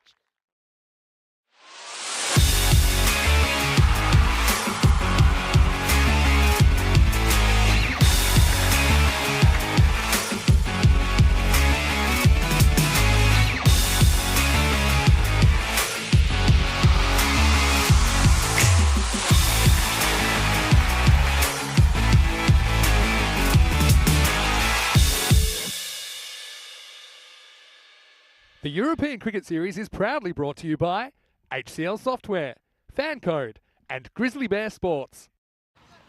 Hello, cricket lovers. Welcome back. And some good news from Austria. And after the unfortunate abandonment of the second match of the day, we're back on deck and we're going to get going in the third match of the day. Match number 33. This is the story. Yes, Austrian Cricket Tigers back on the park, 6-2. They've been pretty good so far in this tournament after a bit of a shaky start. Vienna Danube without a win, though they do have a point from a no result. And unfortunately, theirs was the match that was lost to the weather on Friday. News from the toss. Vienna Danube winning the toss and electing to bat. Makes sense to me. I think we've seen teams batting first, putting some big runs, despite these conditions, which I would say is a little bit greasy, to say the least. So having a look at some of the top performers. Imran Asif now up to 361 runs in the series. Aki Iqbal and Mirza Hassan both over 200, having a really good time. Asif's also the leading wicket taker with 8. Although Vienna Danube haven't had as much success. They've had some guys hitting the ball well, like the batting of Amin. I think Malia's super important, the left hand. He's also the leading wicket taker so far. Vienna Danube, yeah, without a win in 5 matches. They'll be hoping to get on the board here. Conditions in Vienna were still, you know, drizzle falling. It's just a bit of a judgment call about when it gets too heavy to play and when we're able to get cricket on. We did kind of attempt to give the rain a chance to clear in the second match of the day, but it didn't really work out. And that result, Indian Vienna 38 without loss after 2 overs. Those points will be split though. There'll be a point apiece. Vienna Danube though, and they'll be hoping to get off to a good start. Kabamalia is opening the batting. It's out there with Shafil Yusuf's eye. And it's going to be Asan Yusuf to get us going. Starts with the ball. It does drop. It drops onto the bat of Malia, who drives it through the offside. And it'll be a boundary. So a great start for Vienna Danube. He's still there. See that? Just slight misty rain falling at the moment. Yeah, we've seen it's not easy conditions for anyone. The batters, bowlers, all the fielders, everyone has to try and make the best of it. Something slightly different for us and Yusuf to deal with the left hand, right hand combination. And so 4, then a single. Want to welcome back everyone. Hopefully you enjoyed the classic match. I know just missed the ending, but you could see the writings on the wall for the Netherlands 11. They ended up being bowled out for 86 off 9.3 overs. That was a memorable win for Austria in the ECC 21 Championship week. They won that match by 48 runs. This one just sneaks in a little bit. This is the thing about Arsene Yusuf. He's very, very clever in the way he gets that ball to talk. He's capable of turning them, but doesn't really bother most of the time in this form of the game. Just loves to slide the ball into the right-hander.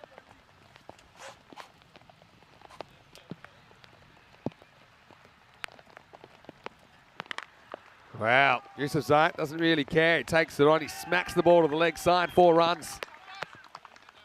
And I think Yusuf Zayat, he's kind of clued in that this isn't going to turn away. He just takes a chance, a calculated risk to play it on length, and he whacks it away to the boundary. Second boundary of the over.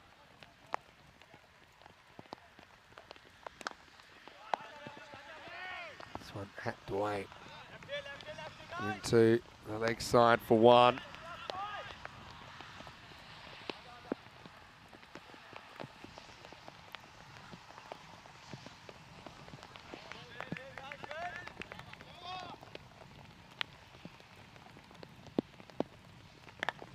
Well, this one breaks away. It's a caught and bowled opportunity, and it's been taken.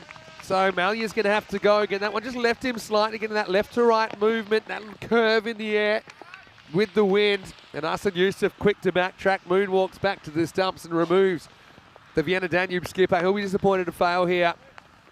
Again, tried to pull it, but it slides on. He knew straight away, Kaiba. And he already started making his way back to the pavilion. End of the first over, 10 for 1. Having a look at the bat versus ball war between these two teams. Austrian Cricket Tigers, 12-run favourites against Vienna Danube. I suppose the interesting thing here is that the run scoring has still been right up there despite these greasy conditions. ACT averaging 140 with the bat. Both these teams kind of similar, I suppose, with the runs conceded in this series. Austrian Cricket Tigers, though, see that they're into their 9th match of the series here in match 33. They just have their final match on Tuesday in the final one of the day against Indian CC Vienna. Well, this will be a no ball first up for Maki Iqbal. He's off the short run today, sensibly. And the free hit coming up. It was about shoulder high, wasn't it? Yusuf Zayat knocks it away for 1. Amin gets to come in, face the free hit first ball. Where it's a good old-fashioned backyard cricket rules, can't get out first ball for Amin. A left-hander, so one left-hander replaces another for Danube. He cracks it pretty well. Yes. Oh, yeah, that'll do. They'll get 2. Ball pretty much stopped before it was touched anyway. See here, just some assistance. It's pretty lucky that didn't go back onto Adalafsal and then bounce back over the boundary. That would have been an interesting one. Okay, Iqbal. I mean, he's hard as nails. Don't worry about that. He'll play whatever conditions. Loves his cricket. And he almost gets a wicket here. It slides through the hands of the fielder, and that's going to be 4. Amin belts this one. Look on the replay. It's a slight off cutter, I think. And he didn't really get the hands up. I don't think he saw a lot of it, to be honest. And I think he has a bit of time while he retrieves the ball to think of a suitable excuse for the captain, Aqib Iqbal. Like I said, very, very tough conditions today.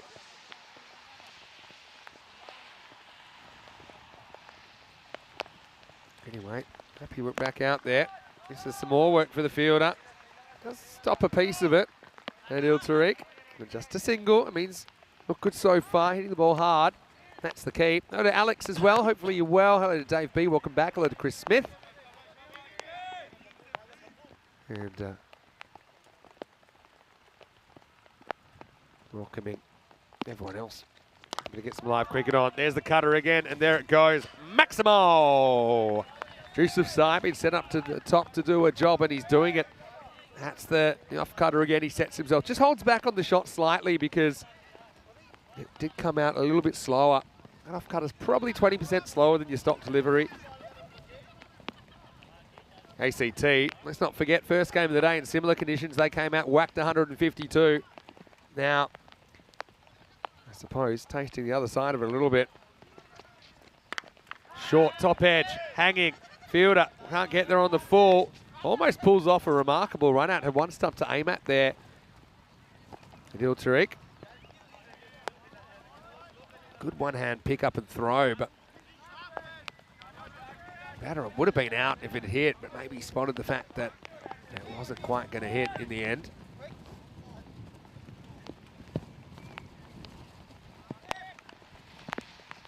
Last ball, the over.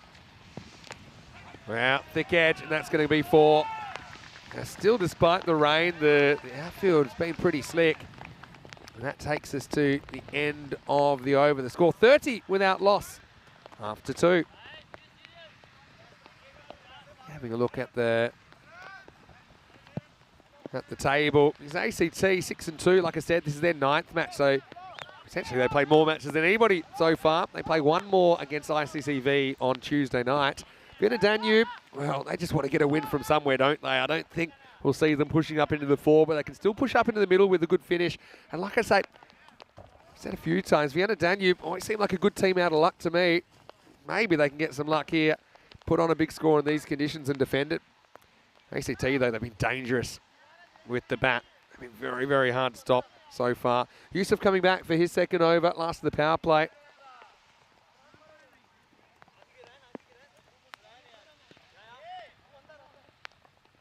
So, Yusuf Sai provided an extra spark up the top, hasn't he?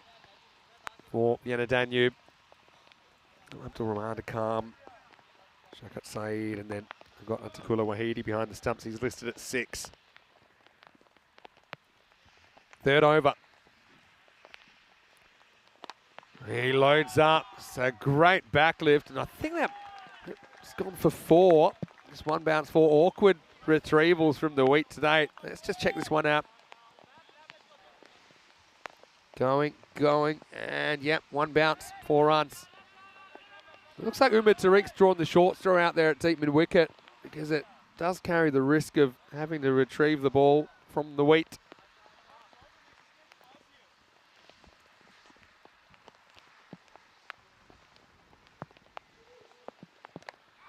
Up in the air and runs away for 4.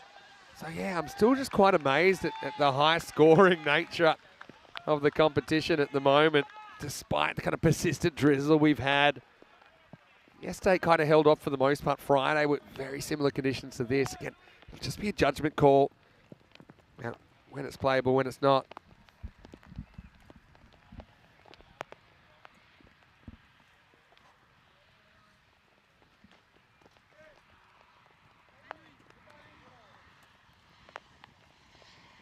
Yusuf. Let's slow this down a bit. He does, and now, well, that's one way to get a bye. Now, I wouldn't say that it was off the bat, but I feel like the bat had something to do with this. I don't think Chowdhury knows what he's looking at. He looks one way, and the ball goes the other. Yeah, it's times like this I'm happy that we don't have the forward short leg. Otherwise, we might have had a third-degree manslaughter charge on our hands. Anyway.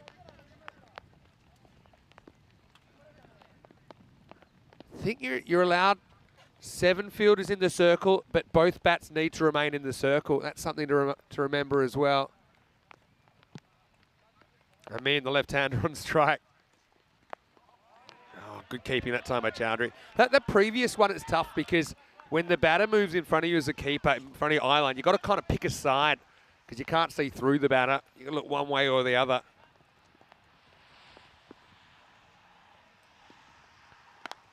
Amin takes it on and he wins. Maximo! Great shot as he goes over long on and he gets 6. So Vienna Danube making the most out of this power play so far. And well there, we've done our best to try and protect the players as well as possible. Of course, we don't have the commentators' tent available anymore after that blew away during the week.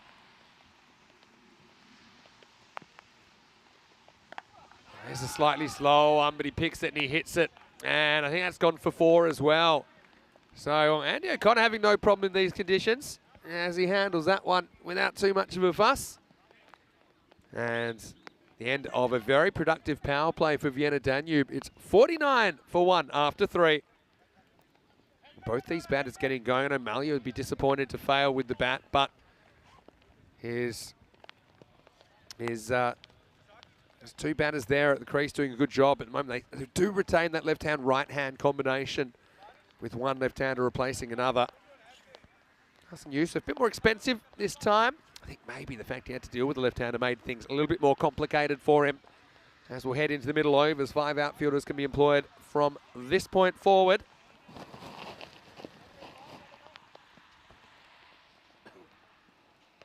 Yusuf Sai ready to face up. Maybe he's got some new gloves now.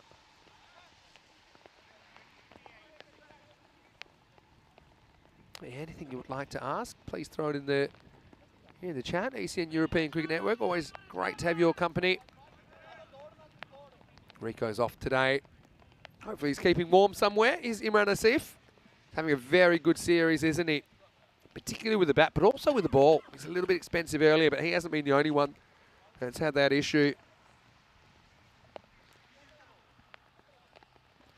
These two making a statement of intent through the first 3.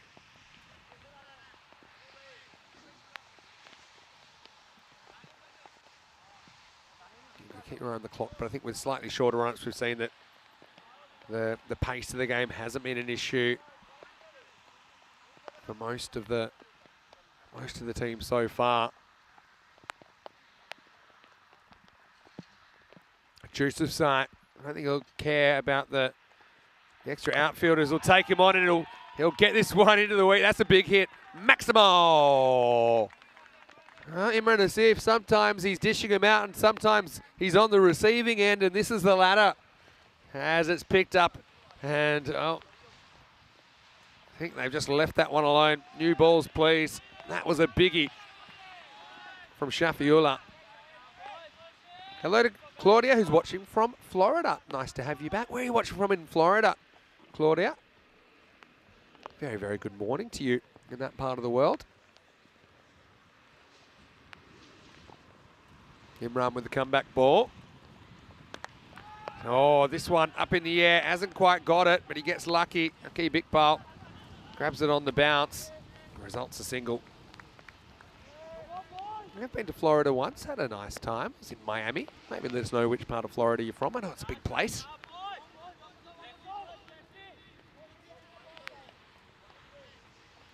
I'm in though.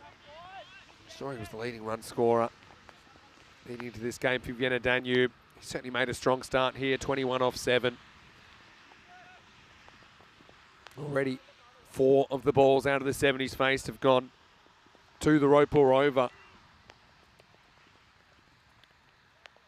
As if going round the wicket, so I think kind of opens up that leg side for the left-hander. Unless it's bowled there. That's clever bowling. The footwork there from Amin, just going slightly away from the ball. Just have a look at his back foot here. A little bit away from the ball. It made it a bit harder to access that delivery. Probably some premeditated footwork, so you're not really reacting to the ball but being proactive, but that can work against you sometimes. Claudia saying some really thrilling matches in this series. Yeah, no doubt. Go back and check out match 25, which was a new record that was set. This one dragged down to long on for 1. So yeah, the rain, it kind of comes and goes. It's one of those frustrating kinds of days, and similar to what we had on Friday. Siddharth says that he's watching from Singapore. Good evening. Yeah, very good evening to you. I'm guessing it'll be around about 7:45 in the evening in Singapore. Claudia just north of Tampa in Florida. Good to know, Claudia. Welcome back.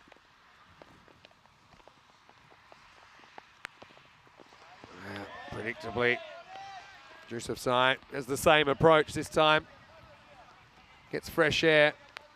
It's a very front-on technique, isn't it? Sometimes I wonder what cricketers from 100 years ago would say if they could go on a time machine and have a look at what the game's become with these modern bats, and obviously boundaries getting smaller just across all formats. Once again, strike 2. Asif does well as he goes for the journey, but he does peg it back, only 8 off the over. 4 overs in, it's 57 for 1. Hello to Anvesh as well. Hopefully you're well. Yeah, Dave, with a bit of a tip for all the viewers, watch Friday replay all day. You won't be disappointed. Yeah, Friday was next level entertainment, wasn't it? You see that run rate was climbing. We just pegged back a bit, and well done to Imran Asif for just coming back strongly. You know, we was having a bit of conversation with some of the players about, you know, yeah, it is tough for the bowlers in this format, but what I will say is that the really good bowlers shine above the rest. And even cricket like franchise cricket, like the IPL, I know the IPL's been very, very high scoring this year. But, yeah, the weight of a good bowler, can't underestimate it. Akib comes back for a second over, and he knocks over Amin. Well bowled.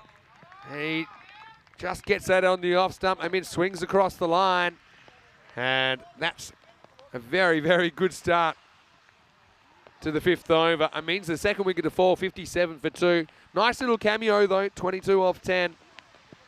But it's ended by this delivery right on the money. Maybe a little bit of away seam from Akib. And that is the end of Muhammad Amin.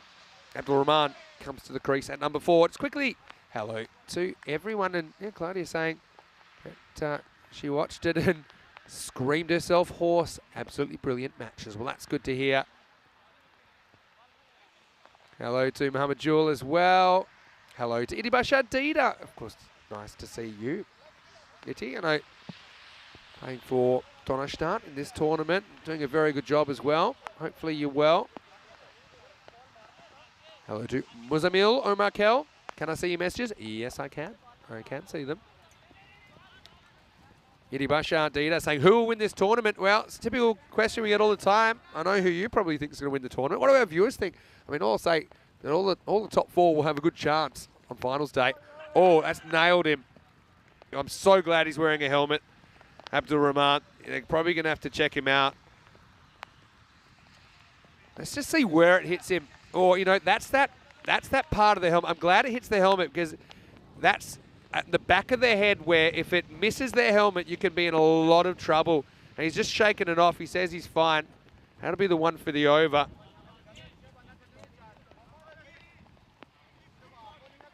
He's just shaking it off. Lucky their helmet must have taken the whole impact. Because we saw it recently with Miggy Machado in Portugal, and we've seen it before. It's a very dangerous place to be hit. Keep. It's called for a wide next ball. Yeah, it was a bit of a scary moment there because yeah, everyone will remember some incidents recently. Maybe a harsh wide call on reflection, but yeah, Keep. I think he was a bit shaken up by that as well. I think the Keep got a bit of a scare. Well, if you're going to get nailed, you can always have the right to reply, and it might have knocked some timing into Rahman, who gets off the mark with a 6 over mid-off. Maximo, what a shot. Well, that's 2 big impacts we've seen in the last 3 balls. And, well, this format of the game just keeps on giving, doesn't it? Keeb, he's used his bouncer. He used it effectively, I should add. This time, the cutter, and it's picked, and it hits with the movement. Maximo, back-to-back for Rahman. Well, things have taken a turn. Slightly slower ball from Iqbal. He fetches it, but a slight lack of speed allowed him to get in position and drag it. And Vienna Danube on 150 pace here. This is a very good showing on their return to action. Hello to Kevin as well. And yeah, well, I know we have involved that part of the world before. It's a little bit tough at the moment, Kevin. All right, skied. And this should be a wicket, but there's no easy catches. It's taken. And if you wanted one man under it today, I think it's Hassan Yusuf. He's been so solid. He's been doing some very good things in all conditions. And so, well, that's an innings that Abdul Rahman will remember, or maybe he won't. But he does crack 2 sixes in the 4 balls. So, I mean, it's pretty productive, I think, in the end. He goes for 12 off 4, and the score is 70 for 3. Look, credit to Rahman, though. Didn't take a backward step. He took on Iqbal. And look, the main thing, I'm just glad he's all right. And well, kids, there's a very, very good example of why wearing a helmet is so important. And not just kids, actually, for that matter. No matter what age you are, get the headgear on. It's really saved Rahman. You can see he's able to have a laugh about it, probably because of the 2 big Maximos he smoked. But he wouldn't be laughing if he wasn't wearing the protective helmet. Last ball, the over still to come, and it's the... Well, it's not keeping today, actually. Zaid Mirkel playing as the bat, batting 5. Last ball, Faki Bikbal. That explodes off the bat of Mirkel. Although, with the extra rain we've had, it pulls up in time. They get 2, and that's all they'll get. But still confident start for Zaid, and that's the end of the 5th over. What entertainment we've had so far. 72 for 3 after 5. Having a look at where we'll be over the next few weeks, of course. This series will finish on Friday, which is only 5 days away. That'll be finals day. And look, as Eddie was saying, who do I think is going to win? I just think make the 4, and then it's a bit of a lottery on finals day, isn't it? Because you're going to have good opposition.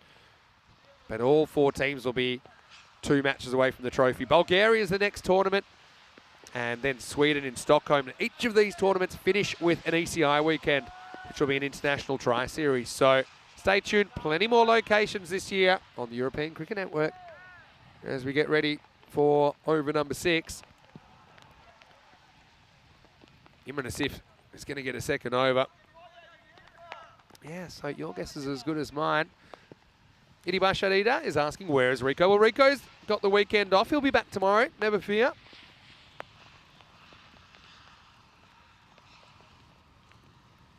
Big swing and a miss. Yeah, Iti, you're a very entertaining guy. When you are here playing, I'm sure you're welcome to jump in and we'll hear a little bit more from you. Dave saying, hey, Idi Bashar, great bowling. He's had a good series. Siddharth just noting the outfit, maybe a bit slower because of the extra rain that's fallen. It's a big leading edge. It might be gone. It is gone. Wow, you wouldn't read about it. He tries to hit it leg side, Yusuf Zai. He cracked it 28, but it's all over now. Fielder was well positioned, wasn't he, down there? Look at that. Not quite the back of the bat, but not far off. And that's pretty good technique in these circumstances to just try and get absolutely everything behind it. Grips it like a teddy bear. That's Takira Seif that takes the catch. So ACT just getting these key breakthroughs, and it's bringing the run rate back under control as well. A few lusty blows from Yusuf Zai, but he goes for 28, and the score is 72 for 4. Hello there, Marnus. Hopefully you are well, watching from Australia. Hello to Stephen Kelt, watching from the Netherlands as well. Yeah, it's probably the most surprising thing over the last couple of days is how far the ball has travelled off the bat, considering you would expect the ball gets a bit wet, gets a bit heavier, gets a bit waterlogged, but still we've seen really high scores. Just look at the first game of the day, 152 to 136 in conditions like this.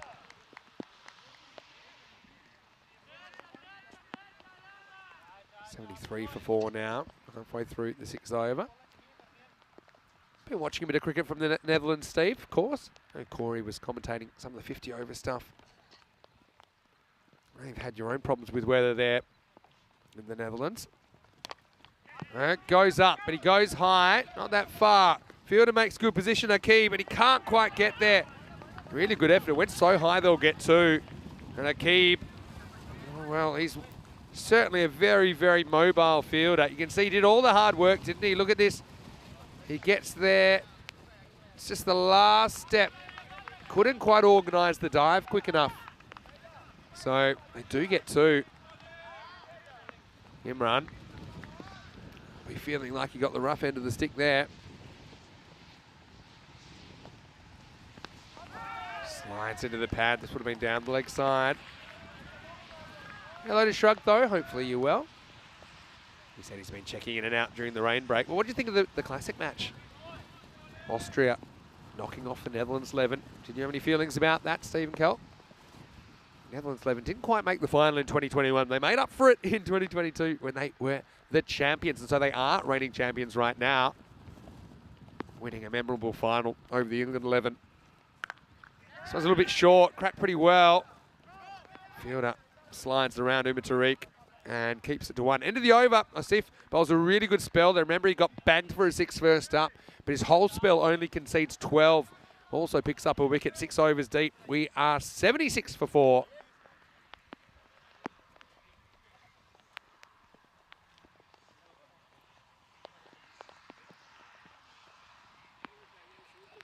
Four overs to go then. Pretty disciplined bowling in these conditions. Just 1 wide, 1 no ball so far. Yeah, so Itty. Don't know exactly where Rico is. I hope he's somewhere inside though. It's probably not the easiest day to be outside. Again, credit to the players.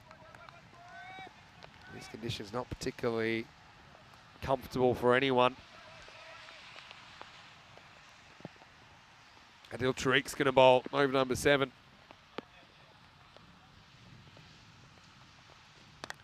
Well, that's straight up in the air. Well, not straight up, but it's up in the air and it's taken. Nicely taken down there. And Adil Tariq, he has immediate success and Imran Asif takes the catch.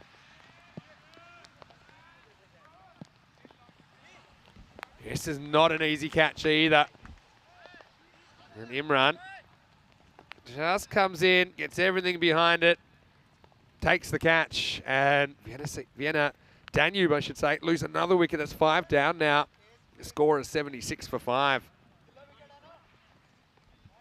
So yeah, in these conditions, you can understand the players trying to keep warm however they can. But I mean, the catching's been pretty good, to be honest, given the circumstances. ACT just found a way to take those key wickets and convert those chances. That's probably what their opponents haven't done particularly well so far today. Australian Cricket Tigers catching well in these conditions. That's the reason they find themselves now down to number 7, where Atagullah Wahidi will be the new batter.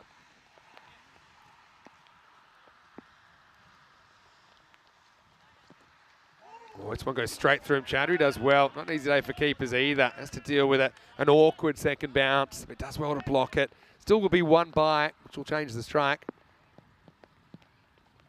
Yeah, Eddie Bashar in the chat saying it's difficult to bowl when the ground's wet or when it's raining. T10 cricket is for batters, really.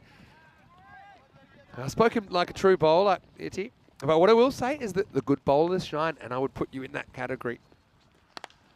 Wow, there you go, straight hit and going a long way. Maximo Waziri with the big straight bomb.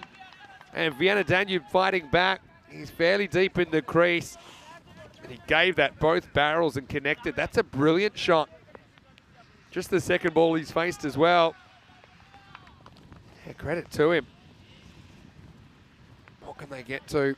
128 pace still if they can just shake off the loss of the 5 wickets. Similar kind of ball, similar kind of shot, but different result. Doesn't connect. There's Shrug saying, he's going well, thank you. Hoping the rain doesn't disrupt things further. Yeah, you and me both. Again, you've got to hand it to the players. It's been a pretty tough couple of days, but going forward on. Tough units. Right, goes inside out this time. And this is a pretty good shot as well. That's going to go all the way. Maximo Waziri. Well, this is very skillful, and it's clever because there's no deep cover out there. So he decides, look, I'm going to try and go a little bit inside out, see how he maneuvers his wrists as well, and just the kind of swing plane of the bat. 6 more to Danube. Rearguard action. In full swing. Tariq's gone for 12. Now this is pretty much straight up. Chowdhury's got an awkward one. He moonwalks back, the keeper, and he takes the catch. Very, very good catching, even with the gloves. I mean, that's not easy. Ahmed Chowdhury did very, very well to hold on to that one. So once again, ACT have the answers when they're asked the questions, don't they? And watches that one all the way and knew that the wind was taking a little bit to his left. He accounted for it. It's also the end of the 7th over. It's 89 for 6. Quite a few of the players we see in this series will be playing in the ECI. This is a T10 international tournament that'll be taking place next weekend. Austria, the host nation, Czech Republic and Hungary will be touring. We talked about the Austria team a little bit this morning. Let's talk about the Czech Republic team. I know that Davitsi is in there. He's playing for Donnerstadt this tournament. Aaron Ashokin and Sudesh Wikramasakara, the beast, will be there for Czech Republic. He is such an imposing presence. You've got Sazi Buyan, who I think did some very good things in the ECC. Sengupta's a bowler I rate quite highly. Paras Kari, we haven't seen too much of him in the ECS, but he's a very, very good batter. Riaz Afridi provides a bit of firepower with the ball and with the bat. And you've got some experience in there as well. Some good spin options. I mean, Tripuri Kanyalal, nice to see him getting a go. So, yeah, I'll touch on the Hungary team maybe a little bit later today. But, yeah, Czech Republic, very early in their season, but I think they'll love the opportunity to get together as a group. Anyway, new over. It's going to start with a wicket, and it's going to be a duck for Wahidi. Straight through. Again, the key here is just getting it on target, I think. Especially kind of got down into the middle order a little bit. This one certainly comes off the pitch a little bit into the batter. Just have a look at how, when it bounces, it just deviates off the seam a little bit left to right. You'll see it bounces, comes in just a little bit, and that's why it crashes into middle and off. That's probably why it's missed. So Wahidi, unfortunately, can't add to the total, and he gets a pat on the back anyway. Derek accompanies him back to the pavilion, 89 for 7. So now, I mean, you've kind of got the issue of running out of wickets as well. New batter coming out there is Norakan Abdurahimzai. And Umar Tariq, only man to ever take 2 hat-tricks in the same innings. He takes a wicket very, very first ball. This one's pretty close to the stumps as well. If he can pick it up and throw, might have had a chance. So picking it up wasn't a problem. He's just off balance, wasn't composed enough to be able to get the throw off. Manas saying Vienna Danube may make ACT work hard for this win. Yeah, I agree. I think they're a team that could really use the points. ACT, let's not forget, they lost 2 of their first 3 games the first time we saw them in the series. Didn't have an easy start at all.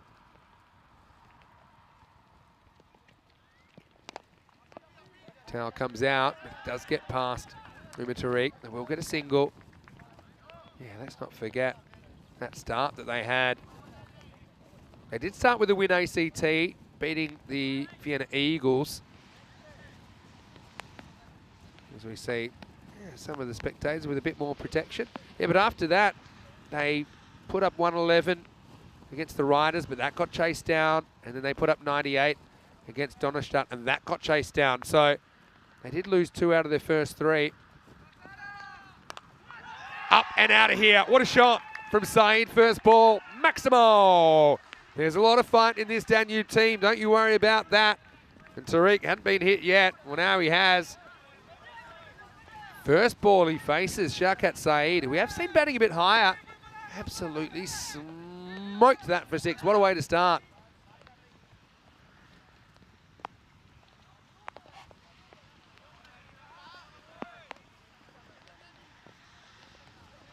So, you'd be pretty sure he's going to try and do that again, Saeed. Well, he doesn't get as much bat on it. Hanging in the air, but I don't think this will carry. It doesn't. I think about 2, but Saeed pretty quick to put up the stop sign. You've got to realise it's pretty difficult for the fielders to execute runouts in these conditions as well. So you kind of got to play the conditions as well. I think Derek is enjoying the conditions this weekend in Vienna.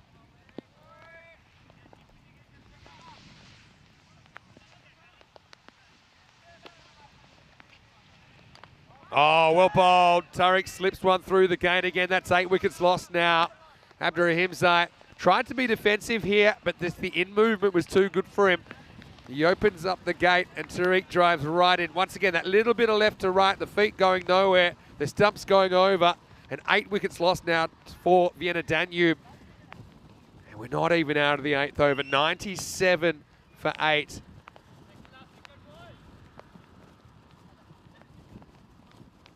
So 13 balls available in the innings. What can they get to?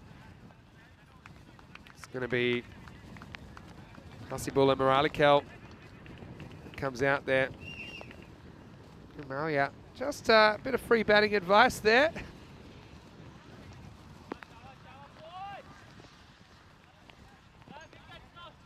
Yeah, Well, I mean, yeah, I guess there's a responsibility to pass on your advice, but I don't know when you just got castled if you're quite ready for it. It was a pretty good ball. Oh, now a little pop up, but there's nobody home. Good sliding conditions for Umet. He's enjoying it out there into the over. Raquel will retain the strike as we get to the end of 8, and it's 98 for 8. 2 overs to come. See the run rate. Kind of makes sense. It would take a bit of a dip. They've lost 7 wickets in the last 4 overs. ACT creating chances. Most importantly, they're taking chances. They were 57 for 1 at one point, so they've lost 7 for 40 in a little bit of a run there. Probably more correctly, they've lost their last 6 wickets for just 27. So, I mean, they're trying to keep that run going. They're still trying to be attacking. This side smoked a big 6 already.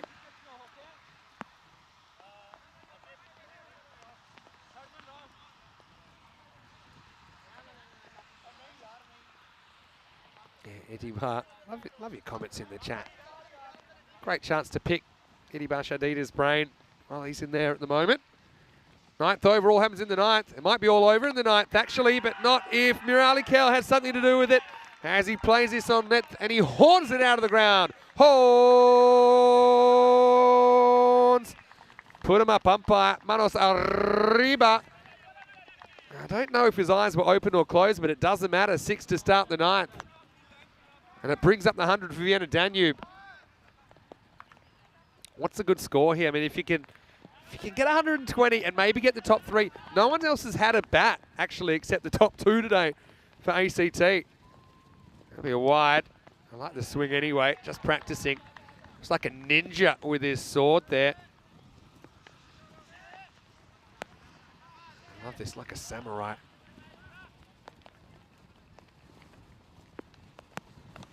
Well, top edge, that's flying. Nobody home there. That might have got all the way, you know. I think it has. Maximo. Well, it's backwards. It's a Maximo. It's a Baximo. And they're just kind of gathering nuts like a squirrel at the moment, putting them away for later. 111 for 8 down to number 10. But Moralikel's come out at number 10 and whacked 2 sixes. And number 10, the bowler, Takia, seems nonplussed. I mean, they're 2 balls away from finishing this innings off, ACT. Wow, I mean, he's almost swung himself off his feet there. He's setting all kinds of bat speed records, Moralikel. Yeah, you gotta love the approach.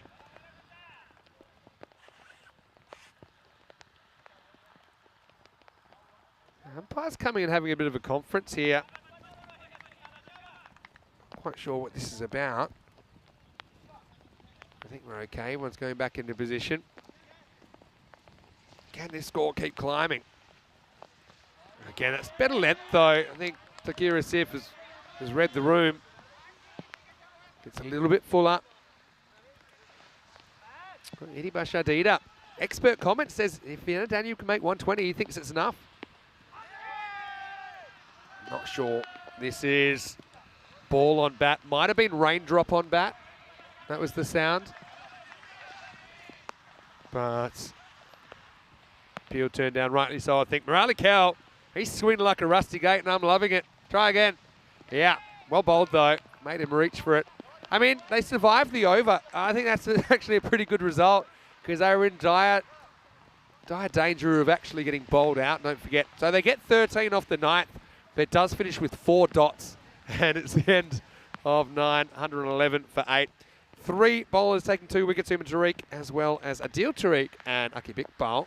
Singles for Aslan Yusuf and Imran Asif. Imran Asif, though, I think he bowled really well, considering his first ball got hit for 6, and then he only conceded 6 in his next 11 deliveries. So, 10th overtime. And always good to be able to bring back a bowler like Umar Tariq. He's already got 2. He's normally a good closer for the Tigers. This is pretty well bowled as well, up in the block hole. They drive it, they get 1. Probably hard to take on. Well, they've gone to the other end. There's nobody there, and they might get extras. They won't. That's actually really good backing up.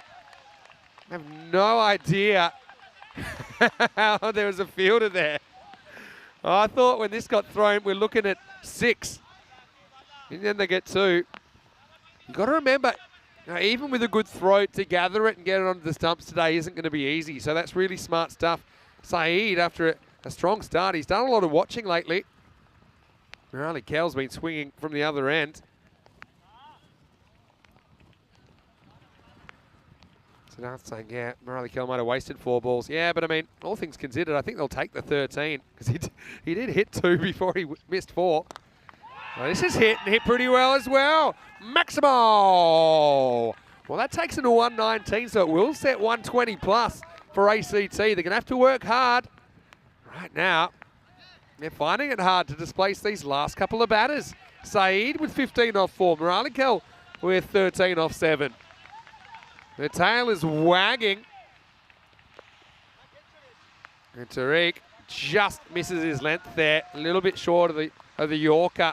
Lifted up and out of here.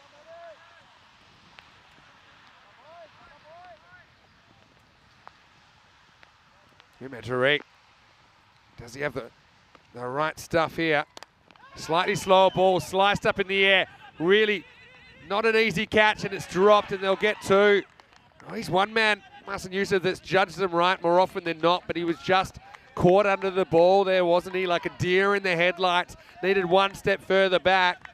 He said himself, but he was just a little bit too far in. And the result's 2 runs, so they get above the 120 now. They've got some momentum going into the second half here, Vienna Danube. 3 to come.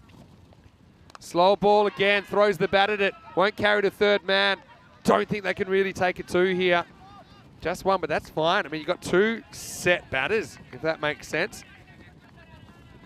Even though they're batting 8 and 10. These 2 have been brilliant in this partnership. They came together, it was 97 for 8. They've already put on 25. They've done it in just 11 balls. 2 to come. Swung and missed. Oh, and the keeper misses. Chowdhury really should have got it. And they'll get another run from nowhere. And so we'll see Saeed facing the last ball. You just love the hustle here from these players. Again, it's attritional, really. Same for both sides, though. Everyone's seatbelts on, windscreen wipers on. Last ball, here we go. Sliced in the air. Again, that's normally Iqbal territory. It is, and he takes the catch. Nice work by the captain.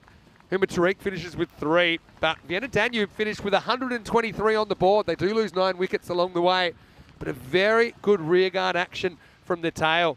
Considering they were 8 down, they get 25 off the last 2 overs, and that carries them from 98 after 8 to 123 for 9. I think it's around about a par score based on what we've seen over the last week, and in particular over the last 2 or 3 days. Lucky Iqbal just bring his side in, saying, all right, guys, okay, some things went our way, some things didn't, but let's go out there, play our game. And I think that if ACT just bat with no thought of a target, I think they're scoring at the 12 and over required. But I do think that Vienna Danube, they've opened up a can of worms, because don't forget ACT, we haven't seen anything except for their top 3 lately. In fact, we've only seen their openers batting today. And if they can create some chances and take them, then maybe this game is very much alive. Danube in the hunt for an upset. Marcin Yusuf came on, did a good caught and bowled early to get rid of Kaiba Malia, but he didn't find it particularly easy going. Aqib Iqbal, again, was effective at times, but also got a pasting at times. Got to say, I like the work of Shafiullah Yousafzai at the top of the order, like the way he's kind of backed himself. That was an interesting one, just throwing the bat at the ball and then using their hands to just, now they were freed up just to say, yeah, I think there's a run there. And yeah, the left-hand, right-hand combination worked really nicely. Amin looked good while he was there again. Andy with a nice bit of fielding, left-handed as well. Eventually, the sideshow was over. Amin, he was castled by Aqib Iqbal. And then this was a scary moment, wasn't it? Abdul Rahman caught one in their head. He said, look, I'm fine. He shook it off, and then he whacked 2 big 6s. And yeah, again, I'm sure they'll test him out again just to make sure he's good to continue. Marcin Yusuf, we judged that one right, didn't he? got a good pair of hands. ACT, they've caught better than most under these conditions. This is another one, I think, that you see. It's good technique, holding on to that. But, you know, credit to both sides, really. There's a little each way, wasn't there? The wickets continue to fall, though, through the middle period of the game. And we saw Nachigula Wahidi knocked over through the gate. He wasn't the only one. Abrahimzai suffered the same fate. And then got a little bit of free coaching, middle stump out of the ground. And then Kavamalia saying, well, see, the thing is, that's what you should have done. And it would have gone for 6. And Abrahimzai had the look of someone that had just been bowled for 1 about 1 minute before that conversation. Umar Tariq came out. We know he's a good closer. There's a bit of everything, though, wasn't it?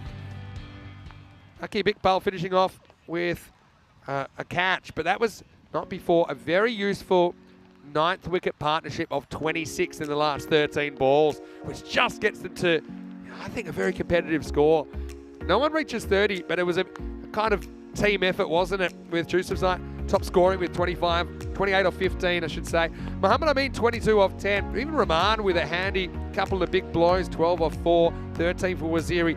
But for me, all credit goes to Sharkat Saeed, 18 off 7, and Abdul Muralikal, who was able to come out and smack a quick fire, 13 off 8. 3 for 20, Umar Tariq takes the figures, but for me, Imran Asif is probably the best of the bowlers. Took 1 wicket, but only went for 12 in his 2. Also, we saw 2 for Adil Tariq and Akib Bal. And Hassan Yusuf, he did take a wicket, but maybe a bit more expensive than he planned to be. We'll be back in around about 5 or 6 minutes with the reply. And it will be ACT in their 9th match of the 10 in the group stage, hoping to knock off 124. Will the big guns fire, or will we see something a bit different? Danube could use the first win of the series. Vinny Sander here, Mr. Maximo for ECN. Hope you're enjoying your Sunday. We'll see you after the break for more ECN action. You're watching the FanCode European Cricket Series.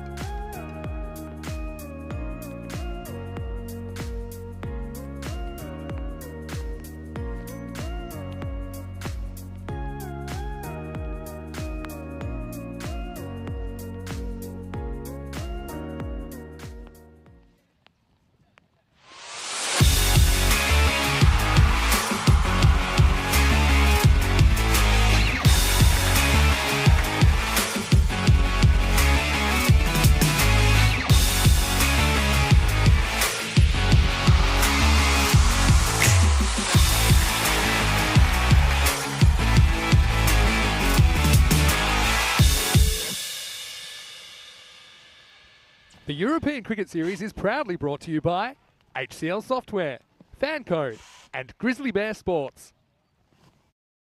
Lovers, and welcome back to Austria. It is Sunday fun day. It probably is in inverted commas here for day 7 in this FanCode European Cricket Series. But it's great to have your company wherever you're watching from around the world. We've got a game on here, folks. We've got Austrian Cricket Tigers taking on Vienna Danube.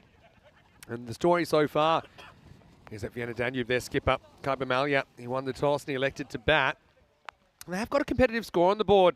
Despite losing 9 wickets along the way, they scored 123 off their 10 overs. So 124 will be the victory target for the Austrian Cricket Tigers.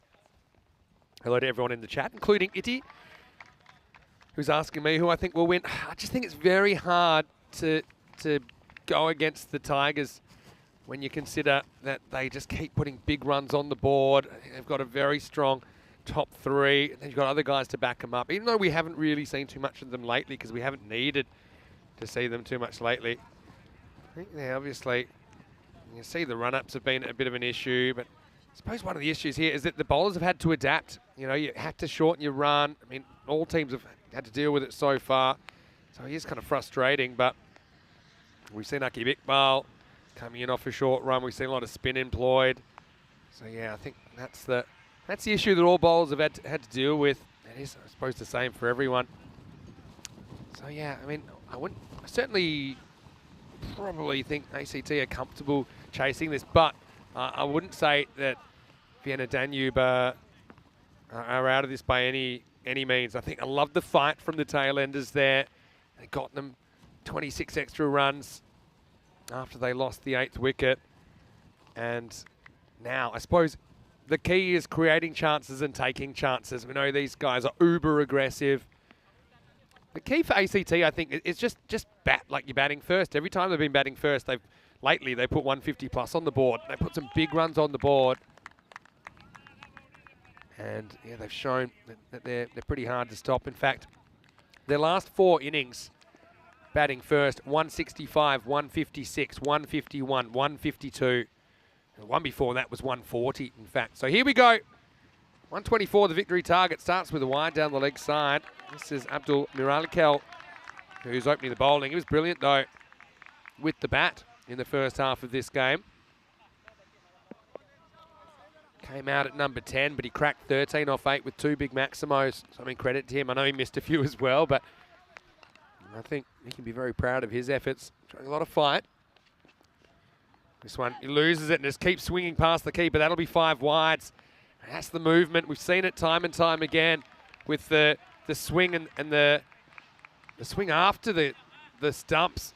It was a great effort by Wahidi down the leg side, but he was never going to get anywhere near it. That wind pushing everything left to right. So, yeah, that hurts. Doesn't even count as a delivery. In fact, Miralikel's gone for 6. He hasn't even bowled a ball yet, legally.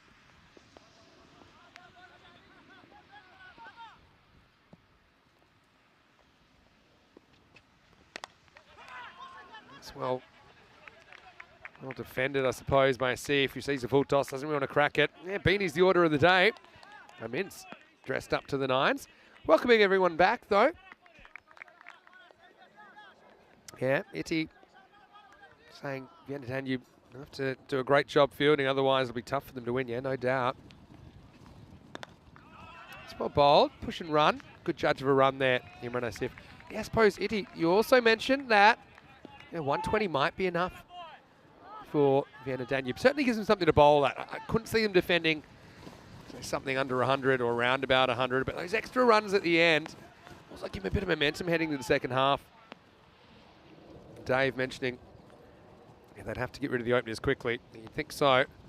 Well, there's a Noe first up. Keeper does well to get a finger on it. I think Miralikel's just trying to bowl a bit too fast here. I think he's just got to kind of sum up the situation, the conditions, say, look, you're not going to blast guys out in these conditions. So, yeah, I'd cut the run in half and I just concentrate on the accuracy. Oh. There's Hassan. Gets to the other end. Free hit coming up. And he does hit it. Not quite off the middle. Sliced away. It'll be 4. So this is turning out to be a very expensive first over. It's better delivery, I suppose. You can see he's actually kind of shaping to hit that to the leg side. He's a bit late on it, but that's what the modern batter does. As the drizzle continues, it's been pretty constant. Like I say, it's the same for both teams, isn't it? Vienna Danube. We're batting while ACT had to field in it now. The roles are reversed. Halfway through this first over now. Down the leg side, it'll be another wide. Once again, maybe just driving for that extra pace, but I don't think it's all about the pace today. I think it's about trying to get it where you want it.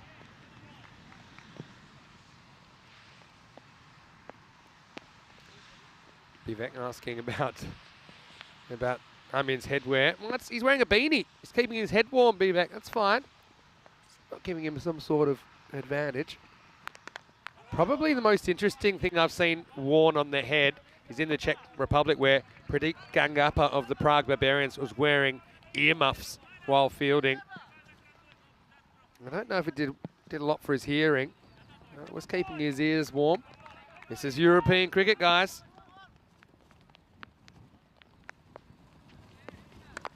Better ball from Muralikel. If you can get out of this over with just kind of 15 or so, I think he'll think that's a good result, considering he gave away 6 before he'd even started. But yeah, Vienna Danube, like I said, they're a good team. They seem to always be just close but not close enough here in the European Cricket Series. Looks like it will be the 15 we talked about. As the throw's airmailed in. Luckily there are 5 or 6 fielders backing up. Can't say I've seen that before, but it's the end of the first one. 15 without loss after 1.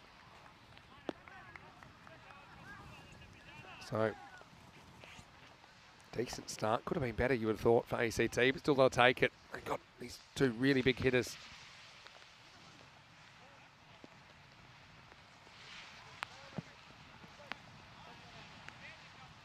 "69 matches since the Golden Ball." It would be nice if we had one at some point here in Austria.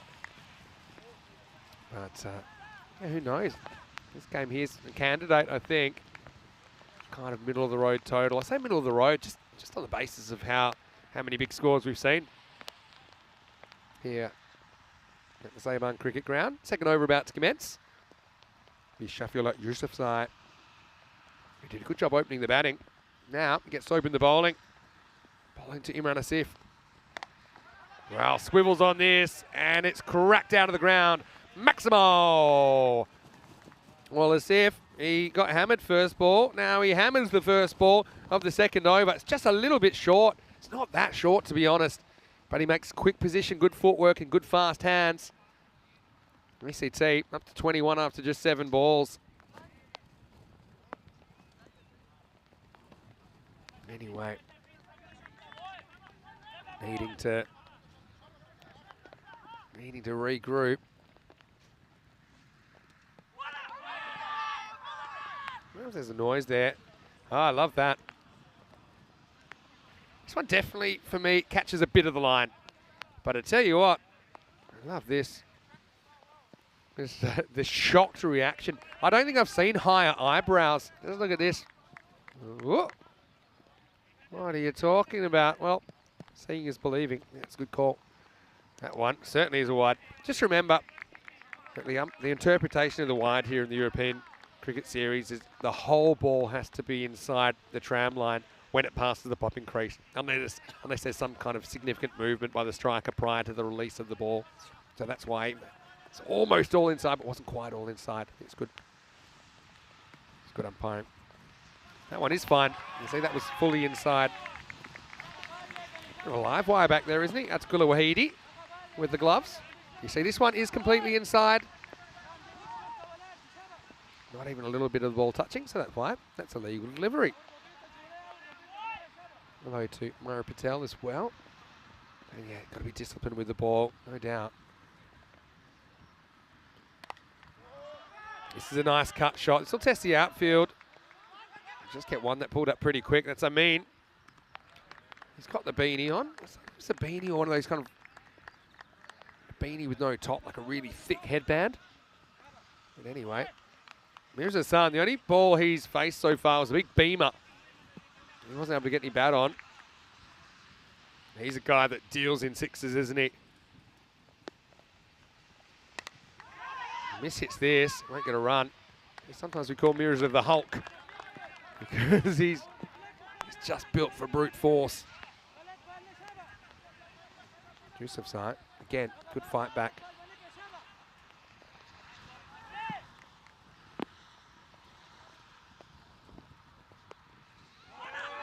Close, this one is maybe just inside, probably an umpire's call. Let's have a look. On further review, the bowler might be a little bit lucky to get away with that. Maybe the high eyebrows that he used up earlier in the over were a good tactic because the next 50-50 one goes his way. Anyway, Danube probably feel like they could use a bit of luck. That's good delivery. Look at the way this shapes in, hits the seam and goes away. So Hassan kind of grounded at the moment. So shapes in, just goes away a lot actually. You can see why Mirza missed that. Anyway, it's the end of the over and yeah, game on here, 24 without loss. We had a Danube, just the 1 point, and that came from a no result in match number 24 on Friday against Pack Riders, I should say. Indian CC Vienna, we saw their game washed out earlier today. We should see them a little bit later though. Looks like Muhammad Amin's going to bowl. He's going to dispense with the headgear and bowl over number 3. Interestingly, they didn't go back to Abdul Muralikel, who bowled the first over. He leans on this, hanging in the air. This could plug, you know, or it could roll on. It does a bit of both. I think that's fine. Although now he fumbles the ball, it's standing still. He does knock the rope, but I think it's after he touches the ball. Yeah. So he touches the ball first. I think you've got to give the benefit to the fielder here. For me, it's still kind of inconclusive because that's when you know he's touched the rope. So I think if there's doubt, I mean, the directive is you give the fielder the benefit of the doubt. So I think that's fair enough. Back to the action. And now it goes through. Oh, getting confirmation now. It was given 4. So, I don't know. I think it's a call that could have gone either way, I suppose. There is a shot where his foot does seem like it's touching the rope. But the rope hadn't really moved yet. Maybe I had a little bit of doubt, but you know. They're the ones paid to make the big decisions, fair enough. Anyway, next one is cut and it'll be a single. So yeah, Mirza still yet to get off the mark. Marnus asking, will Aki Bikbal even need to bat again? Well, these two have been doing most of the work so far. They're the only two that have faced any deliveries for ACT so far. They're 12.5 overs in to their batting day. Good bounce. And Mirza's just off the boil here, isn't he? Got to say, I like the way Amin is operating here. He's shortened his run. He's not really trying to bowl too fast. He's still getting some pretty good lift down to this surface. But have a look at where he's bowling, where he's running up from. He's just kind of off 4 to 6 steps, and he's into it. Well, Mirza finally gets one in his zone, and he bangs it. Maximo! Well, Hulk in, Hulk smash. 6 off 6 now for Mirza. 6-time lucky. This one didn't really lift as much, did it? Lifted up and over wicket. 6 to the total, so they have fought well so far, Danube, but they haven't been able to provide the breakthrough.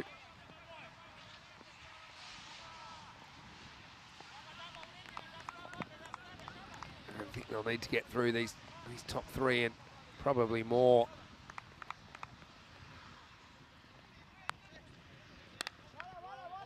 That finds the fielder. This is off the inside part of the bat. And this will be the end of the over. So 36 without loss after 3. Well, despite the 6 in the over, there were some good deliveries from Amin. But they're pretty much right on the money, 12 and over, which is more or less what they need over the 10. I want to say a quick hello to everyone once again in the chat. I know that we've got viewers all around the world, and if you'd like to, you can always send us a message at European Cricket. You can get me at Mr. Maximo. Could be on any topic you like. We'll probably get into some random questions a little bit later on. Yeah, the rain just eased off a little bit now. I wouldn't say it's comfortable, but it's sprinkling is how I'd put it. Khyber Malia is going to bowl now with his left arm orthodox. I think this could be a really important point in the game. If Malia can kind of do an Arsene Youssef kind of job, the regular Arsene Youssef that maybe just goes for like kind of 8 and over, and he could really put a bit of pressure on ACT, but they'll be after him. First one, not a great one. Slips out, and there's no slip from Mirza, who takes it out of the ground. Maximo! Now, I'll give you the tip. Mirza's a big man, but that's over his shoulder. It's probably chest high. I don't know if the Boston Red Sox are watching, but they might want to invest in Mirza Ahsan, because that was a middle-of-the-plate fastball, and he sent it over the centre field fence for 6. He won't have to round the bases. No ball, +6. 7th heaven for ACT, who catch a break, and now Mirza gets a free hit. He'll want to crush this too. And he will. He lifts it up and out of the ground. Maximo! That one was a tower buster. I think Gunnaz is up there. Gunnaz, I hope you're okay there. Again, lifts it up, had the immunity cloak. 13 come off the first ball from Malia. I mean, that's what they need for the over. Well, Gunnaz is all right. Khyber needs to fight back here. Even if he can get out of this over with, say, only 20 conceded or something like that, it's probably a win from here. A full toss, miss hit, but he places it down the ground. So he's not in danger of getting caught. Slade Meerkel doing the fielding. Yeah, that's another one. Might have disappeared. Got to find a way to get through this opening pair. Only lost 1 wicket in the first game of the day, ACT. Now, 50 partnership coming up in 22 balls. Asif dances, picks out the fielder. He'll have an awkward stop, but he does well down there. Abdul Rahman bowls it back in. And good to see Abdul Rahman out there. He took a knock on the helmet when he was batting, but good to see that he's up to fielding. Does a good job there.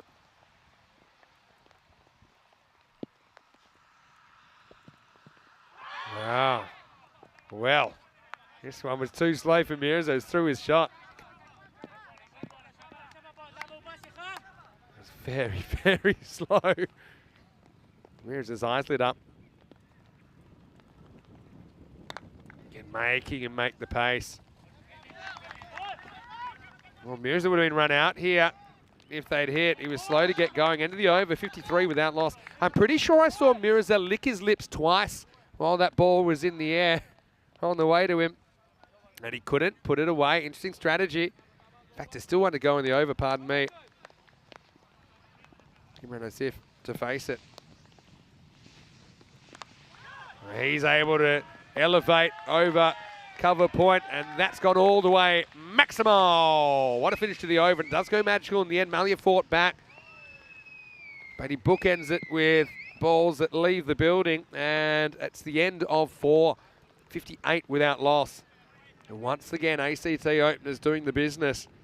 And now they're ahead of where they need to be on account of that very strong 4th over. Having said that, it's a kind of similar score to where Vienna Danube were at this stage. They were 57 for 1 at this stage, so they're only 1 run ahead on the comparison. What's the difference? Well, at this stage, ACT were able to kind of take those wickets, keep the line moving. Vienna Danube would have to fight their way to 123 with a big 9th wicket partnership. Amin gets another bowl, bowled a good first one. Mirza absolutely crunches this, and that eats up the fielder. That's 4. And Slade Meerkel, well, Bit of a Sophie's choice situation here to get behind it because you never quite know what's going to happen. If he did get behind it, I'd be a little bit worried. If he's not wearing a box, put it that way.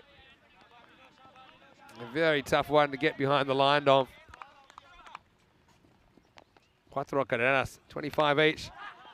There's that, knocks this to cover point, backward point. Now they throw away a run.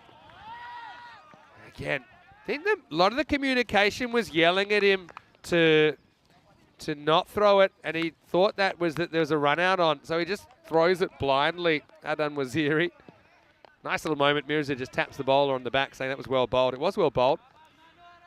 Did come back into a little bit, forced him to just kind of knock it down semi-defensively.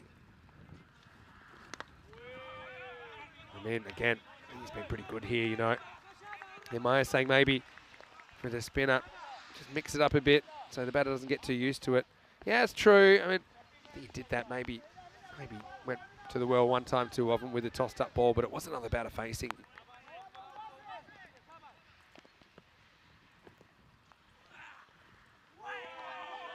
Well bowled by Mehin.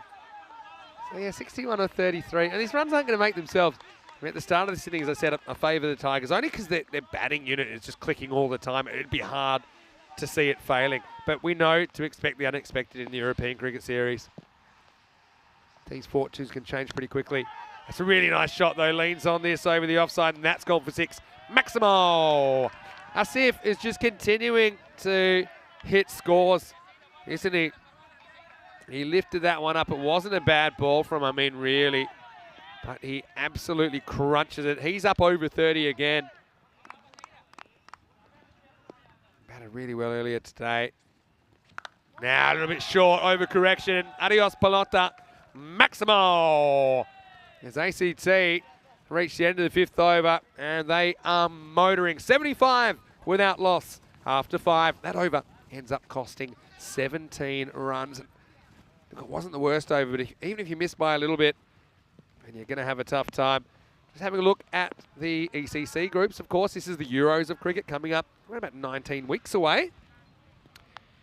I don't know, for all of you out there who have seen it before, you'll be excited about that. If you haven't seen it before, it is basically an international T10 tournament involving those, will be 31 nations in the end. They've been drawn into 6 groups of 5. Each group will just play for 3 days. There'll be a group final, and the winner of that group final gets to come back for the championship week, which starts on Monday, the 16th of October. Netherlands 11 will be waiting for them, so it'll be a 7-team championship week, and the winner of the championship week final raises the trophy. Time for a new over. Shaful Jusufzai is going to bowl it. Here's the sun, gets good Yorker, digs it out for 1.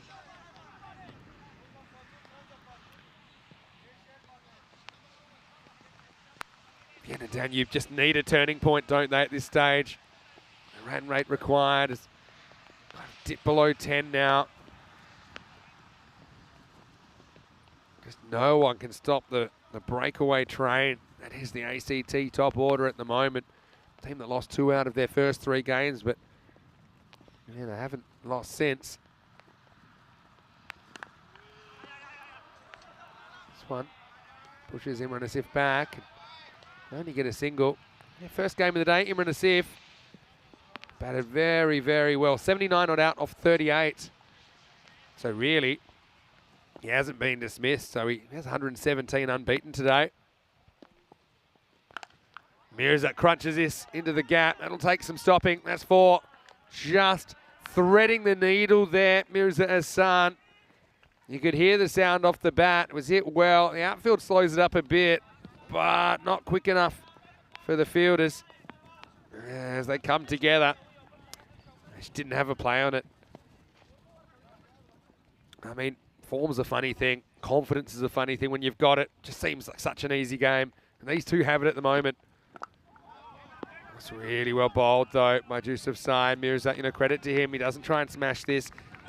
His shot selection is actually pretty good, and that's been a hallmark, actually, of both of these players. Yes, they can smash it, but they're also willing to kind of eat a dot or eat a 1 when it's not really in their zone to hit, and that's a really good example. So many batters would have tried to hit that for 6 anyway and probably get castled. This one does have a bit of length on it, and it's going to be 4. Again, that's just bludgeoned from Mirza Hassan.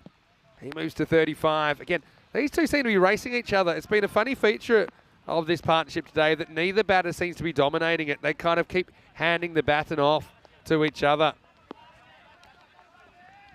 And the result is 4 more.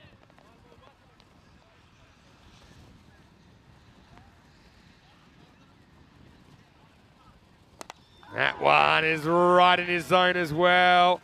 Going, gone. Maximo. That's a full-scale weather alert. Hurricane Mirza is approaching the coastline, and it's hard to see them not winning from here. It's also the end of the over. 91 without loss after 6. So once again up over that 150 pace. They just continue to churn out the runs, don't they? Very, very good batting. Like I said, they've just been so consistent. I mean, if you look at, okay, since the first day of play, they've been averaging 153 with the bat. So if you take out the first day, which wasn't a terrible day, but they did drop 2 out of 3 games, they're averaging 153 per 10 overs. And so Rahman now getting a bowl. Bowling to Imran Asif. Now he bowls a no-he first ball, and that's going to go for 6. And yeah, I'm positive this is high.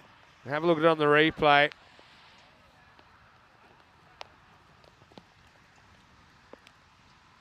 Yeah, I think you got to call that. Look at how he's playing that from above the waist. He's pretty much still got 1 foot back in the crease, so that's going to be no ball plus 6. Another 7 to start the over. Well, probably the only benefit for Vienna Danube is they might not be out there much longer. Free hit signalled late. Doesn't matter. Maybe it does.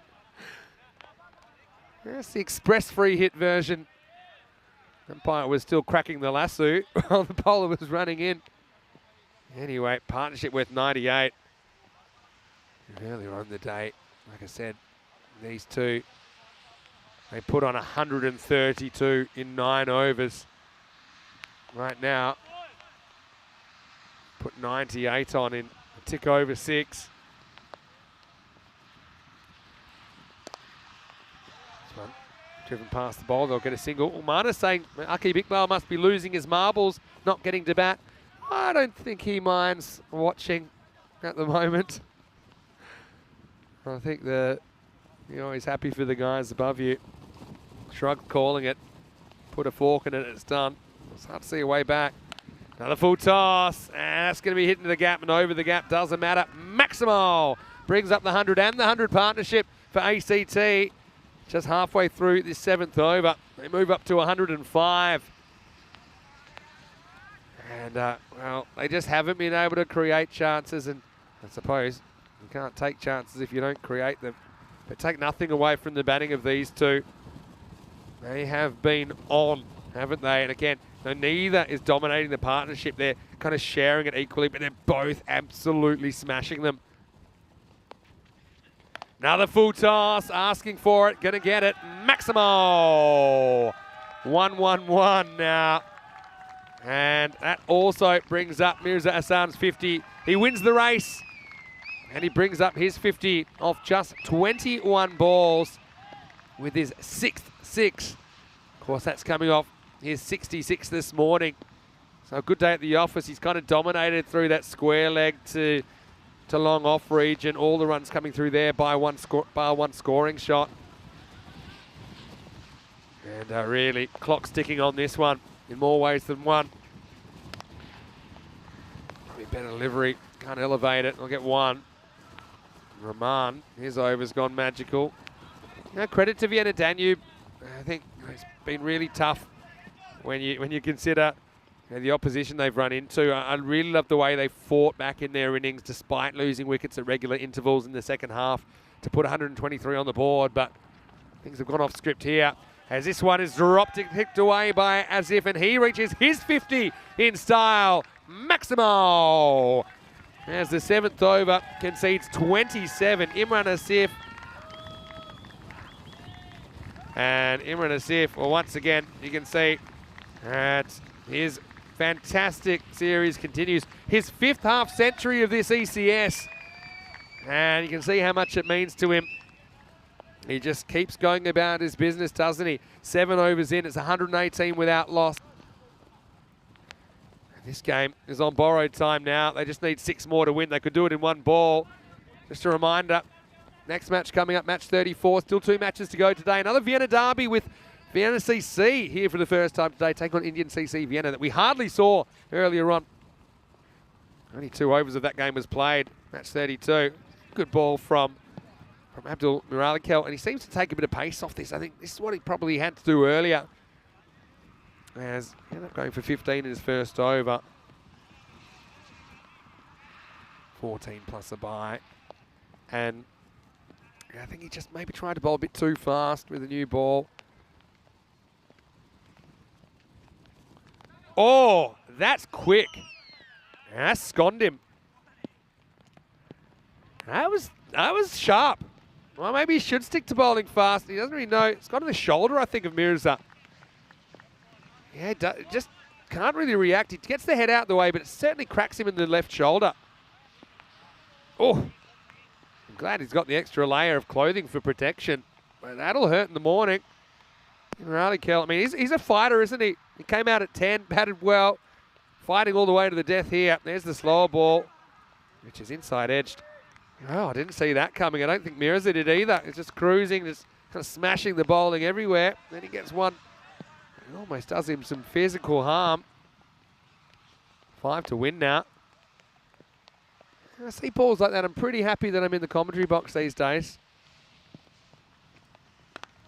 Well bowled again by Muralikel. Like I say, I love the way he's gone about his work. Keeper does well to slide in and make the stop. Yeah, well, expect the unexpected, like we always say on the European Cricket Network.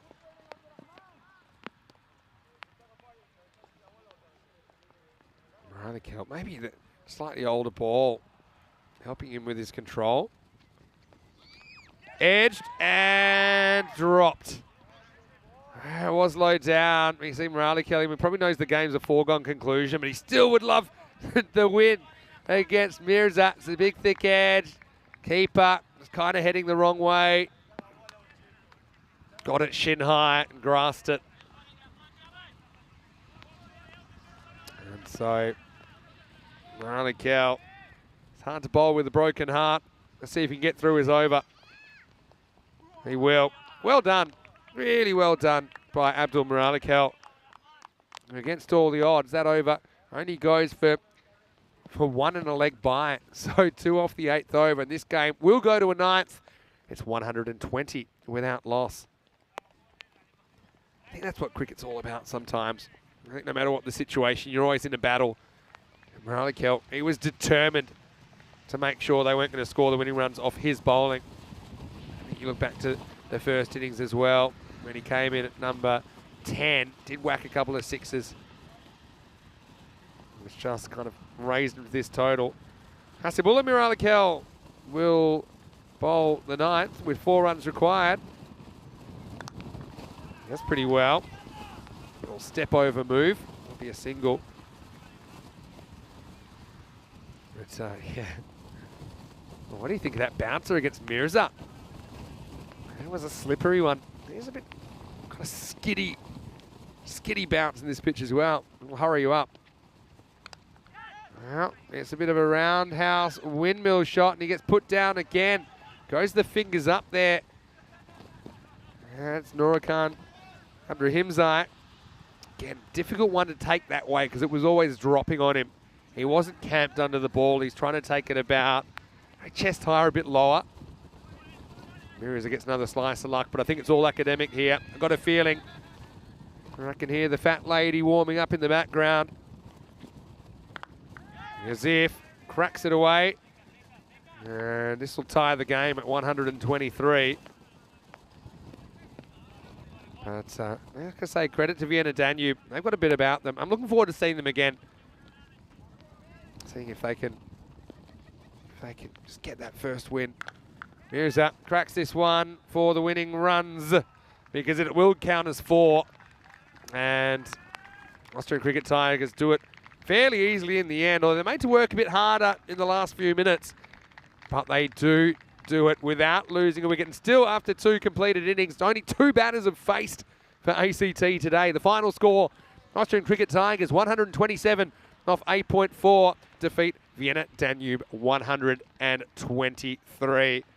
Yeah, Marnus just giving some credit as well to Vienna Danube, in particular to the bowler, Abdul Murali-Kel, in the second last over that we saw. He's bowling his heart out. And yeah, well, we saw both the Murali-Kels bowling towards the end, but ACT, well, credit to them. They do continue their winning streak. Haven't lost since the first day. Well, the equipment wasn't quite working first up. The radar was broken. That's why we saw that first ball go to the boundary unassisted, but then soon it was normal service resuming. Didn't really seem to matter what speed the ball was coming in. It was coming out quickly. Carbon Malia, again, I like the idea, and they seem to get it right sometimes. And that was the thing. They got it right sometimes, didn't they, Vienna Danube? But ACT with some good decision making. They didn't go after everything. They were a bit selective about what they went after. When the ball was in their zone, particularly that kind of length, then they was hitting the ball really crisply. And like I said, confidence is key. And you've got a really confident opening pair. They're not even thinking about the possibility of getting out. They're just thinking about scoring runs, hitting the ball hard, hitting it in their zone. They're so powerful. The bad balls disappeared. And you know, the good ones, okay, sometimes they went as well, but they were also willing to kind of eat a dot or two. Imran Asif brought up his 50 just after Mirza Hassan. And once again, half centuries for both of the ACT opening batters. This was the winning run, so it's going to be the winning run regardless of whether that fielder fielded the ball or not. So 54 off 27, Imran Asif, and 59 off 28 for Mirza Hassan. They do it with 8 balls to spare. That's despite the efforts of some of the bowlers who tried to make them work a little bit harder for it. And that innings saw 12 Maximos, 6 apiece. Very democratic. Imran Asif with 2 4s and Mirza Hassan with 4.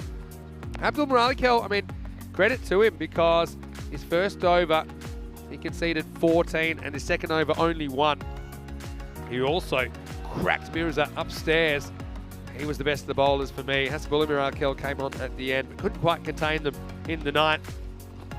So, after 3 of the 5 scheduled matches today, we can see ACT, they're building and they are a hard nut to crack at the moment. 127 without loss off 8.4.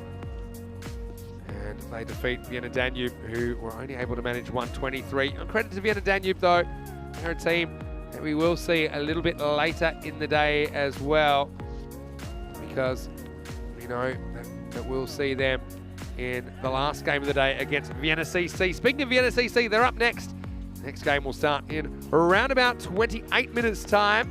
And the news from the toss, Vienna CC winning the toss and electing to bat. Vinny Sander here, Mr. Maximo. Hope you're enjoying your day. You're watching ECN. We're back shortly with more FanCode European Cricket Series.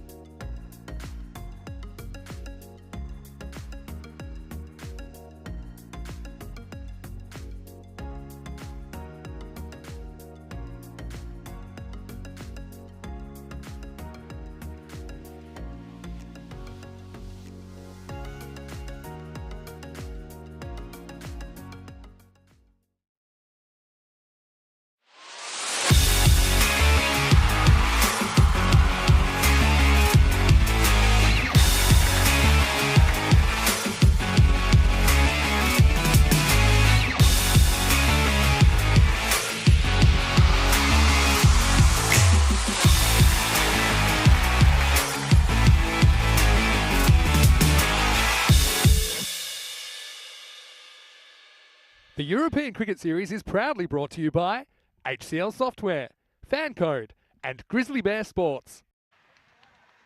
Hello and welcome back to Vienna. Great to have your company. Once again, day 7 action. And once again, we're heading out onto the park. 2 matches left in our Super Sunday of action. 34 matches in now, match 34. Here's the 2 teams. Vienna CC, we're seeing them for the first time today. They're holding a 2-3 record, taking on Indian CC Vienna. We got the briefest of glimpses of them earlier on today. They cracked 38 off the first 2 overs, but unfortunately match 32 had to be abandoned due to the rain escalating.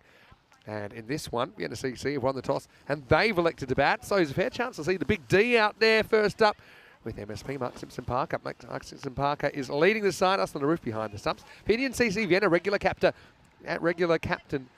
Kunal Joshi is resting himself this game. Hachima will lead the team. Having a look at some of the top performers. Abdullah Pachan's having a really good series. 187 runs and 7 wickets for Vienna CC. Mark Simpson-Parker again, really key all-rounder. There he is on your screen right now. Seems to have been a bit of a batter's day despite the weather. And so looking forward to seeing what happens, particularly in this power play. I think it would kind of dictate the terms of this contest. Well, it's good to have a guest commentator. I did have Decent Arif with me yesterday. I do have a special guest that's going to join me very, very shortly. I've kind of alluded to it in the chat as well. He's a guy that a lot of people wanted to see on the field, but he looks pretty comfy here. Cam next to me in the commentary position. Please welcome to the commentary box. In fact, I'm going to go drum roll one more time because I think we're about to get the first ball from Ahmed Ghani. Bowling to Eckstone. Countdown complete. Game mode activated. Here we go with match 34. Big D cracks it. There's a fielder there. It'll just be a single. Yeah, please welcome the Austrian women's coach and Vienna CC regular captain and also Cricket Austria administrator, Quinton Norris. It's the big Q stick. Hello, Quinton. How are you today? Hey, Vinny. Yeah, doing all right. Not too bad considering the weather. Yeah, it's been a bit fickle, hasn't it, last couple of days. Got to say big thank you to all the ground crew and everyone that's worked so hard to get the cricket on, as well as all the umpires, the players, and everyone really. This one comes into MSP, works the way to the fielder. Well, I've got the first question. I've asked the viewers for some questions, but I've got the first one. Why aren't we seeing you out there for Vienna CC? You've got a bit of a cult following. We saw you in the ECL as well, whacking bowlers for 6 at the Cardinal Oval. Now, why don't we have you out there at the moment in this series?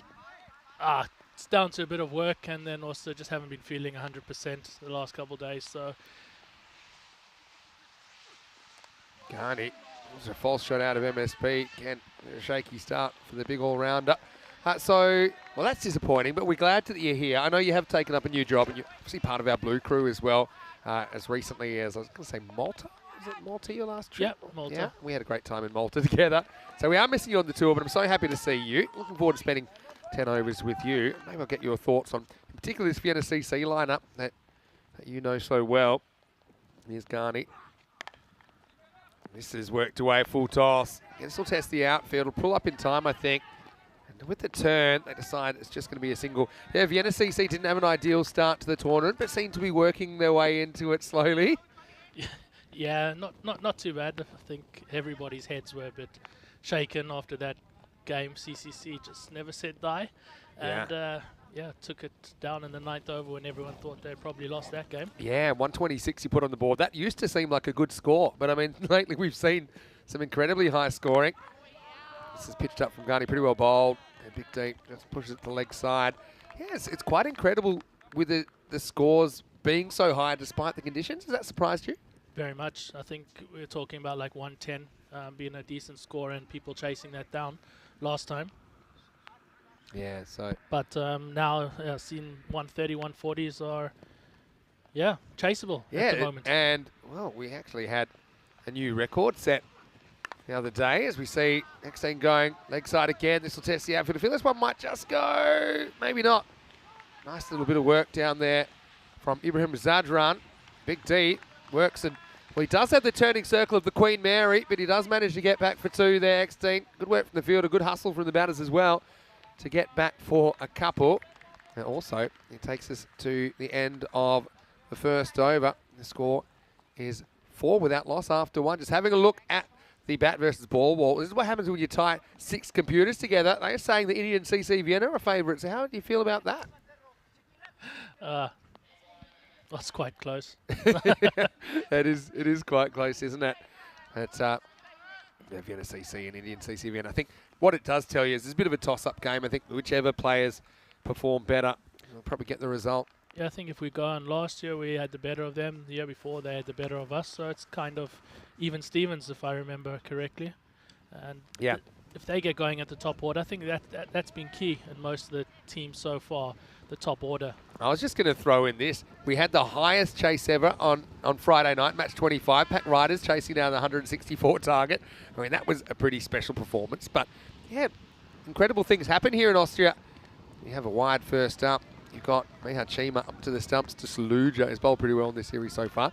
Okay, let's backtrack a little bit. ECL, what was it like to represent Austria as the champion club in the ECL, the Champions League of European cricket earlier this year? Yeah, no, that was totally amazing. It was a great atmosphere. Of course, the group we were in, eventual winners came from our group. Yeah, Drew. that's true. And, we played some decent cricket. Knocked away. MSP is having a slightly careful start. I mean, what you said is spot on, isn't it? Because if you are going to get knocked out of a tournament, then probably to get knocked out to the eventual winners isn't a bad way to go. Yeah, not bad. And then, of course, Forfeiture as well. They were also pretty decent. And I think either one of those two teams could have gone on. Yeah, that's true. It was a big surprise, actually. I want to grab a bit of the line. I think it's a wide. Saluja won't be that impressed, but I think it's a good call from the ump. Yeah, in that game, you knocked up 121 and Drew chased it in 8 overs. It was one of the most memorable games of the year, so at least you've got that. We had this Scottish crowd going around the boundary in their fancy dress. There were balls flying everywhere. It was a bit of chaos. It was very ECN, as you'd know. Oh, I think that's the same ball, so it's going to be a wide again. Saluja can't believe it, but that's consistent. Yeah, look, seeing is believing, and I know you'll be watching this, Wasif. I'm gonna he gives a little cheeky smile. He probably knows it. If you called one, you've got to call this one because it's literally the same ball. Just the outside edge of the ball hitting the line. And he wants to review it. Don't waste a review on that one, Wasif, because you'll lose it. Well, that's in and it's out. Well, there you go. Just like that. That's Daud Zadran that takes the catch. And so Saluja gets his man in the end. Mark Simpson-Parker never really got going here. He's gone for 1, and it's 7 for 1. Yeah, must have the jitters there. Must be the dad watching him in the crowd. Bit short, didn't quite get hold of it, and Dal takes a good catch down the ground. And Mark out for a low score this time. Sometimes you got it, sometimes you don't. Hey, it's the way it goes. But here's a guy. I don't think it's a bad thing to get him in there early. I know you'd be disappointed to lose MSP there, but Arsene Arif, he's a very talented player. And we saw that a bit actually in that game against Drew, didn't we? And also fielded very well. He'll do the wicket keeping in your absence for Vienna CC today. But what's it like having Arsene at the club? Yeah, different character. So coming into the club, he's been the first season last year, added some good dynamic. Also then wasn't keeping in Khartoum. Yeah. Of course, big laughter is that he finally got some runs. He was caught out twice. Yeah. Featured in the highlights of the day as 2 good catches against him when batting. That's the way it goes sometimes. Finally, he scores some runs, and we lose to Drew, and that became kind of a thing that we lost that game because of him, because he finally scored some runs. Well, still, I know it was a great experience. It's the highlight of a European club cricketer's career now, I suppose, to get that opportunity to get looked after. I reckon that's a wide as well, but it's the 3rd time lucky because he just didn't have the heart to raise his arms again. But that to me is probably wider than the first 2. I think so as well, but yeah, 3rd time's a charm. Get away with it. Yeah, it's a bit of a break for Indian CC Vienna. Pitched up. This one is into the gap. Great bit of fielding. Great to see Daud Zadran back as well for Indian CC Vienna. I haven't seen too much of them in the series so far, just because of the draw. So they've had 2 matches. That's the least of any team before today, and then the match day was effectively a complete washout. So, yeah, I mean, obviously they're a very good side. They were finalists here 2 years ago. Again, Afghan and Donnerstadt knocked them out. They just missed the missed the finals last year narrowly. I like this from Saluja. He kind of gives the umpire permission to call this a wide. Puts a hand up saying, look, that's okay. You can call that one. Trying to call the shots here, but I mean, the one he did bring back to MSP was the one that got the wicket, right? Yeah. Got some questions coming in already, Quinn. That one would have been all right. It's edged away anyway, running away, and I think it'll get to the rope. It does. So, Big D, not the way he planned it, but he does get his first boundary. The NSCC work up to 13 for 1. So, question from Shrug saying, Quinny, how do you think Austria will go in the T20 qualifiers in Scotland in July? The first game is against Jersey. And, of course, Shrug does live in Jersey. Yeah, no, that will be... Yeah, of course, we are the lowest ranked team, so we do know that. But anything is possible. So we're going to go in with all guns blazing, just like everybody else. Full toss, flat batted. And it's going to find the fielder, but Zadran can't hold on. That's going to be 4. Not easy catching conditions at the moment. So that light mist falling. Saluja, I feel like he should have had his man here. It's a ball that probably should have been hit for 6, but Big D catches a break. It's also the end of the second over. The score is 17 for 1. Let's have a look at the table. And your club, Vienna CC, hasn't really gone to plan so far, but 2 and 3 with a chance to kind of bring it up to 50-50 after this game. You did lose 3 of your first 4, but you did recover with a win against Snassi last time out in match 20. Indian CC Vienna, I mean, they're still undefeated. It's only Donnerstadt and Indian CC Vienna that are undefeated. They got a point from that game earlier today that was a washout. Ghani comes back, starts with a wide in the third over. Yeah, I mean, that's going to be a real test for the guys. I mean, probably underdogs going into that considering the rankings of the other nations. But do you feel that in the last 3-4 years that bridge has kind of slowly narrowed between a team like Austria and, say, you know, your Scotlands, your Netherlands, your those kind of teams? Wait for the answer in a second because this is hanging in the air. Zadran is going forward. And the other fielder goes back and he's caught it. Well, I don't even know how he's done that. Shaquille Zadran is the man that takes it. And I think even he is in complete shock about how he's caught that. I mean, I thought he was running the wrong way down a one-way street here. As down Zadran. Seemed to be an easy catch for him. It was a proper hospital pass, but he takes it and he's just grasped it between his wrists and somewhere else that I won't mention on television. But it is a wicket. And guess who? Arslan Arif goes to a catch that will probably, it's a bit more Arslan than Klarslan, but it is out and it's 18 for 2. Yeah. What can you say? Well, I mean, really, how are you catching this? It's just the stride was perfect. And look at him. he actually takes a minute to register, takes like a second to register what's just happened. And then he's like, yeah, that's exactly what I meant to do. Well, how about that? Yeah, disbelief at the moment. NSCC regular captain here, nonplussed, I think, with that sticking. But yeah, well, you know, it's a good sign when Arslan goes cheaply. Maybe you might win the game. But Abdullah Akbarjan comes in. He's a guy that took a hat trick, or 2 hat tricks in the tournament here 2 years ago, right? Yeah, he's key. He missed out on the ECL. He was travelling abroad, so I think he was quite key for us missing in the ECL. Let me go back to my question. After this ball, assuming there's nothing like that happens again, as Ghani comes in, and it's top edge hanging, but there's no outfielder, so the infielders have to go back again.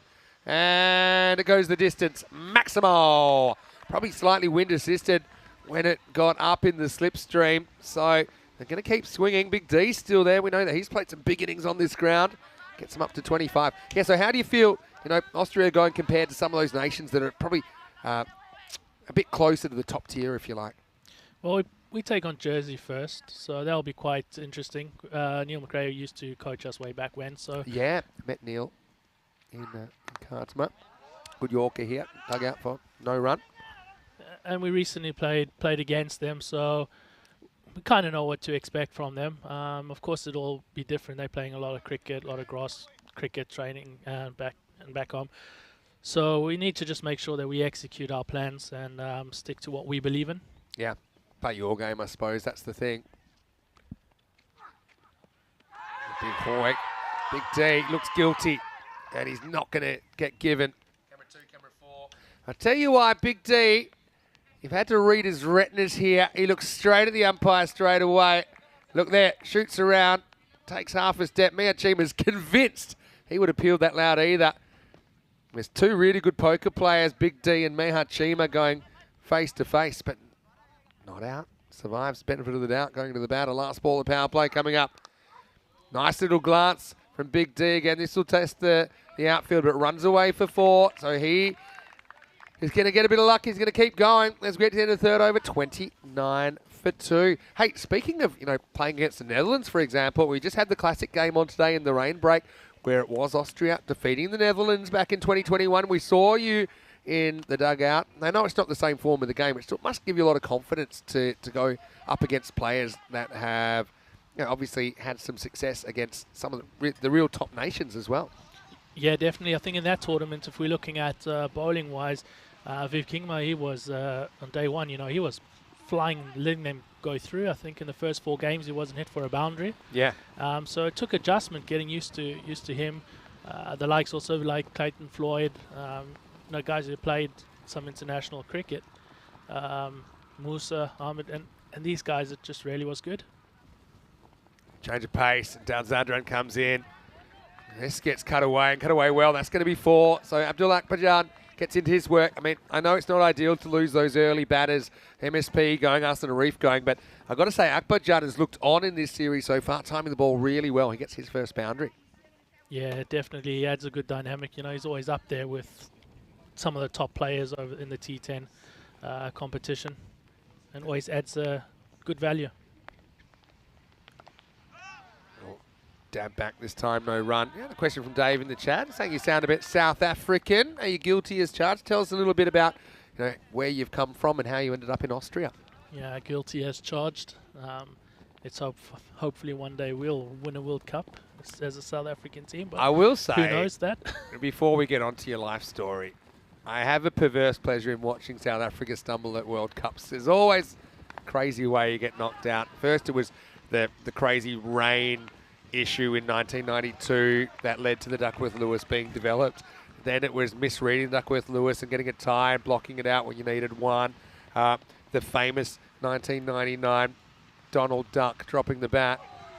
As I say, a big swing and a miss from Akbarjan. And then the Netherlands in the T20 recently knocked over the South Africans as well. So I bet you didn't really know what to think about that. Well, the latest one was interesting. And this one knocked into the leg side. Yeah, so the latest one was interesting because with the Netherlands winning, that meant they qualified for the next phase of the World Cup, so they didn't come down to the qualifiers. Yeah, exactly. Actually had repercussions for European cricket. This one is knocked down. It'll be the end of the over. Zadran keeps things quiet, just the boundary and not much else. 33 for 2 after 4.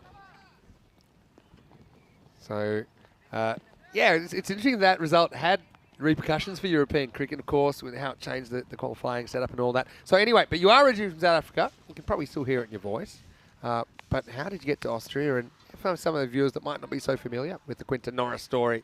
Well, first thing, just took the 2-year working holiday to England, travelled around there, and then from there just wanted to travel a bit more around. So ended up going to Sweden first, spending a couple of years in Sweden, and then over business trips and everything, living there, back to South Africa 1 year in Stellenbosch, early 2000s, and then came over to Austria about 2010, 2011, I think.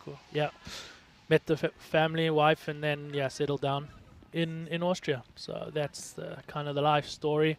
Before then, playing cricket in Pietermaritzburg. Wait for this, and it's Luthrop getting a bowl. Probably the catch of the tournament. Right now, he starts with a wide. Yeah, so obviously, South Africa, what was your Afrikaans like? Well, Afrikaans is not too bad. At school, you had to have it as one of the languages. But grew up English, so a lot of our community was pretty English, even though people around you were Afrikaans. Sure. Just wonder, because it's got some similarities with Dutch, right? That's so I've heard anyway. Yeah, definitely it does. Come back for a 2 here. Won't be an easy day to execute run-outs. Good work from AB, coming back for the second. Yeah, good hustle. Do have to hustle a little bit. I mean, not easy conditions for the players, of course. And did you get involved in cricket pretty much straight away once you were here in Austria, or Yeah, was it something that took a little bit of time? Wait for this ball from Luthra. It's a good one. Drops into the block hole. yeah. First it ended up being I was here, and then kind of was married first, and then after getting married, then got involved then pretty much with Vienna CC straight away. Yeah, obviously, it's a great place here. This is a tight single, but they'll get there. Just got to watch himself here, Luthra, because just have a look at where his back foot lands.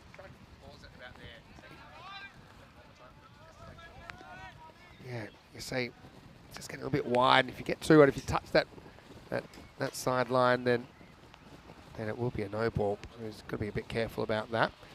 Anyway, Bajan, left-hander, will take over. Yeah, so this club and this ground, right, used to be a turnip field. Is that right? I learn a little bit more about it every time I come, and this is my 3rd trip here. Yeah, we should almost get Andrew Simpson-Parker, Mark's dad, onto the chat. He's lingering around. Well, that's a little boot stomp job from Luthra. Not so sure about the technique, but he seems to get away with it. Has quite strong bones in his feet, obviously, taking that one on. Anyway, a couple to come in the 5th. Down leg sides. Great keeping from Chima. I mean, you'd appreciate that. Chima, you know him pretty well. Seems to kind of have the 2nd keeping spot sewn up in the national team. And that was a brilliant bit of work, because that was fired down the leg side. Saved boundary, I think. That's where a ball drops in to the block hole. No run. And yeah, so more questions coming in for Quinny. But yeah, this ground, I love it every time we get back here. You know, there's improvements. Obviously, some of the facilities around the club have improved in the 12 months since we've been here. Maybe after this ball can let us know about what's been going on, as we see a single for Big D. He moves to 25. He survived the first half. Hasn't had a lot of the strike, to be fair. A score 40 for 2 after 5. Just quickly before we go back to that, let's have a look at where we'll be headed over the next few weeks. We've got 2 weeks here in Austria, then 2 weeks in Bulgaria, 2 weeks in Sweden. And it's really cool, actually, because at the end of these 2-week blocks, we have the Saturday and Sunday of ECI cricket. Austria will be hosting the Czech Republic and Hungary in a 9-match ECI series next weekend. We already did see Austria in some ECIs earlier in the year, taking on Malta in what became a 7-match series. Austria won that 5-2. They stay with us over the next few weeks and beyond on the European Cricket Network. So yeah, there seems to be a few improvements since we were here last, Quinny. Yeah, got some toilet facilities, and then it's trying to upgrade everything. But of course, it all comes with, as we all know, big costs, big expenses. We'll say it, the upgrades have been appreciated by everyone as part of the Blue Crew, that's for sure. This is to be just a single out there to Shaquille Zadran. I've got a question from Shrug. We'll change tack a little bit. So a question for Quinton. Who's the biggest name player you've played with or against? Anyone spring to mind? Yeah, of course. Kevin Peterson. So never heard of him. Yeah, I know you haven't heard of him. No, I'm just joking. So you've played with Kevin Peterson, right? Yeah, we grew up in the same age. Low full toss, sliced away. Another foot stomp job. That seems to be the fashion at the moment. And Ladran makes the stop. Have a look at how far back he bowls this from Saluja. Pretty much bowls it with his front foot in line with his stump. So we've seen that a little bit, just kind of changing the distance to try and disrupt the batter. But I'd say the foot stomp is a little. As someone who once tread on a cricket ball and snapped my ankle, always makes my eyes water. And anyway, Akbarjan, slightly slow start by his standards, 8 off 10. Here's the next ball from Wasif. Well bowled.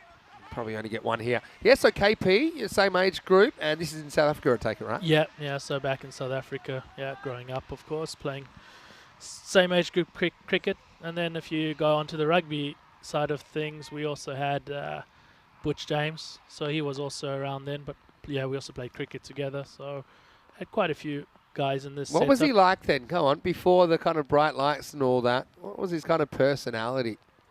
Not bad. You know, Yeah. I think if you know him, I think a lot of people have different, but we all have different ideas and everything of everybody that we meet. Yeah. And some people get on straight away with him, some don't. I think he's had to, fight really hard for what he had. Yeah, for sure. Kind of been an easy move when you have to move countries as well. Little poke job from Big D. And I don't think he's really considering the second. Just one well fielded out there. And if you think about it, his arrogance in a way, can say arrogance, but back then people probably didn't like the style of play that he had playing for England. Now, what has changed 15 or 10 years on to now, what they call Bazball? That's actually what true. has changed? Yeah, probably the blonde tips. But anyway, this is gone. Akbarjan, he swings to the leg side, swings all around. It was bogged down there, wasn't he? And Saluja, well, he's had his ups and his downs in this game, but this is a highlight. Gets a big wicket. Vienna CC lose a third. Just a little bit off the pace at the moment, 45 for 3. Yeah, some good bowling from the little maestro, let's say. Yeah, I mean, using all that experience. Just takes the pace off slightly. Probably when he's on, he's hitting that a bit straighter, isn't he? Yeah, it's a nothing shot. Head's going. Yeah, you He can knows see it. it. He's already walking off that way to leg side. Yeah. Just a bad decision in the moment, but that's the way it goes. And it's the third wicket down, 45 for 3. Well, here's a guy that I always like watching. It's Ali Rahimi, who's coming out at number 5. He showed a bit of power the other day as well. Hit the ball in his zones, packs a punch. And also has a bit of keeping sometimes, like Arsene Arif will be doing the keeping in this game. So I suppose maybe it's a little bit of a disadvantage for your guys of NCC if you have to look at it, that you haven't played since Thursday, because Indian CC Vienna haven't played a lot either, because they just had the washout today. Apart from that, I think we only saw them on Wednesday. Ali Rahimi forced to just block this one out, but he will get off the mark. Yeah, so it's a very interesting point you make about maybe KP was a bit ahead of his time in a way, because English cricketers, I suppose it's become 37% less stuffy, I would say, maybe over the last few years. They're a bit slow to catch on to the short format and kind of grab hold of it, but I think they're realising it's the way the game's moving, Yeah, I think it all depends on who's there. And so probably at that stage you had guys that didn't adapt, let's say, to that process. Now you have more players that adapt to that and the way people are playing. I think a lot of countries around the world, players are playing freely and the way they play, and let them play the way they play. Yeah. And for example, it's a high risk, high return kind of approach. Wait for this ball. Ranjit Singh comes in. It's a short one. Ali Rahimi just kind of gloves it away from the keeper. We'll get a run there. I think that's one for the over. And so, but I think sometimes they say attack is the best form of defence. I think when it comes off, I think that all the forms, even though that they're not necessarily directly related, but they do have an effect on each other. So, for example, look at how 50-over cricket, the scoring rates have gone up since 20-over cricket has become more prevalent. Batters are knowing what they can get away with and how often they get away with it. As we see Big D pin his ears back on this one. That's into the wheat. Maximo! Well, we've been waiting for it, haven't we? He gets into the 7th over and he gets into the 30s. This one just seams back a little bit onto the middle of Eckstein's bat and it disappears. Good shot. Yeah, good shot. A little bit short from Ranjit, from Princey. Haven't actually seen him bowl, to be honest. Surprise call there from Chima. Yeah, well, no Josh in the lineup, I suppose. I like the yellow gloves as well for Big D. Certainly colour coordinated. Looks like a big banana out there. He's hitting the ball well. I'm sure his wife will love that comment. He'll be trying to bend it in the second half of this game, no doubt. Well, this one's pitched up. The fielder looks at it and then has to look back because that's gone the same way. Maximo back to back. This needed a bit of an injection, I suppose. No man better than Big D to provide it. Yeah, it's in his zone. That's going. Yeah, well, Dave says if you got a pat on the back from Big D, you'd fall flat on your face. Well, he is powerful. Lovely guy as well. Yeah. 9 children. 9 children all Every of a sudden. time I add 2. I think he's got 5 actual children, but I have known to embellish. Yeah, he's a real family man as well. Part of the family here at NCC as well. Well, this what is that? Would have been gone, This has been pulled, and it's right off the end of the bat. Have a look at it. And I think it carries back to Ranjit, you know.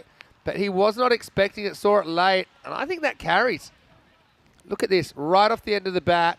He's early on it. And, yeah, the bowler, let's get a look at it here.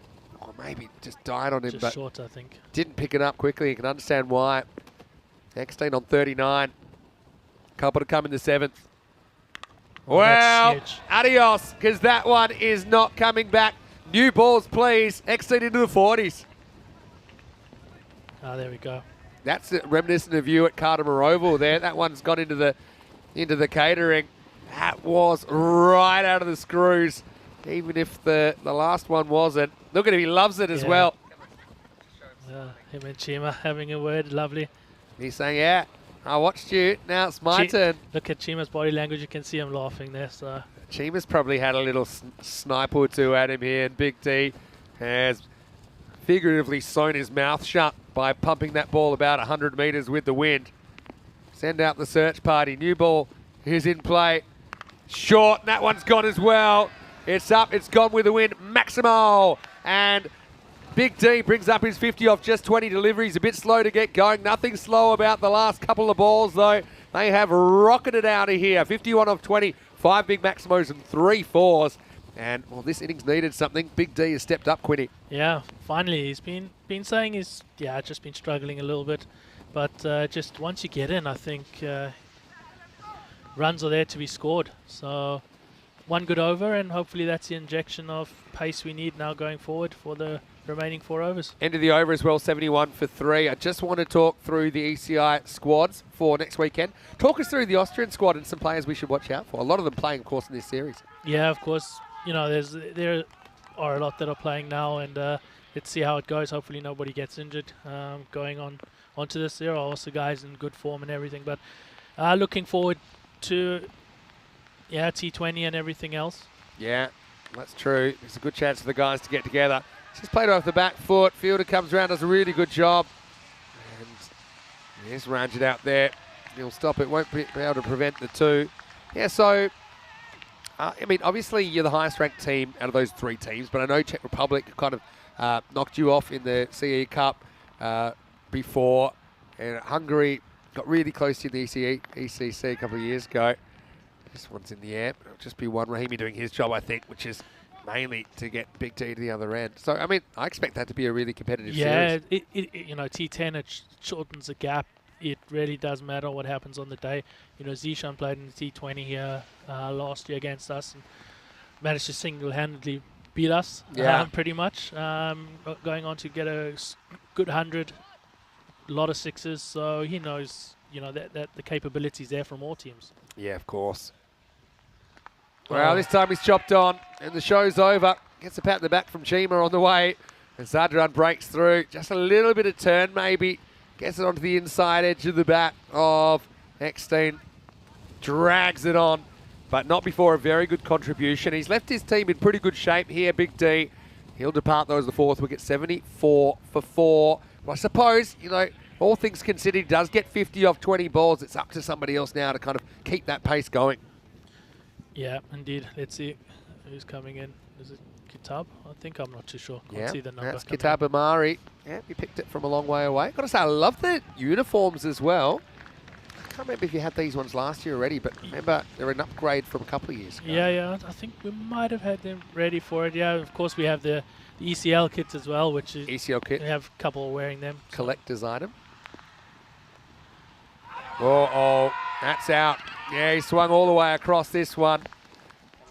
And Omari's going to have to go for a golden duck. Zadran with the double breakthrough, 74 for 5. Now, he's just thrown it up there, hasn't he? And just caught the batter on the crease. Just playing across the straight one. Yeah. And Zadran gets some success there. There's a golden Derek. He's been a new member of our team this year, but he's not a very welcome addition to departing batters. No, poor Kitab. Yeah, playing against his old club, so yeah, never that easy coming back. So at least he still has a small smile on his face. Next in is Barry Hooper coming in.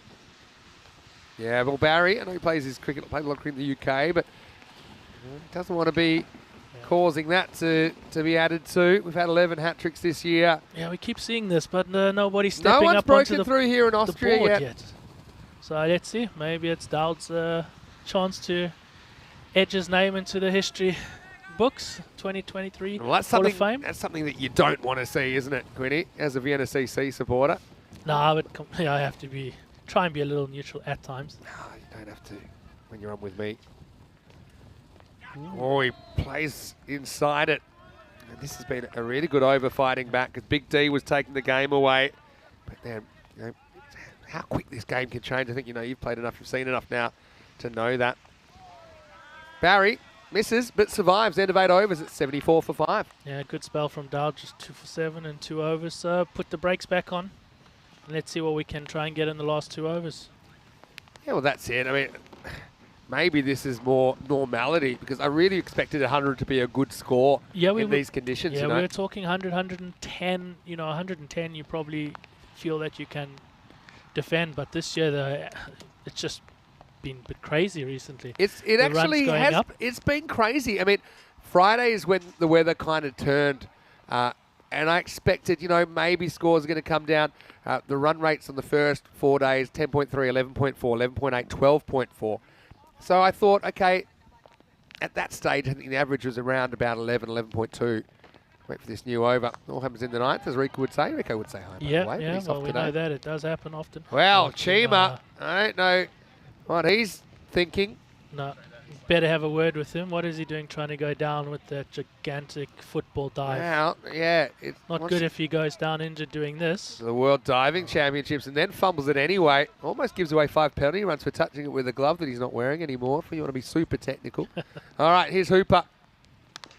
Third time. Does get some bat on it. Gets to the other end. Yeah, so with around 11 and over, I thought, maybe 95, 100 is a good score on Friday. 14.5 and over on Friday. So 145 par. Crazy stuff, really. And then yesterday, 11.5. So a couple of low-scoring games in there, particularly the last one. Oh, no. Chima's gone the wrong way, and this is 4 buys. Again. I don't think he's nicked this. I don't know. Maybe he did. Let's have a look.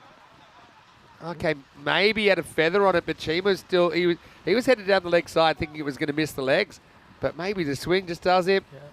Yeah. He couldn't believe it, but he was a long way away. Didn't have to play on that ball. No. Well, it all happens in the Lucky 8th. shot there for that was lucky. Yeah, well, he'll take the runs, won't he, Ali? Ooh. This is close to a wide. It's called. It's a tough one for the umpire to call because you've got to try and get the point it passes the crease. It's hard to say. As a batter, you want that. Yeah, you don't always get it. It's yeah. All happens in the ninth, as we say. You just got to beg, borrow, steal your way to 100 here. You have won a game when you only scored 90 back on day 1.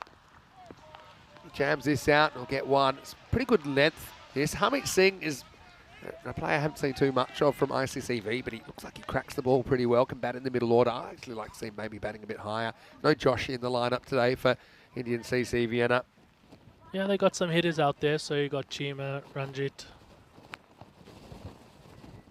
That's well bowled, good area. You see Barry, a bit short of cricket like most people are at this stage of the season in this hemisphere.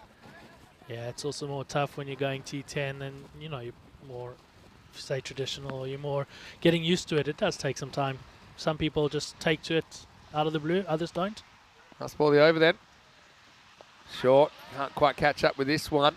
End of the ninth, and the score's 82 for 5. Yeah, I mean, what is it like in the T10 format? I mean, is it fun? Do you feel more pressure? Do you feel less pressure? I mean, coming from longer forms of the game, what sort of adaptations do you need to make? I think it, everything depends on each player. Some people take to it, some people have taken longer to get used to it. I think the approach of no fear cricket is really, that helps wonders. If you look at just go, let's say, but they have like Donnerstadt who have won it back to back. Yeah. They pretty much have batting all the way down, and you have no fear. Yeah. So you're always in the game. The depth is everything, isn't it, with the bat? I say like 1 or 2 players might win you matches, but they can't really win you tournaments. I think, you need to get a lot of wins. while you're in a format Nice like this. shot, Rahimi. Anyway, this is a nice shot by Rahimi, and it will go for 4. So one thing I like about Ali is he kind of knows his zones, and he's very strong square of the wicket behind the wicket. He gets a good swing on this, times it well, gets 4. Good start to the 10th over. Yeah, exactly. That's also what you're talking about. If you know your strengths, play to them. As we said, Sadiq playing for Donnerstadt, he plays to the strengths and it works out. Yeah. That's a nice shot through the covers as well, but he'll only get 1 this time. And Zadran cleans up. Luthra getting last over duties here. Maybe a couple of lusty blows could maybe get you to the 100. Suppose Hooper, 1 of 5, tells the story of his innings so far. You can see that Luthra, he's a handy windbreaker, but not easy conditions for anyone. Well, Hooper goes for it anyway. He lofts it. The bowler's after it. Luthra, I don't think he's going to touch it. He doesn't. And it went so high, they'll get back for 2. Well, Barry's found a way to score. He's hit it straight up. Yeah, there we go. 1 for the highlights reel, Sarab. Nice. He's always on those highlights reels with some great stuff and some... I mean, I was going to say, it helps that Luthra's running with the wind here. It just keeps on going away from him. The physics of it. I mean, that's similar to the one that got caught earlier. That was caught unconventionally, we'll say. 3 to come. That's got to be a no ball for back foot. Yeah, that was close. I mean, he's missed that by a long way with the line. Yeah, I mean, that one, I think, is pretty obvious. I know he's been flirting with it, but, I mean, he's a long way wide there. And I don't know if they will. Again, I think you could use the extra ball. That one's better. And this would have been a free hit if it was called. And it'll just be a single in the end. So you get to 91. Still a ball to go. Chima knocks over the stumps for no good reason. Yeah, just wanting the umpire to get a bit of work out there. Hello to Akib Iqbal. Hopefully you well. We'll even let you get away with the all caps message, Akib. Akib Iqbal's in the chat already. He is in the chat. He says, Quinny, you should be playing. Thanks, man. I love watching you play. I mean, I feel like, at your age, maybe you are a bit safer here, undercover. Probably the same age, though? No, a little bit older than you. Okay, close enough, though. Anyway, last ball of the innings coming up. He gets bowled, but he's given out. Again, I don't know about this. I think it might have been called. And now, well, they get a run. So, yeah, I mean, he got away with the first one. Doesn't get away with this one. Barry gets bowled. I think at that stage, you've probably got to call it no extra run because they're walking. Ali tries to run. I think that's no ball. I don't know if they'll allow the bye or not because to make sure they get the right batter on strike. Do they count the run or not? I mean, everyone's walking off. I wouldn't count the run, but yeah. I would have Barry back on strike, but let's see. It is. Yeah, look, credit. I mean, obviously, they've been told to look out for it now. It looks like it'll be no ball plus a bye. And now, well, why not? Because Ali, he falls down and he hits it up and he gets 6. Maximo. Well, I mean, there's 8 runs from nowhere and he gets a little high 5. Everyone runs off. I've got that as 99 off 10 overs. Yeah, so you got 110 and over, so that gives us a bit more. I mean, even that one was, I don't know if he grounds his heel, but I mean, he's just got to work on that Luthra, doesn't he? Ali, great shot though to finish. Maximo time. This innings had a little bit of everything. And in the end, I suppose you've set 100 for ICCV, who batted really well earlier, but of course, going to be under pressure. You've got some very good bowling options at your disposal. And again, we see the good, the bad, the ugly, see a bit of everything. Very easy at innings. Vienna CC fighting their way to 99 for 5 off the 10 overs. Quiddy, stay with me. Let's go through the highlights and have a look at how things worked out. MSP just never really got out of first gear, unfortunately. Just one of those innings for him. Big D had a little bit of luck early, didn't he? But he would stick around, and he had a brief partnership with us and Arif. Big D got lucky there. Yeah, got a bit of lucky, but you make your own luck, I suppose. He went on with it. Arslan went to a catch that I still can't quite work out. Scientists will be working out for a long time how this stuck, but it was caught by Shakil Zadran, and that brought Akbarjan out there. But yeah, Big D, even that one, I mean, we'll never know, but just the reaction of Chima. We should ask them. Big D looked a little bit guilty to me. Akbarjan swung all around one, But, you know, kind of lurking in that 7.5 and over didn't seem like enough through the middle overs. They needed ejection, and Big D provided it with some lusty blows through the middle of the innings. Yeah, Ranjit came on and yeah, Big D just took to him, so boosted our net score. So at least we have something now to go out there and try and defend. Yeah, and look, one of these is absolutely boned as well. But then Big D, he chops onto Zadran, who ended up taking 2 on the spin. And that just kind of quietened things for a little while. But, you know, gets a good pat on the back from his teammates. And, well, the next one was LBW, a pretty easy decision for the umpire. I think Zadran, though, just got to maybe make a few little modifications to just the way he's delivering the ball. That was a bit of a lucky one as well. Miha was keeping on the other pitch. That ended up going for 4, small edge according to the umpire. Barry, I don't know where to put this on the wagon wheel. We need a 3-dimensional one because that one was pretty much straight up. Straight up in the air. It got him too. And then Luthra in the 10th. We thought that was it, 91. They end up taking a run because there was a no ball called. Ali realised, he got to the business end, and then he whacked one out of the ground. So they go from 91 to 99. And I suppose Luthra was a bit lucky not to get called earlier in the over, or even on that last ball again. But gives you something to bowl at, Quinny. 99 for 5. As Eckstein top scores, 51 off 21 for him. 23 not out for Rahimi. I like his innings. He's a guy who'll always give you everything. And Will Shrug has a good point. Ever since that question is power, he's been smacking them everywhere. Barry Hooper does a good job getting bowled last ball because somehow it results in 8 more runs. 99, is it enough? Tell you after over number 1. Very diplomatic. Let's have a look at the bowling figures. Down Zadran. He did get a couple of wickets on the spin. 2 for 7 for him. 2 also for Saluja, who had a constant arm wrestle with the tram line. The other wicket went to Ghani as Vienna CC lost 5 in the 10 overs. Well, Quinny, it's been great having you here. What are our chances of having you back after the break? Yeah, probably a good chance of that All happening. right. I think I can twist Quinny into staying with me. But let's go for a Vienna CC victory. All right. Well, if you're here or if you're not, I'll be watching, and so will you. So will you if you're out there as well. Really sad to hear Mr. Maximo with Quinton Norris. We'll see you very shortly for the reply. 100 even for Indian CC Vienna to take out the points. You're watching the ECS. This is the European Cricket Network. And more action on the way from Austria after this break.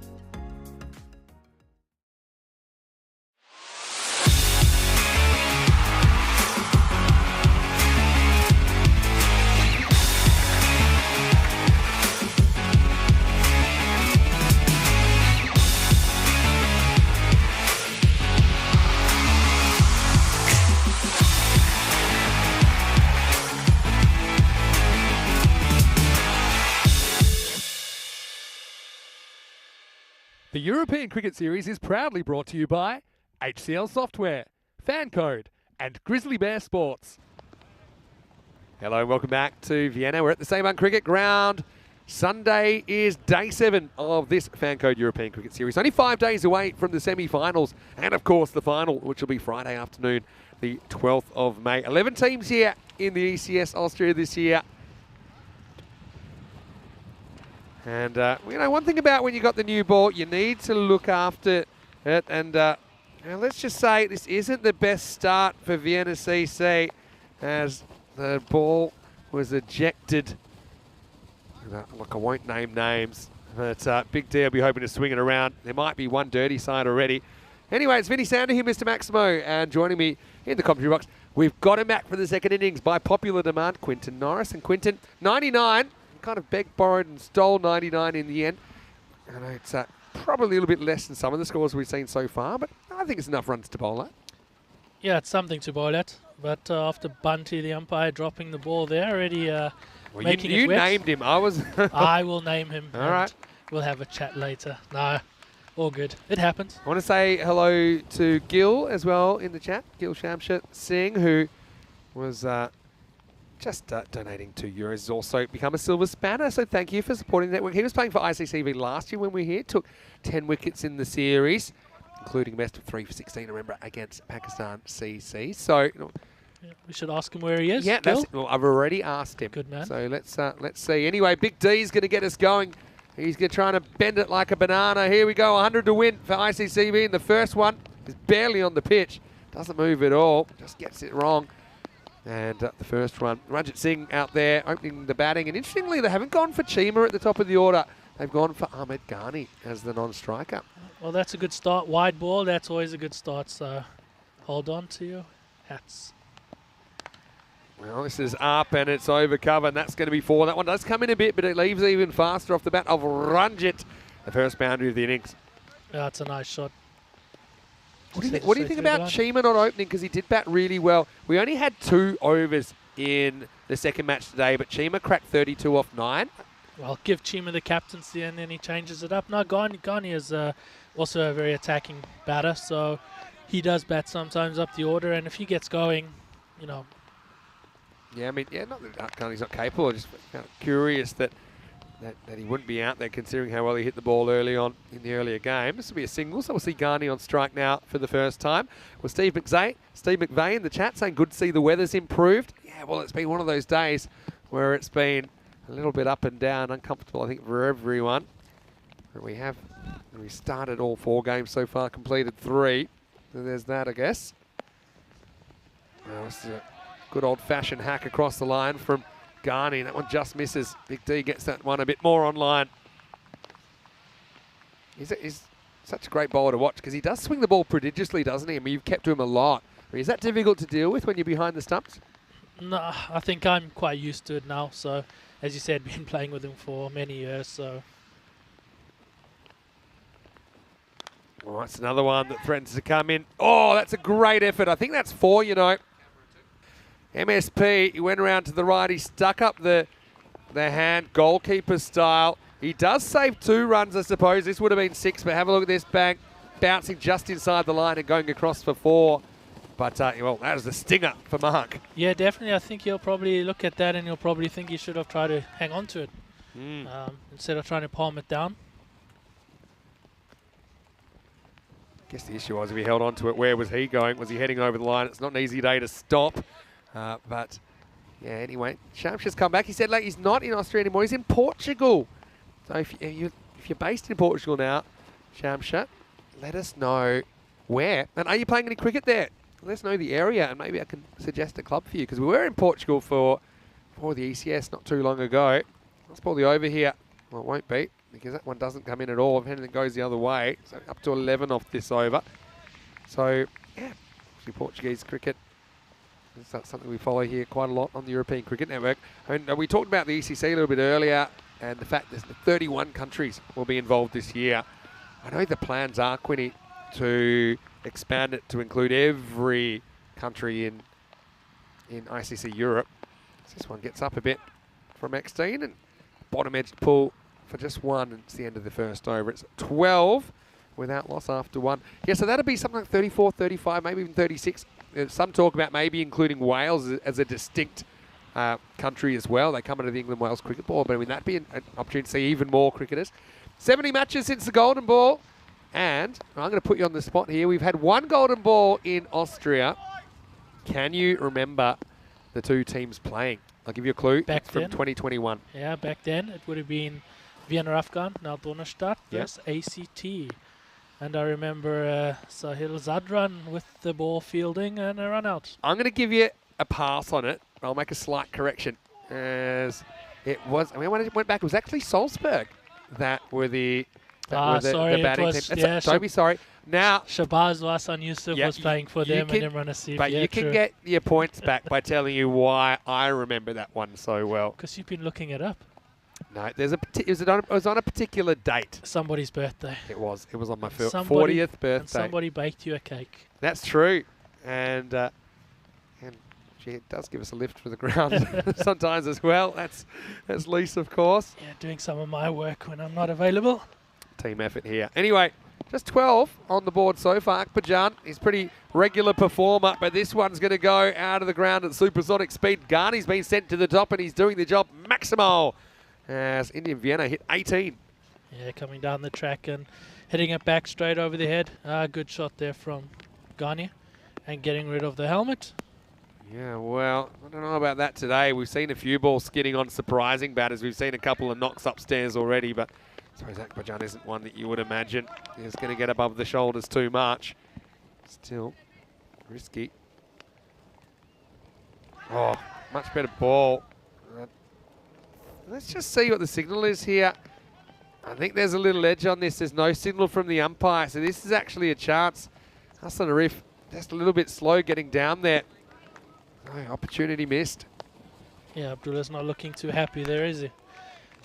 Yeah, I mean, probably a bit distracted by the fact that went past the stumps and almost bowled Ghani. But, yeah, you got to put that out of your head. Now, he gets a bit too short to Ranjit. Pretty good fielding. As Kitab Omari comes around and just picks it up cleanly. Yeah, it's one of those things as a keeper, you'd know, you kind of have to put the batter's movements and actions and the stumps, put them all out of your head. And I think Arslan was a little bit distracted. Was the right length, though, I think, to Ghani. You got to get it up there in the block hole, back away, or show you the sticks. Yeah, it was a good ball, good length. Pitched up, does get some bat on there, takes off, probably shouldn't have. Hooper can't handle it cleanly. He's got that look of frustration, Barry, which we saw a little bit in the first half of this game as well. Dave asked about Northern Ireland. Well, Ireland compete as one nation at the ECC, so I think that's the way it should stay. I think it's a nice unifying thing. And that's the way Ireland run their cricket. They run it with both Northern Ireland and Republic of Ireland under the one organising body. So that's why I think it's nice that it's done that way, and it should stay that way. Anyway, let's have a look at the standings. Kind of mid-table clash, isn't it? Having said that, Vienna, Indian CC Vienna only played the 3 matches. This is their 4th. One of them was a washout. Only 4 out of 11. It's pretty brutal, isn't it, this new format, with 7 teams getting the cut at the end of the group stage. What do you think about it, Quinny? Yeah, totally. But you had to play. We're getting more games in compared to last year, and more teams. You know, we had quite a few teams. I think 14 in total, probably, that really would have played as well. So Yeah. we had some teams still stuck waiting on the waiting list, let's say. I think it's a really good thing to have more matches, more teams involved. No, last year we were only here for 1 week. And it seemed a bit of a shame considering the quality of cricket that we saw. We'll see, Donnerstadt made it back-to-back. They also won the Austrian T10 back in 2020, so it's actually their 3rd trophy on ECN. Back then in 2020 we had the Austrian T10, which ran over a couple of months, and also the ECS Austria, which is won by Pakistan CC. Here's Big D. Again, beats Ghani. It's a bit of a blind spot for Ahmed Ghani there, isn't it? Yeah, it is, but just one comes out of the middle and that's going to fly over the rope. So, as you said, that's why he's up there, to try and take advantage of the power play. Yeah, talking about Donnerstadt, yeah, they've also been runners-up in the league twice in the last 2 years, Yeah, so missing that's right. out on ECL. Yeah, and they would have qualified, right? 1 year that was cancelled. Anyway, this is a top edge. So surely someone's getting near this. Good luck. Almost. Astronaut Saeed kind of had to turn and could never face the ball again, to be honest. And Aslan Arif, where was he? I mean, could he have made it? Probably not. I mean, it would have been a really tough effort for him to get there. Similar to one that did get caught by the other team's number 17, Shakil Zadran earlier, but it goes down. I suppose maybe is a blessing in disguise. You got Chima lurking, probably ready to come in at number 3. He was absolutely smashing them earlier on today. This one is a pull shot, which is a bit late from Nevada. Look at Akbarjan come in, try and make the play. I think this would have been out if he'd hit, you know. Ranjit was right on the back foot. He had to go around Big D. Well, that explains it.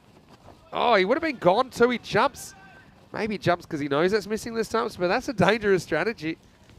Yeah, I hope he was doing that. He saw the Big detour sign when Big D stood right in front of him. Had to take the long route. He wasn't going to go through him. Ghani back on strike. Wow, what an instep. That's great unselfish work from Big D and ends up deflecting it straight to a fielder. I tell you what, I mean, right now, I mean, obviously 10 and over is what they need. Done a good holding job. They seem to be having the same kind of issues that you guys were as far as kind of getting these boundaries to get up and ahead of the rate. Yeah, it's a bit strange. The last game's of balls flying everywhere, and this one it just seems to be struggling. Big swing and a miss, and then a reckless throw from Arslan. Looked like it was his first time ever throwing a cricket ball, to be honest. But anyway, he's a guy you probably don't mind it being there at the moment because he's missing more than he's hitting. It's the end of the power play, 23 without loss. And as a comparison, Vienna CC with 29 for 2 after their power play. So certainly you must be buoyed with this start. It's the kind of total that if there's a big power play, say 40, 50 plus, it's kind of all over Red Rover. But right now, I mean, it's probably a fairly even contest. Yeah, I think so. Of course, they have wickets in hand, which is to their advantage. Of course, if we get a few more, yeah, then as you said, Chima comes in. I think Dowd will come in. Yeah. So they have hitters going through, so just need to stop the boundaries. So I think it's evenly poised. Probably Hamid Singh's another name I'd throw in there. I haven't seen too much of him. He looked good when I saw him. Anyway, Amit Javed gets the next over. It's lifted up. Mark Simpson-Parker goes back to the line. He drops it straight through the hands. I think it's gone for 6. And he's a guy doesn't drop too many at all. He's one of the safest hands in Europe. But again, not an easy catching day. I think a slight misjudgment. It blows slightly left to right on him at the end. And yeah, you can see that's one that normally he'd be right behind, but he tried to take it kind of side on. It's probably an awkward way to take it, to be honest. Anyway, it's going to be Maximo 6 to Ranjit Singh. He's a man you don't want to drop. This next one comes into him and doesn't get any bat on it at all. Just nice to see Steve and Jamsha connecting because Steve lives in Portugal as well. So, I mean, that's one thing that's really nice about our live chat, Eastern European Cricket Network, is connecting people. And, well, I suppose we'll remember that, won't we? That Ranjit gets dropped on 7. Now, this one's in the air. And it's another catching opportunity for Mark Simpson-Parker. And this time he holds on. So it doesn't cost him too much in the end. Ranjit tried to go up and over, but he just went up in the end. And it's Jarman that breaks through with the wicket. And the first one falls for Indian CC Vienna, 29 for 1. Yeah, that's more like it by Mark. He shouldn't have been dropping that first one. But, yeah, takes a harder one. And, oh, gee, look at Chima running in there. Yeah, well, Chima is moving out there at supersonic speed. It would be lovely if he got a first ball at that speed running in and then want to see his pace going out. I'm just thinking maybe a reason that we didn't see him opening is because he did keep the 10 overs. Gives him a chance to kind of get a breather, gather his thoughts and before heading out there. But he hit the ball really crisply earlier on in, I suppose, difficult conditions for everyone. Here's Amir Javed. Chima's looked pretty organised with the bat so far in this series. Gets off the mark with a little flick down to long on. Yeah, Dave saying MSP's having a bad day, but the good news is he does come up with a catch, and we still got a bowl. I mean, MSP with a 5 for early in the series. And when he did bowl, he bowled really well. Yeah, he didn't really want to bowl himself. I don't know why. Bowled. Ghani's footwork takes him away. I mean, he's too young to start kind of managing himself. You know what I mean? I think he's a guy. He's a key player. No, he's grown up at the club, hasn't he? Maybe after this ball, maybe you can tell us a little bit about the history of MSP, and obviously his family heavily involved here as well. As this is big. Smashed. Yeah, he throws the hands at that time, and Garney, when he hits them, they go a long way. Maximo to finish the over. And it's lurking just behind the red line at the moment, but still very much in the hunt. Indian CC Vienna 36 for 1 after 4. Let's have a look at the run rate graph, because this will kind of tell the story of where they're at in the chase. Just a little bit behind the red line, I think, at the moment. It's a good start with the drop catch that went for 6, and then end of the over, another boundary. Yeah. Maximo, so yeah, I mean, that red line is the Vienna CC ultimate run rate. It's a little bit behind, but I mean, you can tell anything could happen from here. Yeah, so MSP, I mean, how long have you known him? since I've been, yeah, good. What is it, at least 12, 13 years now? Yeah. 13 years, I think. So met him as a teenager? Yes, I met him, yeah, so maybe it's 12 years, or 13, yeah, when he was a 13-year-old boy. So he was a bowler back then, pretty much low-order batter, not really batting as much. Here he is, off the short run, as most fast bowlers have been today. It's just well done, partially blocked, and well, now they think of it too, but it's not there. Good fielding, good throw back in, good teamwork. Yeah, so I mean, it must be really nice, for example, having been involved in his development so much. I know that you guys batted together sometimes at the ECL, and that must have been a nice moment as well. That was the nice moment. But going back, you know, he was always bowling. He had problems, you know, with the height and then front foot no balls. Wow, this is up and it's away. It's gone with the wind. Maximo Garney gets one right where he wants one. He puts it away. Yeah, I think now is the time we need to get Garney out, because another few balls from Garney doing this, it will definitely take the game away from Vienna CC. Yeah, of course. I mean, you can get him now. He'll be happy. I don't know if he's sponsored by Emirates. It's a good-looking cap he's wearing there at the moment. Anyway, Mark. Probably a good Yorker finishes Garney off here, I think. Almost. Just get one this time. And then, you know, started batting a bit higher up as well, and he went off to Loughborough, came back, and the bowling over the years, bowling coaches and things seemed to go from the top and got a bit worse, and then started batting more. This one is manoeuvred away by Chima. Clever hands, had a little bit of length to work with. And he went behind square where there was a gap. Smart batting. Cuatro carreras in Vienna, getting back on track here in the fifth over. Yeah, good wrist movement there, just moving it around the corner. Yeah, okay. I mean, his bowling's still very good. I think, to me, I just think he's, if you had to class him as a type of all-rounder, I really like his batting. I think technically he's very good. He's got power. You know, he's very smart. He's quick between the wickets. Not that you have to choose. This one is an edge, and Big D is going to have to chase it, and he's not going to catch it. 4 runs to Chima. Gets a bit lucky this time. Brings up the 50 for Indian CC Vienna. We knew that even though Vienna CC have kind of held Indian CC Vienna so far, yeah, it'd be tough to keep doing it if they're not picking up wickets. Yeah, true. We need a breakthrough pretty much in the next over, I would say. One of these two. Need them back in the pavilion. One thing about Mark, I mean, he's a guy, he's born in Austria. He's got a family connection to cricket, but he's learned his cricket here, plays his cricket here. He's a good advocate for the game. He plays the game the right way as well. This one won't make it over the fielder. Akbarjan, love to have a ping, and it's become someone else's problem. This is the end of the fifth over. Score is 53 for 1. Look at Abdullah, look at this. He's in a good throwing position, launches it. Anyway, look, I know that we saw you at the ECC in 2021 in the footage we were just looking at. I mean, the ECC groups came out recently. You've been drawn in a group D, with Ireland 11, as well as Hungary, Finland, and Turkey. What do you think about your opposition, and what do you think about your chances there in the Euros? Well, we had Ireland last year, so we know they'll come with a very strong team. Yeah. Hungary, we know some of the guys quite well. Always interesting to play. Finland will be a new challenge, and Turkey as well. Yeah, Turkey, an interesting one, actually. As we see a slight false shot hanging in the air and dropped. Well, Akbarjan's been so good in the field so far that he hits this one. It just doesn't stick. Having one first ball dropped by MSP in his first over, Amian, second one by Abdullah AB dropping. These two guys normally don't drop, so. Yeah, I mean, anyone is possible to drop today, to be honest. Which is fair enough in the conditions, but doesn't help our cause. I suppose, I haven't played both cricket and baseball. One clear difference is, your margin of error when you're catching a cricket ball, even with two hands, just very slight. If it's just out of the sweet spot, it can drop out. Well, this one takes off. And I suppose you compound that with the wind, subtly moving the ball around with a slightly greasy ball as well. So an interesting one. Might have just grabbed a bit of the line, but gets away with it. Javid probably deserves a bit of luck as well, doesn't he? Short.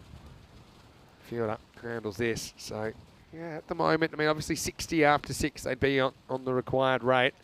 Could be a big finish coming up here, but you just feel like you need to kind of break this partnership up. It still won't be easy with the guys to come, but I suppose you're trying to get something going. Maybe you can continue to pick up wickets and have a strong finish to this game. Yeah, a couple to come from Amir. And, well, Ghani does what Ghani does, swings and misses. So, what I will say, Shamsha, is if you can message me at Mr. Maximo on Instagram. Shamsha's asking where he should play in Portugal. Let me know. I'll try and find you a team in your area. Okay, I'll put you in contact with some of my people. Strike 2 for Javid, and it finishes the 6th over. It's 56 for 1. So, right now we've got a game on, Quinton. Definitely. But we still need a wicket. I think if ICC, we don't get a wicket, I think they'll, take it down. But it's getting closer. 6 overs are up. Your prediction's wrong. I did say come back. You just said for commentating. Yeah, I said if you come back overs. to commentary, I said it'll probably only take 6 overs, tongue in cheek, saying that maybe Indian CZVN might smash you all over the place. Hasn't worked out that way. Yeah, right now 11 and over required. So, look, every ball, every over important here. Yes, Johnny or Junaid Saeed comes in.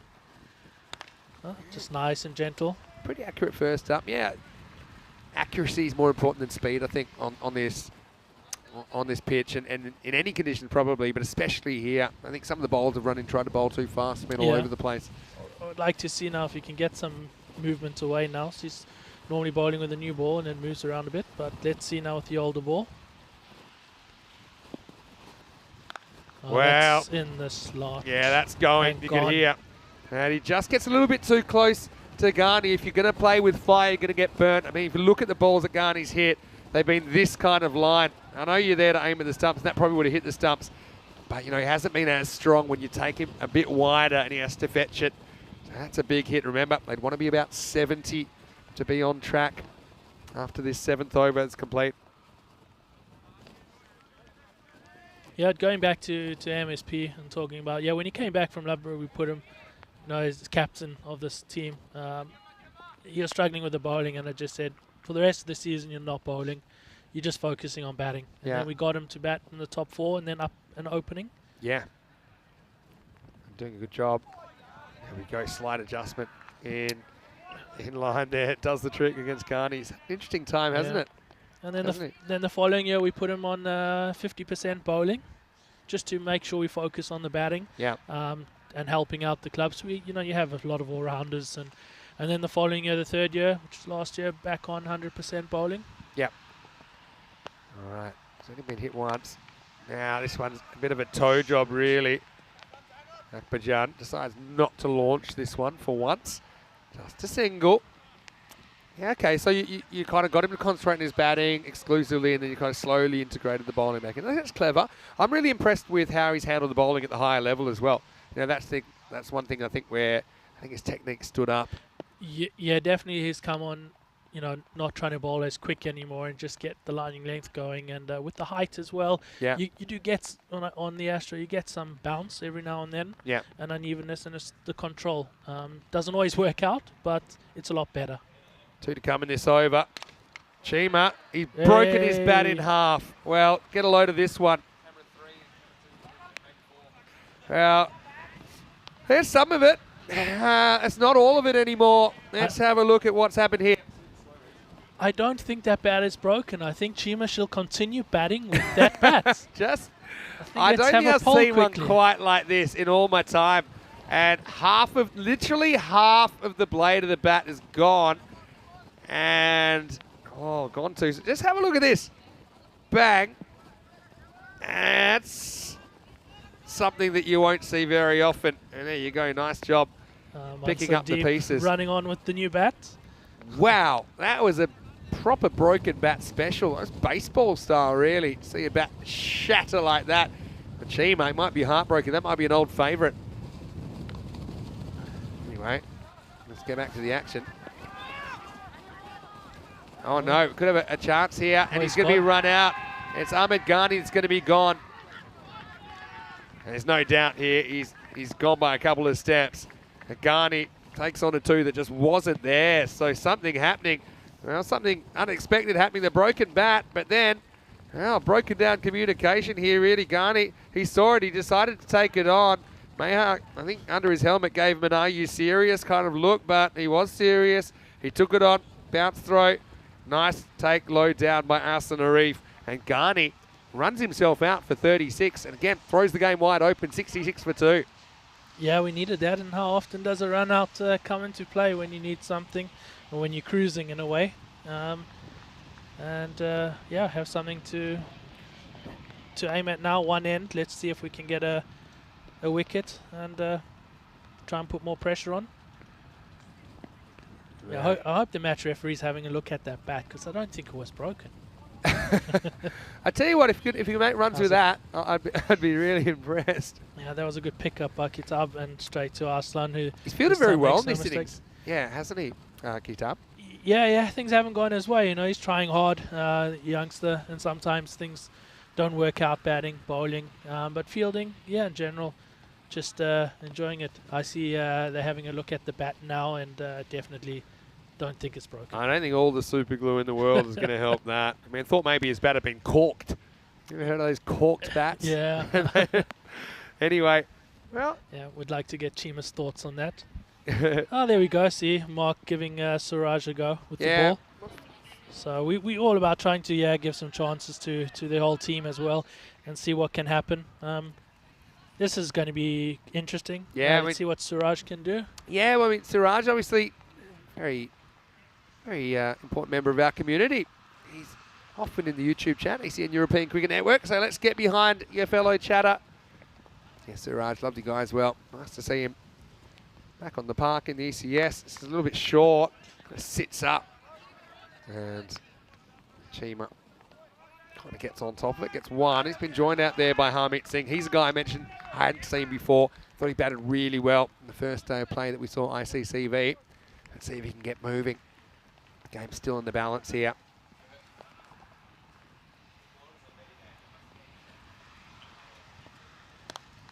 Good start. Yeah, good shape. Really Suraj, good movement. Suraj does have 1 over already. He took 1 for 16 when we saw him on day 1. Yeah, having a look at what's coming up. Vienna CC back-to-back. Vienna Danube, you've got the last game of the day. Vienna Danube can't take a trick. 6 games in, they got 5 losses and a washout. That's a game I'm sure you'd want to win, starting in around about 35 minutes. Yeah, definitely. I think you would expect to at this stage and how things are going, but you never know. It just takes one game, and the boys from Khyber's team could just rock up, and they're struggling at the moment. They are, but that's the way it goes. They've got impact players, don't they? I mean, you look at the top 3 there, they all hit the ball really well. Pitched up, goes with it, hangs in the air. It's a chance there. Mark Simpson Parker almost gets there. And now he's going to horn it to the keeper's end. They will get 2.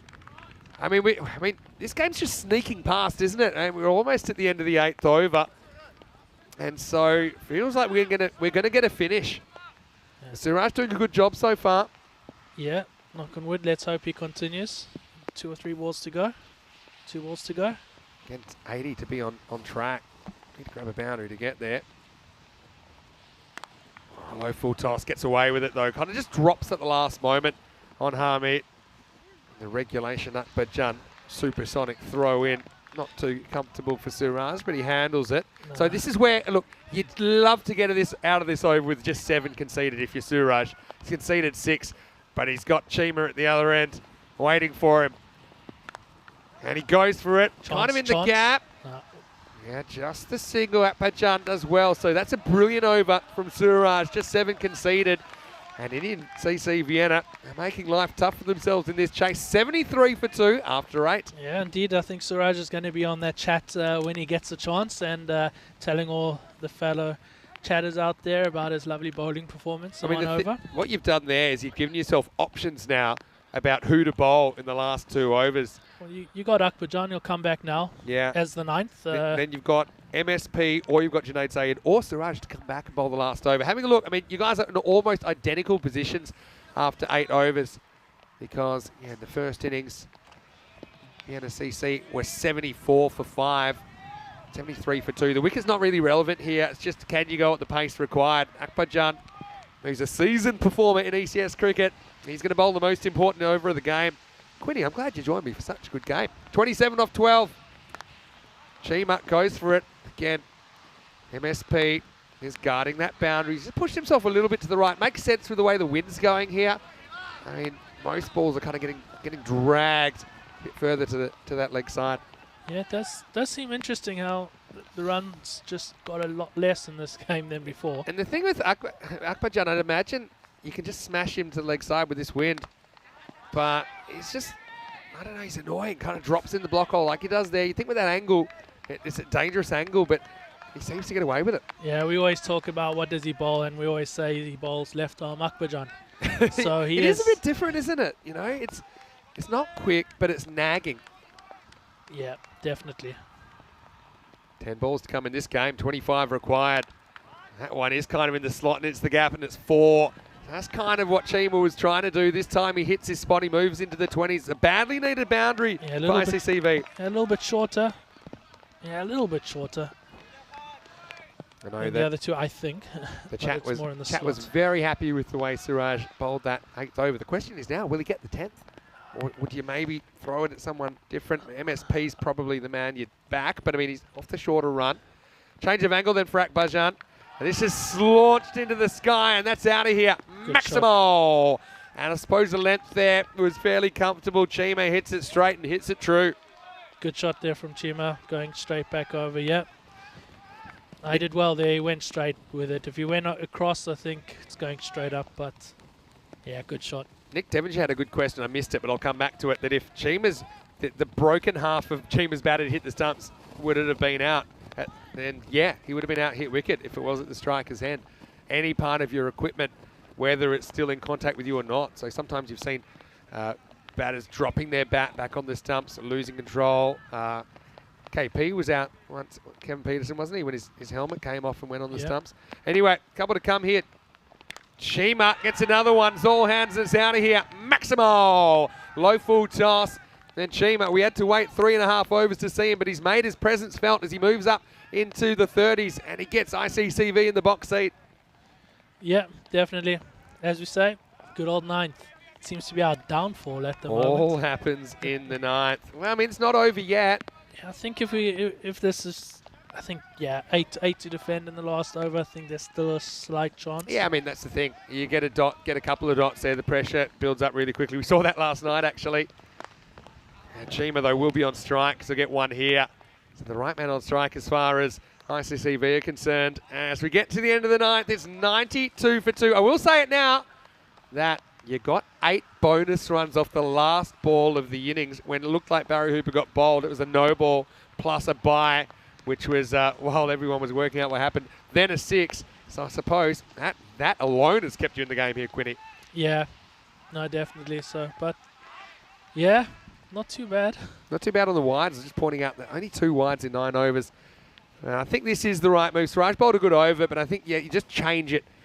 You change it, and MSP is going to come back, bowl the last over. He is the captain. He's taking the responsibility. But like I said, he's got options. 8 required for victory. Chima, you'd be happy to see him at the other end at the moment. He'll be trying to launch it. He does, and he cracks it, and it could cause a run out. Oh, wrong end, Ali. Well, I mean, yeah, maybe. But I suppose it didn't have the chance of conceding an overthrow by going that end. I suppose does get a run. Great fielding. Yeah. It was absolutely crunched by Meherchima. Yeah, you take it as long as there's no run, just as long as it doesn't come down the other end and then smokes it for 6 or something. 8 off like 5. Oh, and just beats him for pace there. I think the idea is to kind of bounce the ball on the crease, kind of that Yorker length. I think it's a bit shorter where he wanted to be, but Chima loses his shape, and the pressure is on. 8 off 4. Walks and misses. Wow. It turns out to be a masterstroke to bring MSP back here, and just like that, things turning around. Don't forget, if scores are tied at 99-99, we'll go to a golden ball. Quinny just shakes his head nonchalantly like there's no chance of that. He has uber confidence in Simpson Parker here. I don't know if Rimmer's going to take a hat trick. Maybe that's a sign. Let's get back on the field here. 8 to win. And that's not a wide either. Oh, it is called. Oh, it's a rough call, I feel. Oh, wow. Yeah, I mean. Maybe he's got it right. Ooh, oh, maybe it's not. An umpire's call, I suppose. I mean, it did break away. It's a huge call. I felt that was fully inside anyway. 7 off 3. Clunks it. Now, do they go for 2? Maybe not, just because of the matchup, right? Because Meha just hasn't been able to deal with Mark Simpson Parker. Yeah, but Maximo now wins them the game. Yeah, that's true. And Hamid, he's only faced 4 balls, but he is a boundary hitter.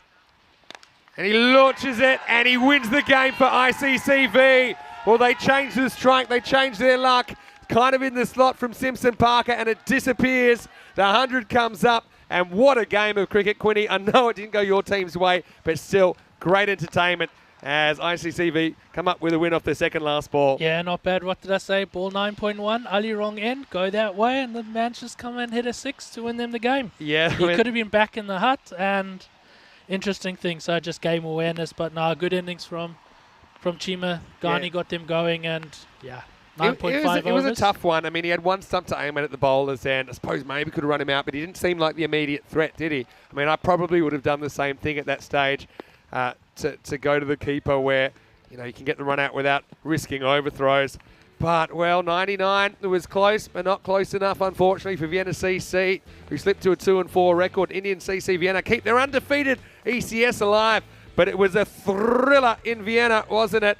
As Big D early had a few control problems, and he also came up with a decent spell first up, conceding just 14 of his 2 overs. Akbarjan was expensive, though, at the other end. Ahmedjaman, I thought, bowled really well. 1 for 16. Well. Had a couple dropped as well, didn't he? Mark Simpson Parker dropping that one back over the rope. I mean, that's ECS cricket. You'll have your best and your worst moments, won't you? It happened. Just think, if umpire Siva didn't call the wide, we would have had a golden ball. Yeah, potentially. Yeah. Yeah, I mean, yeah, maybe. Again. More drama then. Look, it is, and it was probably a 50-50 call. It was a tight finish. Steve McVeigh annoyed it. There's the bat breaker again. Yeah, again. I don't know. Well, that kind of helped. I'd be sending that one back to the factory, if I'm honest. Yeah, but the new one came out and did the job, didn't it? Yeah. I've got to say, I think Omari fielded really well. You know, caused a run out there. I mean, when so many things could have been different. You start micro-analysing in these close games, don't you? But Ghani was good while he lasted, but he was highly unpredictable. Akbarjan came on, though, and he held him a little bit, but they then also kind of got smashed around a bit. 19 runs came off the 9th over, including a run of 4.66, which meant that there were just 8 runs required off the last. That was a real tight one. It was called wide.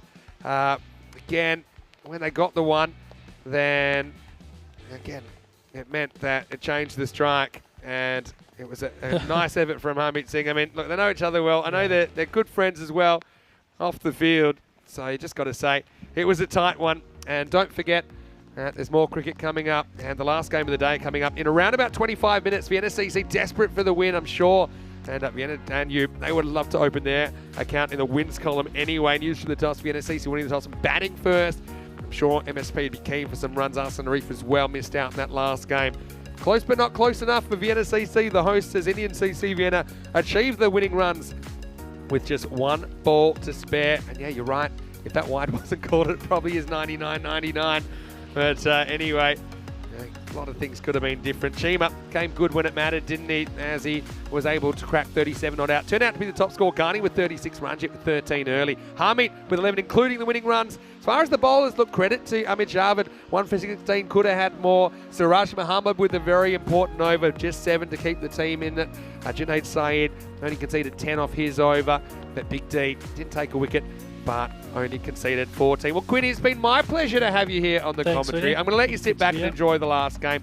Hopefully the weather holds up and we can get the last game of the day in, because I know it's a little bit fickle at the moment.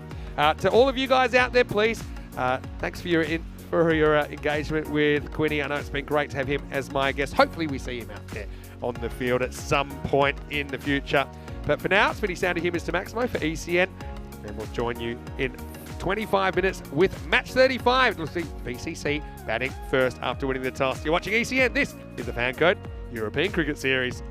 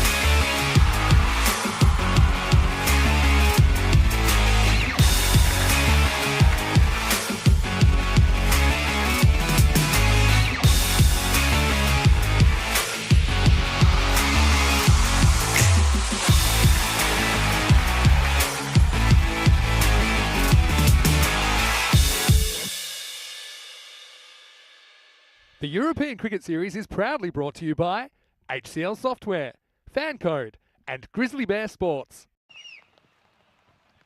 Hello, cricket lovers, and welcome back once again to Vienna for the FanCode European Cricket Series Austria. It is day 7. It's the last match of the day. You know, some crazy things have been happening in last matches over the last couple of nights. Don't forget, we had the record chase achieved on Friday night in match number 25. We saw Pack Riders chase down a target of 164, breaking the record of battle owner Shaheen from Spain. Then last night, we had a real last over thriller. Looked like it might come down to the very last ball. Turned out to be the second last. We've had some close matches in the last game of the day, and maybe this won't be an exception because both these teams can really use the points. Vienna CC actually dropped to a 2-4 record after their own close encounter in match 34. Went down off the second last ball of the match to Indian CC Vienna. Vienna Danube without a win in 6 matches, though they do have a point because of the washout from match 24 against Pack Riders. Vienna Danube will be fielding first because Vienna CC skipper Mark Simpson-Parker won the toss. He's elected to bat. Looking at some of the top performers. Now, these are not updated today, but at the start of the day, Akbarjan, the leading scorer, Simpson-Parker with 119. X-Teen 70, but you'd have to add up. He had his 50 that he scored in the last game. In fact, he scored 51 off 21 balls.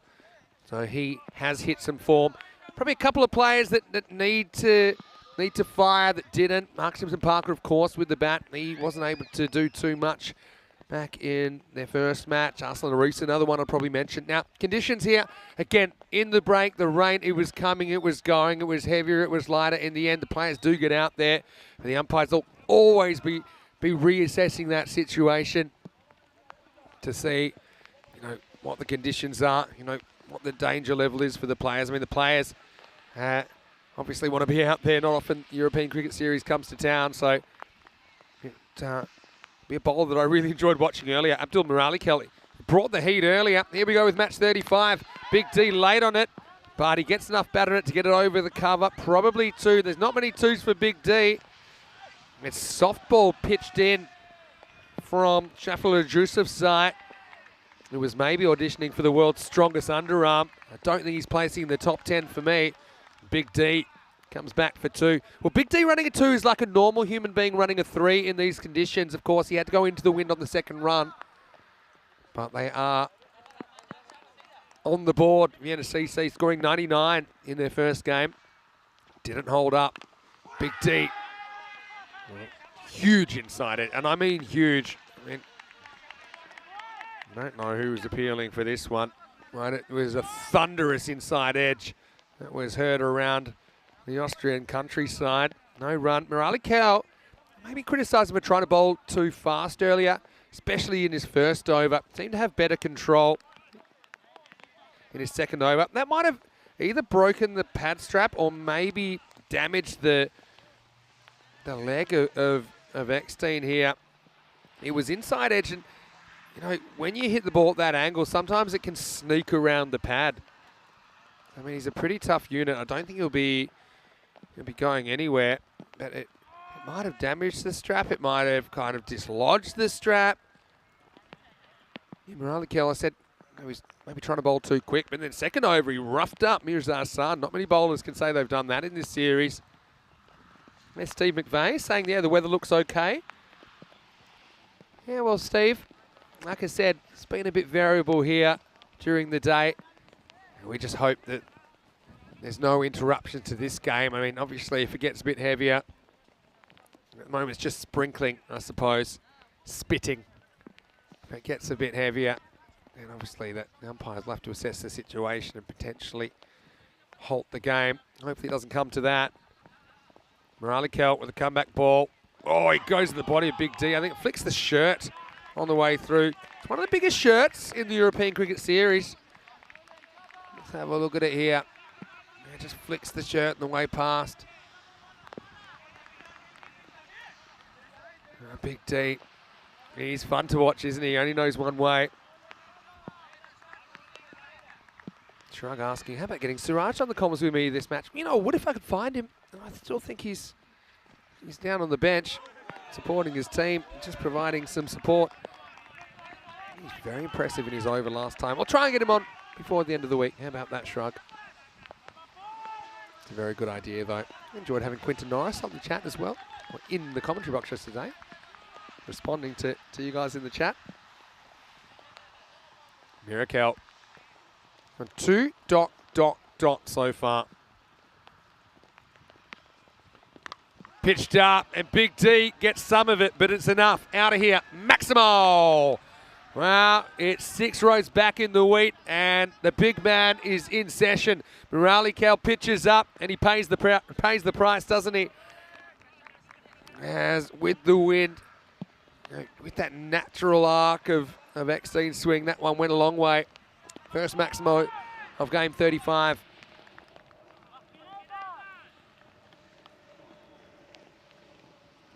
Here's the comeback ball. This might be quicker. There it is. Oh, it's a bouncer, but he's waiting for it. He's clunked it though. Fielder goes back and almost grabs it.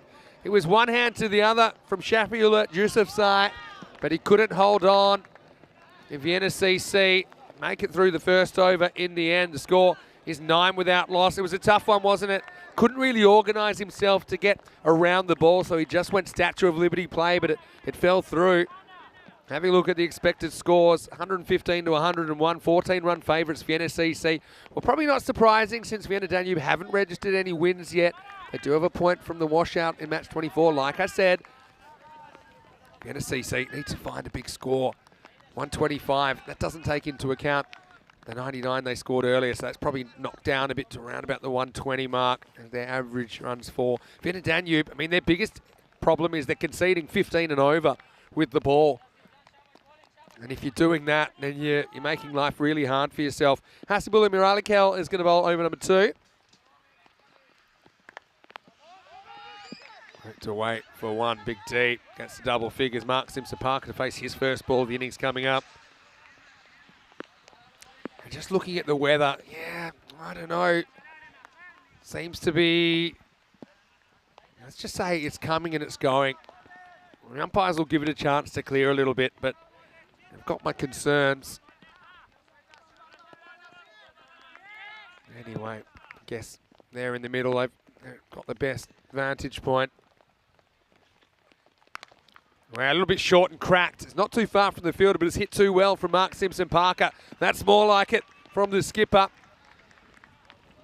This one just dragged down. He's probably bail high, but he's a very tall man, and it's easy for him to stay on top of that shot. Nice start to his innings.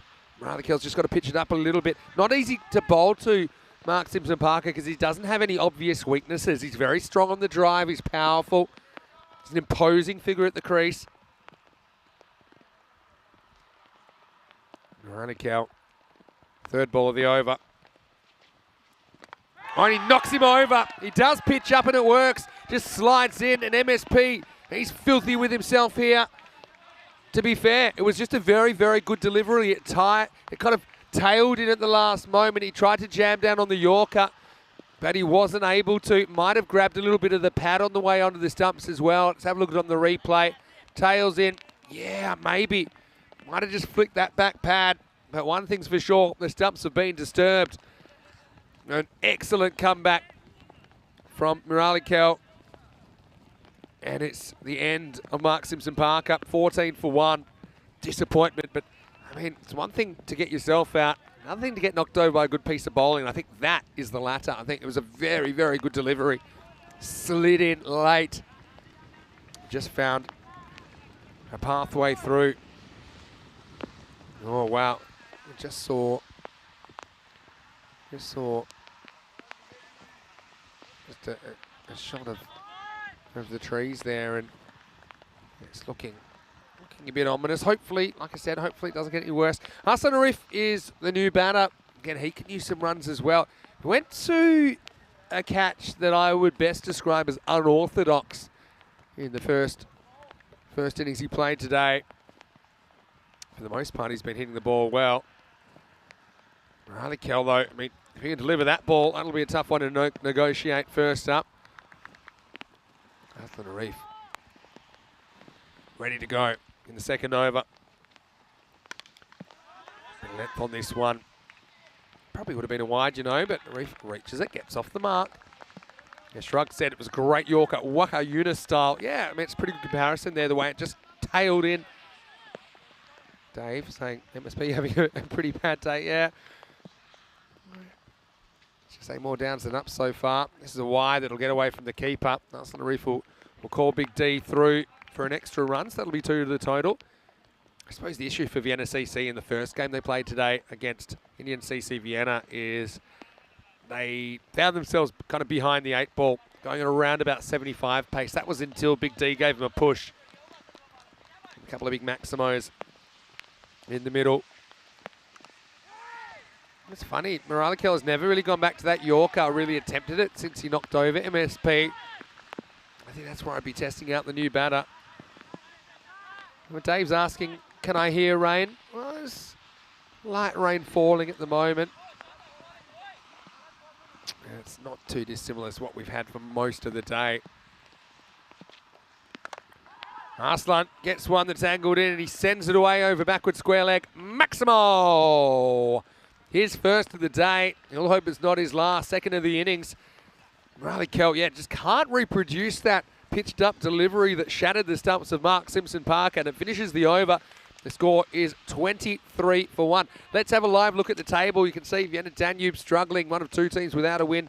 Though they do have a point, like I said. For Vienna CC, they find themselves in the bottom half, 2 and 4, with only 4 matches to go. Look, their best case scenario, they win their last 4 matches, and they get up to a 6 and 4 record with a good net run rate. That could be enough to see them into the 4. You can see the umpires just having a word with the fielding captain, Carmen Malia, at the moment. Maybe it's about the ball. Maybe it's a discussion about what's happening. And I think maybe Malia is saying, hey, you know, is this any worse than it has been? But you can see that it looks like they're coming off the field. Again, no one really thrilled about the decision, but the umpires, they're the sole judges of whether it's fit for play or not. And it's been a long day for everyone concerned.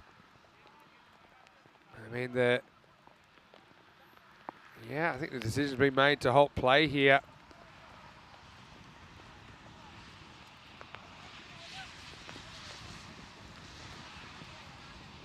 Yeah, so I'll keep you up to date with what's happening out there. But, I mean, it looks like you see the rain's coming down. It obviously has gotten a little bit heavier. So, yeah, we're 2 overs into this one. It's 23 for 1. Let's have a look at this while we're waiting for an update. You can see that from Saturday we'll have a tri-series, international tri-series, ECI men's here in Austria. We got the Austrian national team. They'll be led by Razmal Shigawal. Some really good names in there. Mark Simpson Parker playing in this game. You've got Mehat Chimi, just saw him playing for ICCV. Abdullah Akbarjan in there as well, playing in this game for Vienna CC as well. So plenty of quality in there. Czech Republic, though, I went through their squad a little bit earlier. Let's talk about Hungary. And I have it on good authority. Vinod Ravindran might be leading them. That's Asanka Weligamage, who took one of the catches of the year in the ECC against Romania. Sandeep Mohandas in there is a really good swing bowler.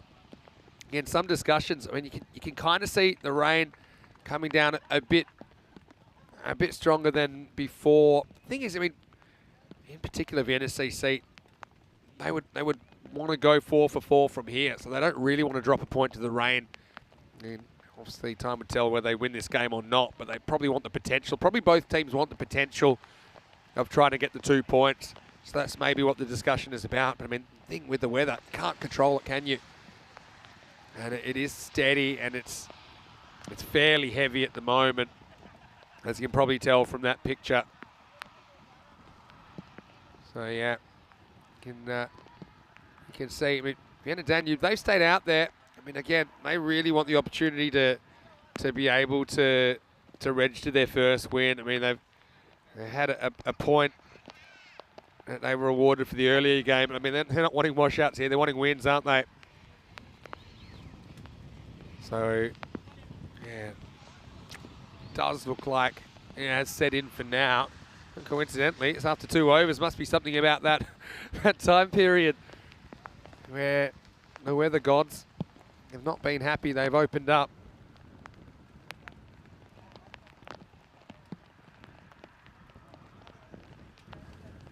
Yeah, I mean, that live shot there kind of tells the story. So your match 35 at the moment is interrupted due to rain. Current score 23 for 1 after 2. And yeah, just waiting on a further update.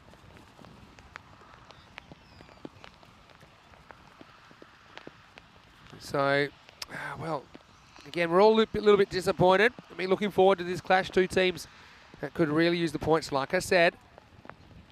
But while we wait and see, and hopefully wait for the rain to clear, I'm sure if it stays any longer, we'll have the covers out there pretty quick, smart.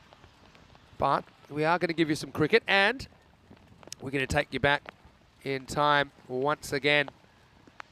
And yeah, this should be a really good match. We're going to take you back to the ECL in 2022. It's Group A Playoff 1. So this was on Super Thursday. This was a playoff between the top 3 ranked teams from the first 3 days. And Austrian Cricket Tigers, we saw them playing earlier today. They are playing in this match against Dreux, the team from France that ultimately would win the tournament a year later. Now, in this match, it was Dreux. Their captain, Mohamed Nisa, won the toss and elected to bat first. So this is going to be fun because you're going to see Hamza Niaz and Ahmed Nabi opening the bowling. Aqib Iqbal of the Austrian Cricket Tigers, he's going to open the bowling. Won't be easy with Hamza Niaz and Ahmed Nabi opening the batting. And so we are going to take you back to that classic match from ECL 22. Commentators for this game will be myself, and the first voice you hear will be that of Rico Fort. We'll let you know if there's any update in the chat, ECN European Cricket Network, or on our website, europeancricket.com. If there's any play that happens, you'll be the first to know. But for now, please enjoy this ECN Classic match. Here today, so it's playoff time. Excited for this. And both these teams, well, are going to be fighting to get into that top 2 spot tomorrow for the double chance, all to play for.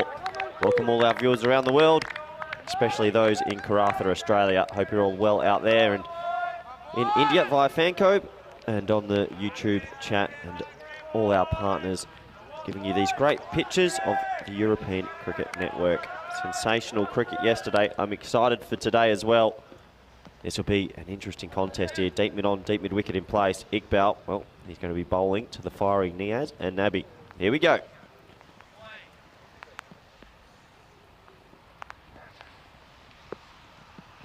Well, he's not going to be bowling, and a little bit of a false start. Not too much dew on the wicket today, but maybe a little bit slippery underfoot. Gives us a bit of time to preview this game a little bit more. Both these teams have had very high moments, also had a few low moments as well. Last time they played, it was low scoring. I don't expect to see that now. I think this might be a bit of a high scoring thriller.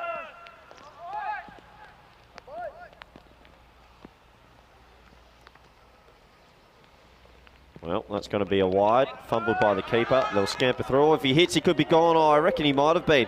That could have been a diamond duck. Oh, it's going to be interesting to see the replay here.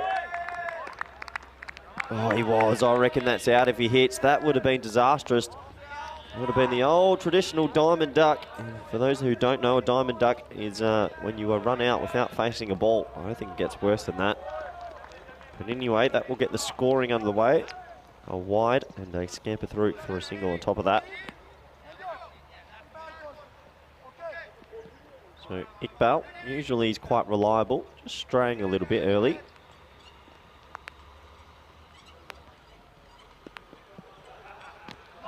That one as well sort of cut into the leg side on his body. Just a little bit of nibble off the pitch. And a scamper through for a leg bite. So extras to start this match. Hope you're all well and excited for Super Thursday. We're going to be losing a couple of teams later today. And also, we're going to be sorting out who's going to get the double chance in the 1v2.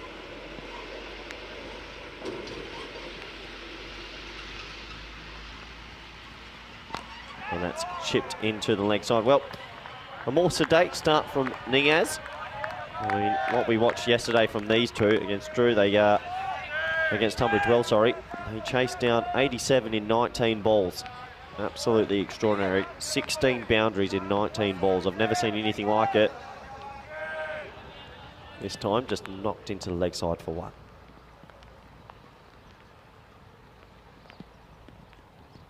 Well, didn't take too long. He's lofted that in the leg side. It's a chance. Oh, he's put him down, and it goes onto the rope for 4. Well, when it first came off the bat, I thought he got it more behind square, but in fact, it was just in front of square, and deep mid-wicket tracked around to it.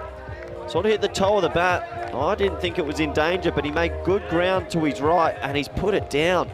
Well, that could be massive in the context of this match, and that opens up proceedings off the bat. Boundary 4 for Nabby. And, well, what an opportunity that was. Small margins, this T10 format. Oh, that's short, and well, I know the fielder's not going to get to that one, and that is 6 runs. This is what Nabby does. He is an explosive batsman, extremely explosive. Yesterday, if you didn't get to see, he faced 7 balls and hit 6 sixes. That's what his innings was. You see there the old swivel pull for a maximum. Yeah, incredible hitting yesterday. 7 balls, he hit 6 sixes, and 3 years ago in the inaugural Champions League of cricket in Europe, he hit 100, all in boundaries. No 1s or 2s. He's a fierce competitor and a really good striker of the cricket ball. Oh, I tell you what, it might be a little bit disappointed he didn't catch up with that as well. Iqbal looks like he's rolling his fingers on it, trying to bowl some off-cutters in.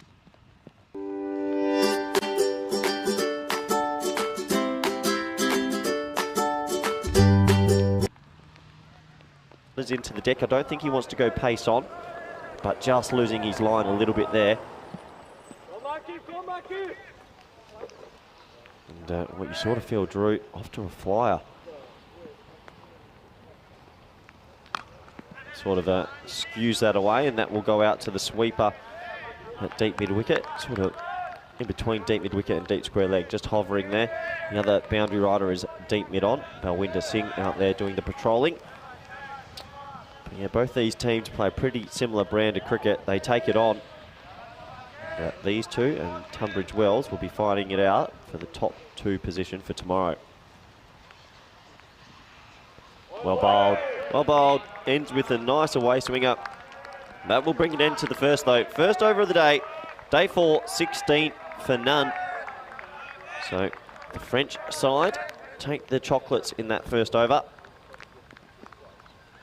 Great to have all our viewers on the viewer chat on YouTube. Please get your questions in tonight. If you want to know anything about European cricket or just tell us how you are, also welcome. And not surprised here to see spin coming in early. It's Ahsan Yusuf, the captain. He's been sensational really all tournament.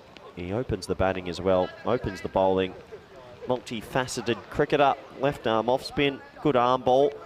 And has a happy knack of picking up a wicket early in his spell. So can he do it again? Sort of feel that Nabby probably prefers pace on. So it's going to be interesting to see how he plays this.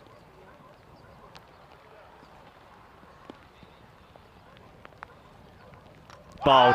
Well, called it. He's that good. He is that good. He always gets a wicket early in his spell, like I said. And how fizzed up is he? This is good bowling. He gave it a little bit of air, actually. Nabby lifted his head, lost his shape, and there goes the off pole. He tried to absolutely welly that. And you can see, look where his head position was, looking at the stars. That's how he plays, though. And that is a huge wicket. Spin to win again. A little bit of air, sort of held its line just. And, well, look at him. The captain does it again. I had a good chat with him before the game. He said he grew his inspiration of left arm off spin from Daniel Vittori. He copied him and watched all these YouTube videos. He's probably a good player to imitate. And that's the dangerous wicket. And the big wicket, Ahmed Nabi, he goes for 11 off 5. Giving a bit of advice to the new batsman coming in. And the new batsman coming in is Mohamed Nasir. He's also had a decent tournament with the bat. You can see how upset is Nabby, because when you're in form, you just want to be out there. You do not want to be sitting in the sheds. But he will be. Gives another batsman an opportunity, but yeah, clever bowling. And Yusuf, he's done this all tournament. He always gets wickets early in his spell, and he's very good at getting 2 wickets in an over. He's done that a few times.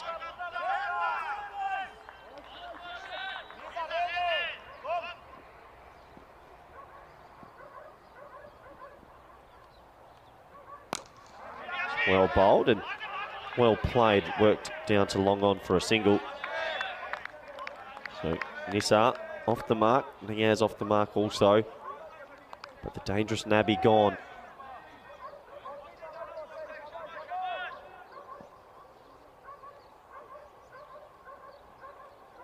Start loses his runner.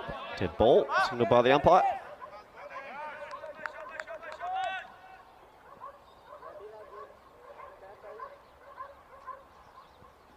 Oh, that is an absolute peach. Well, I just said he likes getting 2 wickets in his first over. He's done it again. This one just kept going straight, didn't turn at all, but he's doing them in flight. He's taking all the pace off the ball. This one just pitched on middle, continued its line and hit the top of leg. Yeah, just good bowling. It's a poor shot. He turns back thinking, what have I done there? But he's played all round it basically. No turn on offer for that one. Just clever with his flight. And, well, he's having an outstanding tournament, is Yusuf. And he leads by the front, does the captain. He's got the 2 big wickets of yesterday. And, well, he's put his side, the Austrian Cricket Tigers, in firm control of this match. Hamza Niaz, he's gone for 1. The hero from yesterday can't reproduce that sort of level again. Yeah, brings in the other captain, Tabish Bhatti. I had a good chat with him as well. He also bowls left arm off spin. And a top order batsman. So both captains in these teams have a lot of responsibility. But it is the captain, Hassan Yusuf. He's grabbing this game by the scruff of its neck at the moment. He's got 2 for 1. 3 more to come. Wouldn't count him out getting a 3rd here.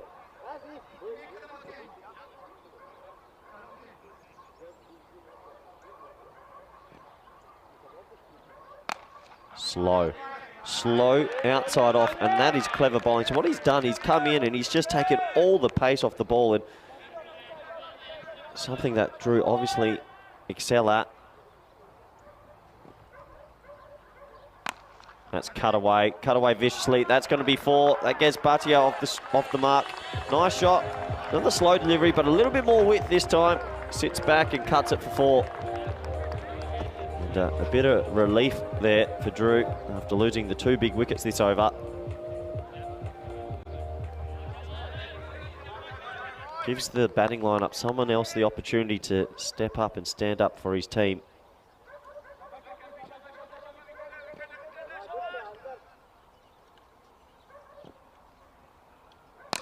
Oh, it's hit back to him. Oh, he's dropped it. Well, I think he'll be disappointed with that. It was hit firmly enough, but it was straight to him. He got 2 hands to it and it burst through. You can see he's disappointed.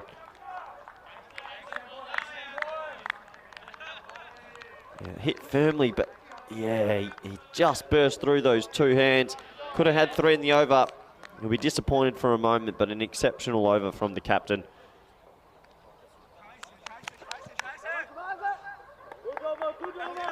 Brings it in, 22 for 2 after 2. We have a look at the table. Well, these 2 teams finished in the top 3, meaning they are now in a round robin with Tunbridge Wells fighting it off to get the top 2 spot tomorrow for Finals Day Friday.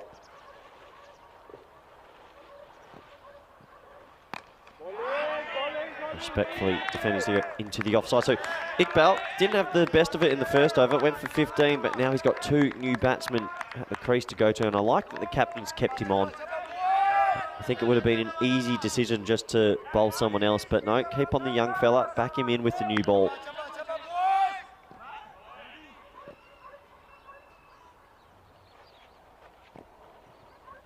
Oh, he's hit that hard.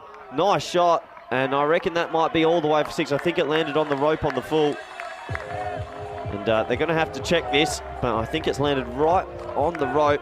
Nice shot. Gets a nice half volley. Still got to put it away.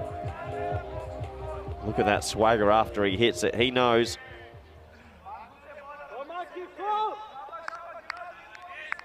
So Bhatti taking up the challenge now. After losing his 2 key men early. Gives me a good opportunity while we check if this is a 4 or a 6 to welcome back co-commentator, good friend, and Gibraltar travelling last night, Vinny Sandu. International traveller. Yep. I guess I always am. I was just out the back. Looking forward to watching Amanabi and Hamza Niaz crack them all around the park again. After, hold on a second. What's going on? Where'd they go? Yeah, it happens. They had a good first over, Vinny, but unfortunately Yusuf, the captain, got them both early. There they are. That's cricket, isn't it? In a nutshell. Tell you what, great opportunity though, seriously. I mean, Nisa, he impressed yesterday with 60 not out. See, 6 signalled there. Certainly saw that one because it landed near me. Bhatti as well. I think it's important. He's able to push on at a decent clip here. Iqbal searching for his first wicket. Yes, it's pulled away, simple catch, and another wicket goes. And so Bhatti will go no further, 6 and out. And so Drew, you couldn't have more of a contrast to their batting performance yesterday. So far anyway, we're not out of the power play yet. A third wicket goes, 28 for 3. I know, Corey, you're always saying lose 3 wickets in the power play. You're in big trouble in the match. Yeah, you are, and he just didn't get enough on it. It got a little bit big on him, and he sort of just skews it away to backward square leg. He'd be disappointed with that, so that ball was probably there to go. Yeah, it probably was. And it's just this, it's the micro timing, isn't it? It just didn't quite get the middle of the bat on the ball. It's unfortunate for the captain. He has to go for 11. Scores 28 for 3. Very good morning to everyone on the live chat as well. ECN European Cricket Network. Great to have your company. And thanks to all the well wishes I've had from everybody who congratulating me for hopping countries yesterday. Did 3 matches up here in Spain, then did the 2 finals up in Gibraltar. Oh, what a night of cricket it was last night as well. We had a last ball finish, and we had a second last ball finish, which looked like it could have been the last ball finish except for an error. So big night for the Colombo Giants. I don't think they'll be enjoying themselves this morning, put it that way.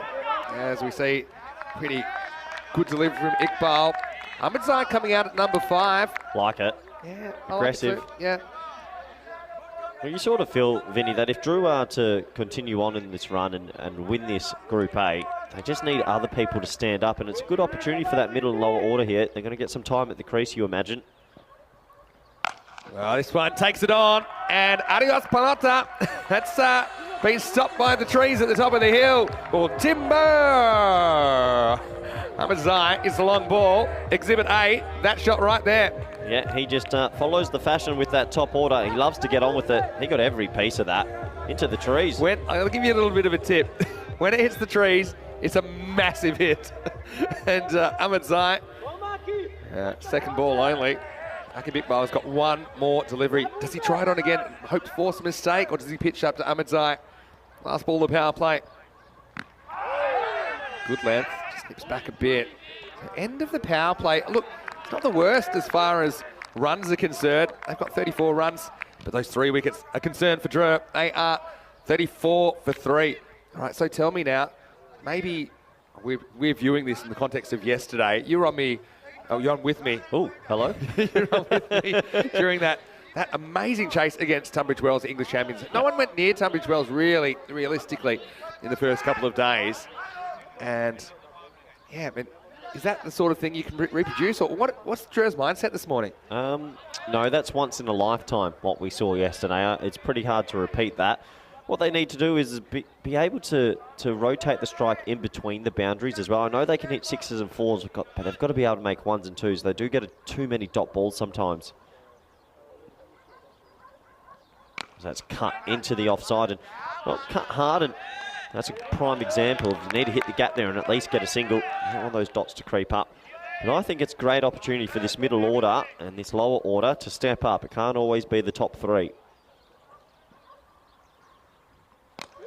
So it's flicked into the leg side. Vinny, you think with Yusuf, I mean, he's been outstanding all tournament. Do you see him off here? Do you not let him get another wicket? He's their best bowler. I think, yeah, you're not going looking for trouble. I mean, if you get something you can hit, I think you still got to go for it. We see there, I think, yeah, I sometimes call it 20% more careful, which is that, okay, I'm not going to entirely change my mindset. I don't want to get too defensive because you can't afford to. And that, to be honest, that's not the way they play anyway. But those 50-50s, maybe just holding back a little bit. Here he is. Goes for this. And this is well placed. It's going to be 4. Cuatro carreras. Nisa. Well, he is a danger man. One thing you would say about the openers is they didn't reproduce the heroics of yesterday, but they got out of the way pretty quickly, and there's still plenty of time for Drew to put a good score on the board. Yeah, absolutely. He's hit that really hard between deep mid-on and mid-wicket. Good shot, found a pocket of space, and that skipped along the turf beautifully for 4. Come back ball from Yusuf. He just makes that slight adjustment with the length. He's a really clever bowler. It's all about control, isn't it, for the left-arm orthodox spinner. Yeah, good batting as well. I mean, hits the boundary, then rotates the strike. Yusuf's got 1 ball left. I'd be seeing him off. I think he's very talented. Don't think Ahmedzai's got the message. Well, maybe he has. He just works this one away for 1. So end of a really good spell of bowling by Yusuf. He'll finish with 2 for 14. He was excited, probably a bit high, even though he was a long way back. And he's very emotional. Good character. And that is the end of 4. And a very good morning to all of you, no matter where you're watching around the world. Vinny Sandhu here, Mr. Maximo, along with Corey Ruckers. Well, I've got the get up on. You know why? It is Super Thursday. So it's a big day of cricket. We have 5 matches, and the top 3, they're not really at risk, but they're playing for the double chance, which could be huge tomorrow, especially as we can see in one game, everything can change. And then for the bottom 3, we'll see them in a series of eliminators today as well. So that will be games 2 and 4. Let's have a look at some of the players in this Group A, I should say, that have been contributing this week. Swing and a miss as Sahil Zadran comes on. I've got to talk a little bit about Musa Mahmood. I thought his individual effort yesterday, 83 not out, was excellent. Ahmed Nabi, though, highest run scorer now at the moment. After that, why not? Tariq of ACT. Well, he wasn't the Austrian squad last year, but wasn't used very much by the Austrians. This is flicked away, but I want to thank everyone behind the scenes for putting those together. The stats gun. Certainly, we're getting a lot of players, and there's been some outstanding individual efforts this week, but also some outstanding individual moments, such as that catch from Hamid Shah from Svanholm, and that's gone viral. And you can see why. We had some, mate. This week has all been all about the one-handed catches. There's been quite a few remarkable ones. Here's Zadran. Good delivery. That's well bowled, Vinny. Just on that 4th stump line. Bit of a test match line, that. A little bit of shape away, a little nip away. It's good bowling. Yeah, that's good bowling. It's a good area. It's just a genuine ball that beats the bat. Stephen thinks in the Netherlands. He's asking in the chat about the weather. Is it good enough to play cricket in February? And how good is it? A little bit short. Fielding. He's picked out the fielder, hasn't he? That's nice work by Takir Asif. Yeah, so I can tell you that typically between kind of 17 and 20 maximums, and yeah, a bit more cloud cover than we used to. Overcast conditions at the moment, but still it's been cool really in nice. the morning, isn't it? Yeah, and it sort of cool warms mornings. up later. Yeah, but the main thing is the rain stayed away.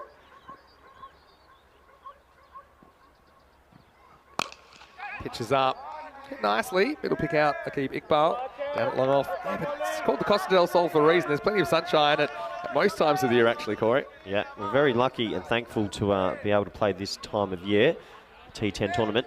Vinny, Ahmedzai, he's 9 off 7. He likes pace on the ball. He is going to try hit this so hard. There's been a few dot balls in it, just a single. He's going to try hit this to the moon. Pretty good at predicting the future. He does, and he will. Oh, he'll find the fielder who has to throw it away. That was a great bit of fielding by Akib Iqbal. He was just out of options there. You've got to think really quick in these situations if you're on the boundary. I mean, for me, it was a great effort. Did he have a chance to throw that to another fielder? I don't think so. I think he's already on the way down. I just thought he got to take one step. I think that's actually what he tries to do. He tries to throw it a bit sideways. It's still excellent effort there from Iqbal. He just has to say, look, I'm going to save the Maximo and keep it to whatever they run. As we get to end of another over, that's 5 down, 45 for 3. Yeah, it's sensational fielding. He saves 5 runs for his team. And you look at the scorecard there. Well, these two, they're in now. Both faced 8 deliveries. You sort of feel one of these two need to bat through and hit something substantial here. Imran Asif comes on to bowl over number 6. He slips as he bowls it. But the batter is equal to the task. It's cracked over cover. Ahmedzai, well, maybe he's the man to get Drew to something manageable here. He cracks that one 4 more runs. Well, you just see that these Drew batsmen, they like it when it's pace on. Anytime it's a slow ball, off cutter, leg cutter, spin, they struggle a bit more. That was a pace on delivery, and he absolutely smoked it. Yeah. Dangerous to give length to him. Goes hit straight, but it's big trouble. Big trouble. And it's a simple take. Well, lightning strikes twice for Akib Iqbal. This time he takes it and meditatively has a moment with himself. But unfortunately for Ahmed Zai, the show is over. He's got to go for a score of 14, and the score is 49 for 4. Yeah, he'd be disappointed, didn't get the elevation he wanted. It's a pretty big wicket at this stage in the match, Vinny. That's the 4th down. Good fielding, though. Made that look a little bit easier than it was, I reckon. Yeah, well, he made early position, I think, and judged the height of the ball really well, and just used his knees to kind of cushion the impact. Akib Iqbal's a good cricketer. So is Ahmed Zai. I'm sure we haven't seen the last of him. Drew just having a bit of trouble handling the explosives so far this morning. Such a dynamic batting lineup, but this is just a team where I think they might have one of the highest variations in what you can expect from them with the bat of any side we've ever seen. Yeah, it's pretty exciting. You don't know what you're going to get. Just depends on the morning. I mean, they're not going to repeat what they did yesterday. There's no way. We'll have to talk a bit more about yesterday. It's once in a lifetime. Tunbridge Wells scored, bowled out for 86. I think it's 87 actually. Come back to that in a second. Imran Azif with the early wicket. Here's Wahid Abdul. Pushes, but oh no. And it's going to be gone. Wahid Abdul sacrifices himself. Well, this is an absolute schmozzle. And Wahid Abdul, originally he pushes and he calls yes because he thinks he gets it past Imran Azif, who puts the big size 12 out, and he stops it, and that just caused some utter confusion. And it was smart cricket from Azif. He knew he didn't have to throw it at this stage. He knows he can race him back, and in the end, Abdul sees what's going on, and they make the decision to cross. So, yeah, Abdul is the man that goes unselfish from him. That's just one of those things. Imran Azif creates another piece of cricket, which results in the dismissal of a Drew batter, and it's 49 for 5. Yeah, well, we call that the old barbecue, and I think at the last moment he realises his mistake and sacrificed himself, which is the right decision, but he'll be disappointed because he can play himself. These things happen in cricket. I mean, a lot of things actually they did right there. So when your partner calls, I mean, it's Wahid Abdul's call, then you respond and you run, and that's what the other batter did there, Nisa.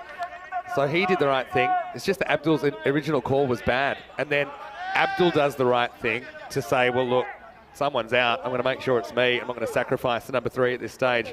He's their last great hope to put any sort of score on the board. Faces up now.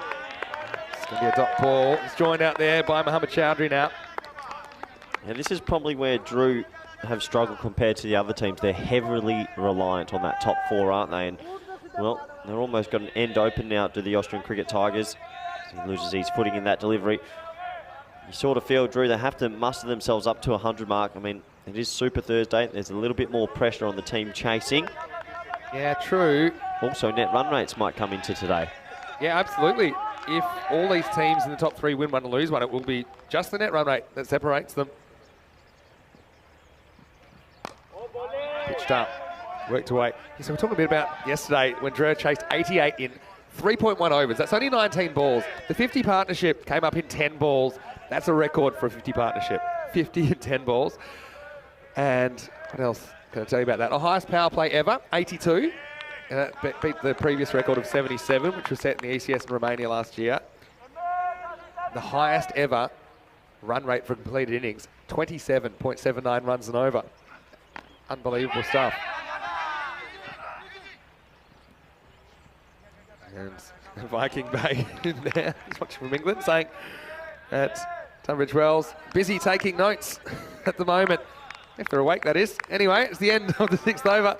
The score is 51 for 5. I dare say they wouldn't have been going out last night, but let's have a look at the bowling scorecard here. And, well, everyone chipping in quite a lot, and you like the economy rates there, Vinny. Ahsan Yusuf, though, he turned this game on its head in that 2nd over. Yeah, certainly did. A solid performance so far. Now, well, 6 over check-in with Nisa there, and the way they bat, I mean, can they get that 2 a ball takes them to 99, so that 100 I think it's what they'd be aspiring to. Whether they'll get there or not, I don't know. Nisa hasn't quite hit his straps yet. It's 9 off 10.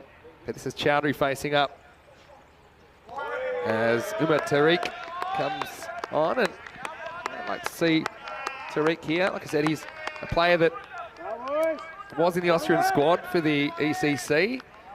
Didn't really feature too much on the field in that tournament, but I like what he's brought to the table for the Austrian Cricket Tigers.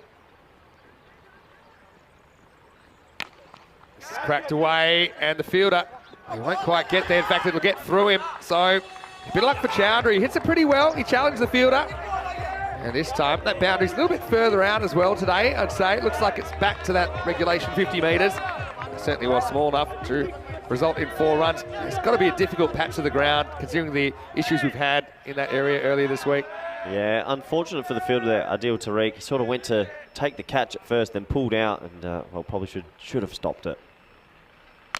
Oh, this one's in the air, but it's higher than it is long. It's Zadran underneath the ball, and he takes the catch. And, well, unfortunate for Chowdhury, who took it on, with probably the kind of length to play that shot too, but just not quite getting it in the middle of the bat. So Chowdhury falls on his sword. He's the 6th wicket to fall, 55 for 6. They're in desperate strife here, Vinny. Well, they just keep losing wickets at the awkward moment. Every time they get a little bit of momentum, they seem to lose a wicket. And this one off the toe of the bat. I mean, it's not the biggest boundaries in the world, but it just needed a couple more metres. Yeah. Now, don't think it was a bad shot. I mean, I think it was on. It just didn't execute it. Didn't hit the middle of the bat. I mean, that's the nature of the game, isn't it? So Sahil Zadran, very safe pair of hands. Chowdhury is able to get 1 boundary during his brief stay at the crease. But he's got to go as the 6th wicket, 55 for 6. And Indra, normally they love batting first in the morning, but this is what we're talking about. We're talking about high risk, high return. It's high variance is how I'd call it with Drew. If you're going to do something like be able to hit 88 in 19 balls, there's the other side of the coin, and we're seeing a bit of it today, aren't we, where it's just not going right for them. I mean, you look at yesterday's game against Tunbridge Wells. I mean, Hamza Niaz was almost caught at deep square leg first ball. Yep. Chris Williams almost pulled off a remarkable catch at mid-off, which ended up going all the way to the boundary for 4. So, I mean, if those things happen, maybe it's a different story. This is a full toss, hit back. It's very straight there. I know you're a big fan of the straight fielder. Aqib Iqbal is in that position. Because I think batters always are conditioned to think that straight is a safe shot, because there's never a fielder there. So if you bring that fielder really straight, or even sometimes have a fielder straight behind the bowler, it can be just a bit unsettling. Well, players these days are so good at hitting the pockets, and that's a big pocket of the ground, and their deep mid-off is very, very straight. This is in the air, it's another miss hit, and it's going to be another catch. It's Balwinder Singh, the cross-handed batted. Well, he had the hands in the right space that time. And the collapse continues as Drew lose a 7th. And this time it's the key man, Mohammad Nisa, the number 3. He has to depart for only 9, and it's 56 for 7. Well, that's a big, big wicket, because that is the last top order player dismissed. Just doesn't get enough. It's a game of margins. 2 wickets in this over have been caught maybe 2 metres inside the rope. But yeah, you sort of feel, Vinny, the net run rate might come into it today, because you're going to have 3 teams play each other in the top half. And if they go 1 and 1 each, if everyone beats each other, then you might have net run rate come into it. So they've got to be careful. Mohammad Nisa departs 9 off 11. Yeah, so you're exactly right. It's also about the margins today. Think of this as a double header, and you just got to perform as well as you can. Well, exciting moment for Alexander Hakuk, who in his 2nd ECL, he is going to be batting, I believe, for the first time. Really? So the young Frenchman, 22 years old, native European player. I'll call him a specialist fielder. He's coming out here at number 9, and he caught really well yesterday. Still haven't seen him fumble one. If I was bowling, I'd be trying to break his hands. Because that's violent. That's probably a bit violent at this time of the morning. But it is Alexander. He's going to face up first time to Umar Tariq. Oh, shot. That's all right. I'll tell you what, he should have been at the top of the order. He's absolutely boned that through mid-off. What a good shot that is. And look, don't get me wrong. I think that he's in this side, typically for his fielding. He'll retain the strike with that. End of 7 overs, 57 for 7. And got to tell you about the format today. So those matches in green there, they are from teams between the top three. Okay, so ACT finished first on the table against Drua here, they're the third. And those 3 green matches, they're just for seeding tomorrow. So 2 of those 3 teams will take the double chance tomorrow, depending on how they go today. But then we have those red matches, the eliminators. The losers of those matches will be out. Helsinki Titans versus Star CC from Luxembourg. And then the winner of that match will take on Svanholm later in the day. They will take seed number 4 in the finals tomorrow. Alexander Hakuk, though, I know he works very hard on his batting and his bowling as well. So, you know, there will come the time where they call on him to do something. So let's see if he can play a little role here in the last 3 overs of this innings. So local-born Frenchman. He is. Yeah, brilliant. Yep.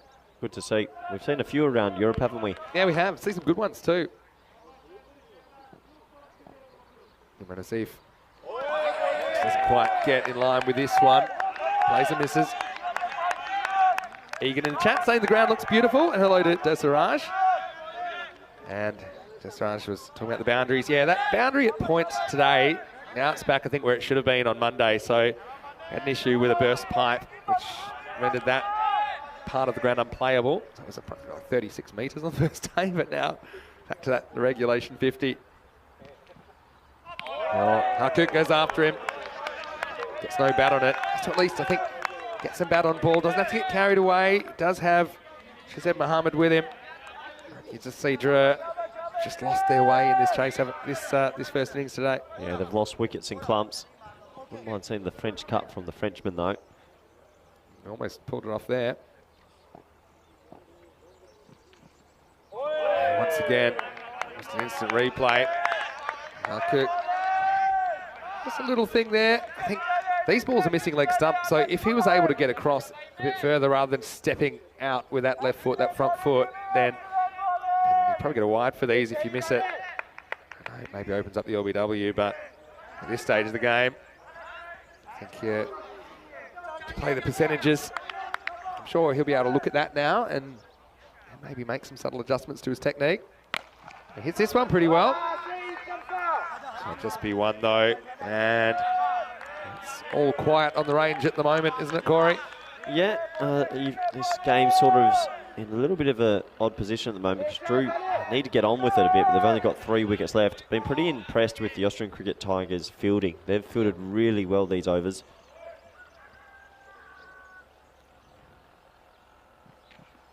Shazeb Mohammed, he won't be another victim because he doesn't quite get this one out of the infield. It'll just be a single. Yeah, I wonder if Tunbridge Wells are sitting at home at the moment, still at the hotel, taking notes on this as well. Maybe. Well, the other thing is, sometimes in a tournament, you need to kick up the rear end. Yeah, it does happen. Get you going. I mean, ACT had that shocker in match 10 against Tunbridge Wells themselves. Yep. And since then, been pretty ruthless, especially in the field, hunting as a pack. Last ball of the 8th over, Hakuk. Get something on this. Get one here.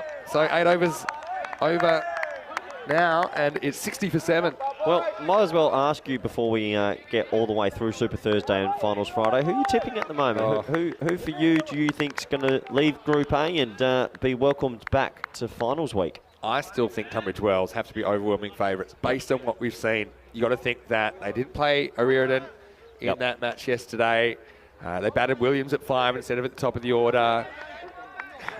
It's not a foregone conclusion by any means. I think yesterday showed that anything's possible, but I'm still favouring Tunbridge Wells to get through.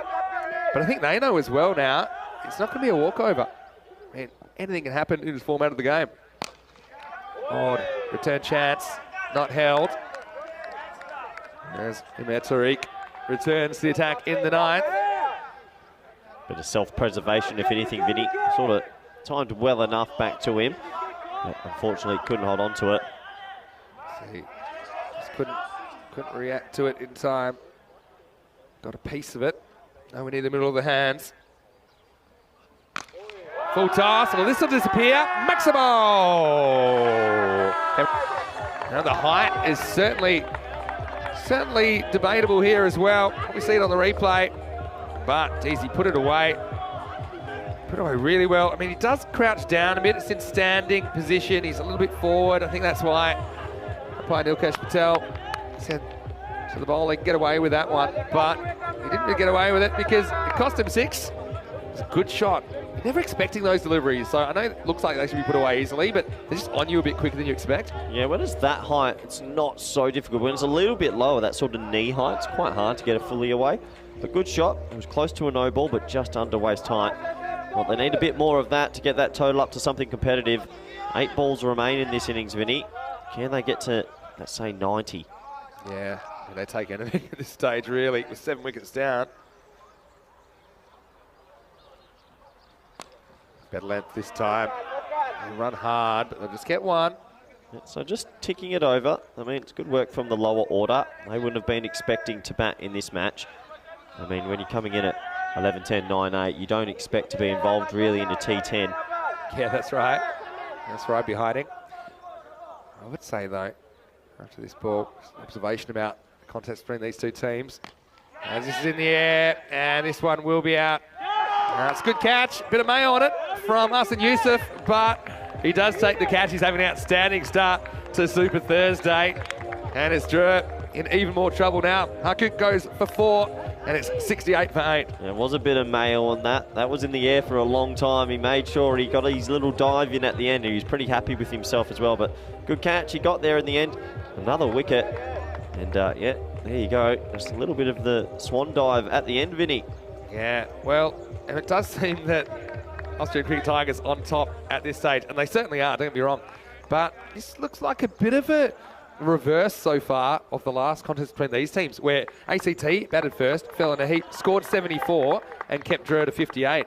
So, you know, it's, I don't judge a game too early. ACT, again, they're a similar high variance kind of a side. They have big hitters, they're going to go for it. The roles reversed compared to that clash in match 4. That was on Monday afternoon. Wicket goes to Umar Tariq, who has 3 for 14 now. Excellent figures for the young man. He's got 2 balls to bag himself a 5-for. We had a 5 for this week? No, we haven't had a 5 for this season yet. We had a 4-for? Including Gibraltar. I think we have had a 4-for. I think Qureshi for Helsinki on the first day. I had Qureshi. Oh, this will help. Oh. And Amar Zahir, he actually hit the ball really well yesterday. He finds himself batting at 10, but he says, no problem. I'll just remind you that I can strike Maximos, and that was a really good shot first up. Tell you what, he might be one of the best number 10s in the world because he's just come out and absolutely moosed that over mid-wicket. What's he doing at 10? I'm surprised. I don't think anyone was expecting that, especially Umar Tariq. I'm a bit in shock, actually. I wasn't expecting that at all. Nice shot. He's got a smile on his face, of course. One more ball this over. Dare say we're going to see a bit more of the same. Swing again. He does. Just the inside of the bat on this one. We'll retain the strike, which I don't think is a bad thing. At the end of 9 overs, it's 75 for 8. Well, that lofty blow from Zahir gives them a little bit of life. You sort of feel if they can get 15. Let's say they get 15 off this last over. Get to that 90 mark, and then they have a good power play, pick up 1 or 2, keep them at under 8s or 9s, game on. They have to get to 90, they have to find a way, and have a really good power play, Drew. They are a good bowling team as well. Yeah, that's what I'm thinking as well. I mean, they are a good bowling team. They are. Look what they did yesterday, holding Tunbridge Wells down to something in the 80s. So, certainly think the French, they're going to be firing in the field. They're going to be fizzed up, as you say, because a lot on the line. Sets the tone for their whole finals campaign. Zadran back to bowl over number 10. It's good field positioning, I think, having the third man in place, especially against the lower order. They tend to squeeze a few away there. That time it's only a single. Absolutely. What the Austrian Cricket Tigers do differently from the other teams, they keep a third man in place and keep backward square leg in the ring. So that means you've got 45 and backward square in the ring, and they keep third back. No other team does this. And they just reap the benefits of that because it's a single instead of a 4. He goes for it. Now this one doesn't have what it takes. It does. Maximo! That's a good shot as Shahzad Mohammed gets in on the act. Well, look, it's been an ugly 80 for Drew, but it's still 80, and they still have some more balls to gather a few more runs here on the first innings of day 4. Well, that's a vital 6, Vinny. I said they need to get to 90. And that makes me believe in them a little bit more, breathe some life into this game. 4 balls to go, 8 runs for me, and game back on. something to bowl at, isn't it? Yes, sure. Why not? Yeah, talking about that field, kind of like, especially to the lower order that probably aren't as good at pulling and hooking, to have that third man, because a lot of balls squeeze down there on the ground. If you have a deep square leg back and he's just watching balls fly over his head, he's not that useful to you. You're probably banking on a top edge or something like that. So I also think that those top edges, if you're in the circle at square leg, you can still make a play on them if they're high enough. It's a very close call. This could go either way. Umpire says it's fine. Oh, I feel like that was tight. That's one of the ones you want to go your way if you're the batting team, but probably felt like a genuine 50-50 to me, and I see it on the replay. But it was maybe 0.1% of the ball caught the line. Not sure. Fair enough call from the umpire. good comeback from Zadran. It has been. 2 balls to come. I think he's just found the length. Muhammad's been uncomfortable with that. It's just slightly shorter. Still trying to drive it, but it's just not the length to be able to go down the ground easily. Well, I tell you what, after he got hit over his head for 6, he's picked up a yard as well. No fast bowler likes that, because those last 3 balls were a lot quicker. You can hear him grunting through the effects mic. Sahil Zadran does that. When he made 0 and 1 with the bat, he came out and he bowled 20% faster. Yeah, like absolutely. it. All right, last ball. Get your skates on. Oh, so a little top edge, and, well, I think he stopped this. They're going to get several. I'm going to go with 2. Will they try for 3? We'll probably have a look at this boundary stop. And I think that'll be 2, though. We'll check it, because he does touch the rope down here, but let's slow it down about here. I think he's fine. This will be a great view of it. Yeah, no problem at all. Touches the rope, but the ball's long gone. So that will be 2 to finish this innings. And look, Drew, like I said, it was not a pretty innings by any way, shape or form. In fact, they don't even score as many in 10 overs as they scored yesterday in 3.1 overs. But what they do have is 84 on the board. I often say, Corey, at the ECS level, when it's in the 80s, I call it the Grady 80s, because normally great games of cricket. At this level, you'd expect to get a few more, but still, Drew will be in the game, and they've got some big guns coming out with the ball. As you see, good little effort from the middle and lower order just to get them to something that is passable. Well,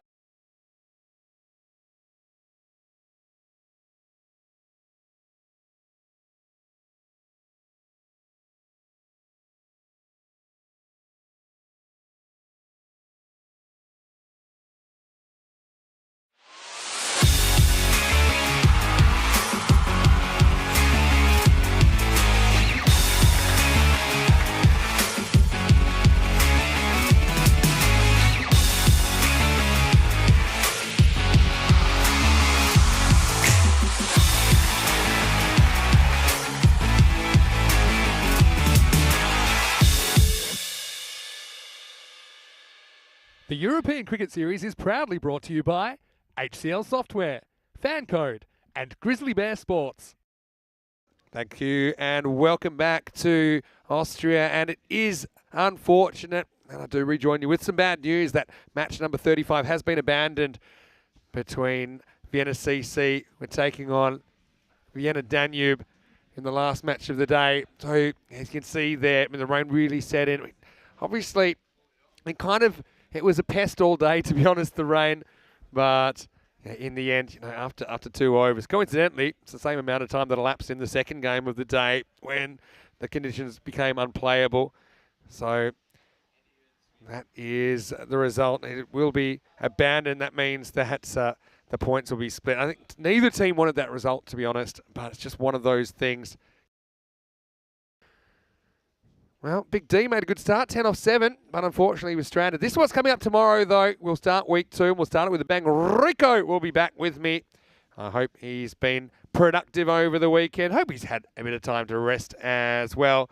As we'll start with match 36, Snassi back on deck. They desperately need a win, but they get 3 opportunities tomorrow. Indian CC Vienna, of course, involved in and a washout earlier on today, but they did finish their day with a win. They'll be on. Vienna Eagles, they'll be back. And how about Karambir Singh with his back-to-back centuries? They'll play twice. Graz Cricket Academy play twice as well. So plenty to watch out for tomorrow. Yeah, big day for the Eagles. They've got 3 games as well. It all starts at the same time, 7:30 a.m. GMT. which is 9:30 in Central Europe. It's 1 p.m. in India, day 8, and really, it's going to be a race to the finish now. Just 4 more days of round robin matches before 7 teams get the chop, and the top 4 get to play for the trophy on Friday.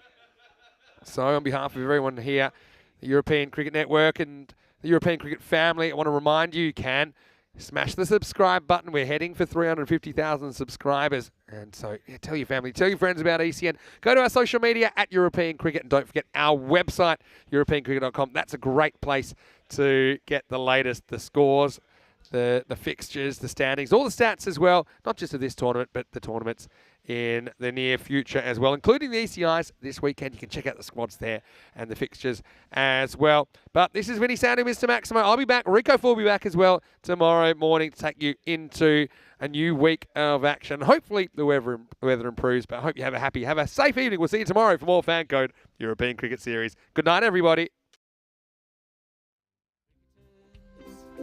European cricketers, share your passion for riding the flag with the world. Cricketers, European cricketers, time to cheer and show the world what you got. 7 bits of wood and a tick ball taken to an open space. With a swing and a hit, the ball goes flying in the field and it makes his chase. A community playing on the field of dreams, no matter race, sex, color, or age. Stars of the future of European cricket are ready to take the stage.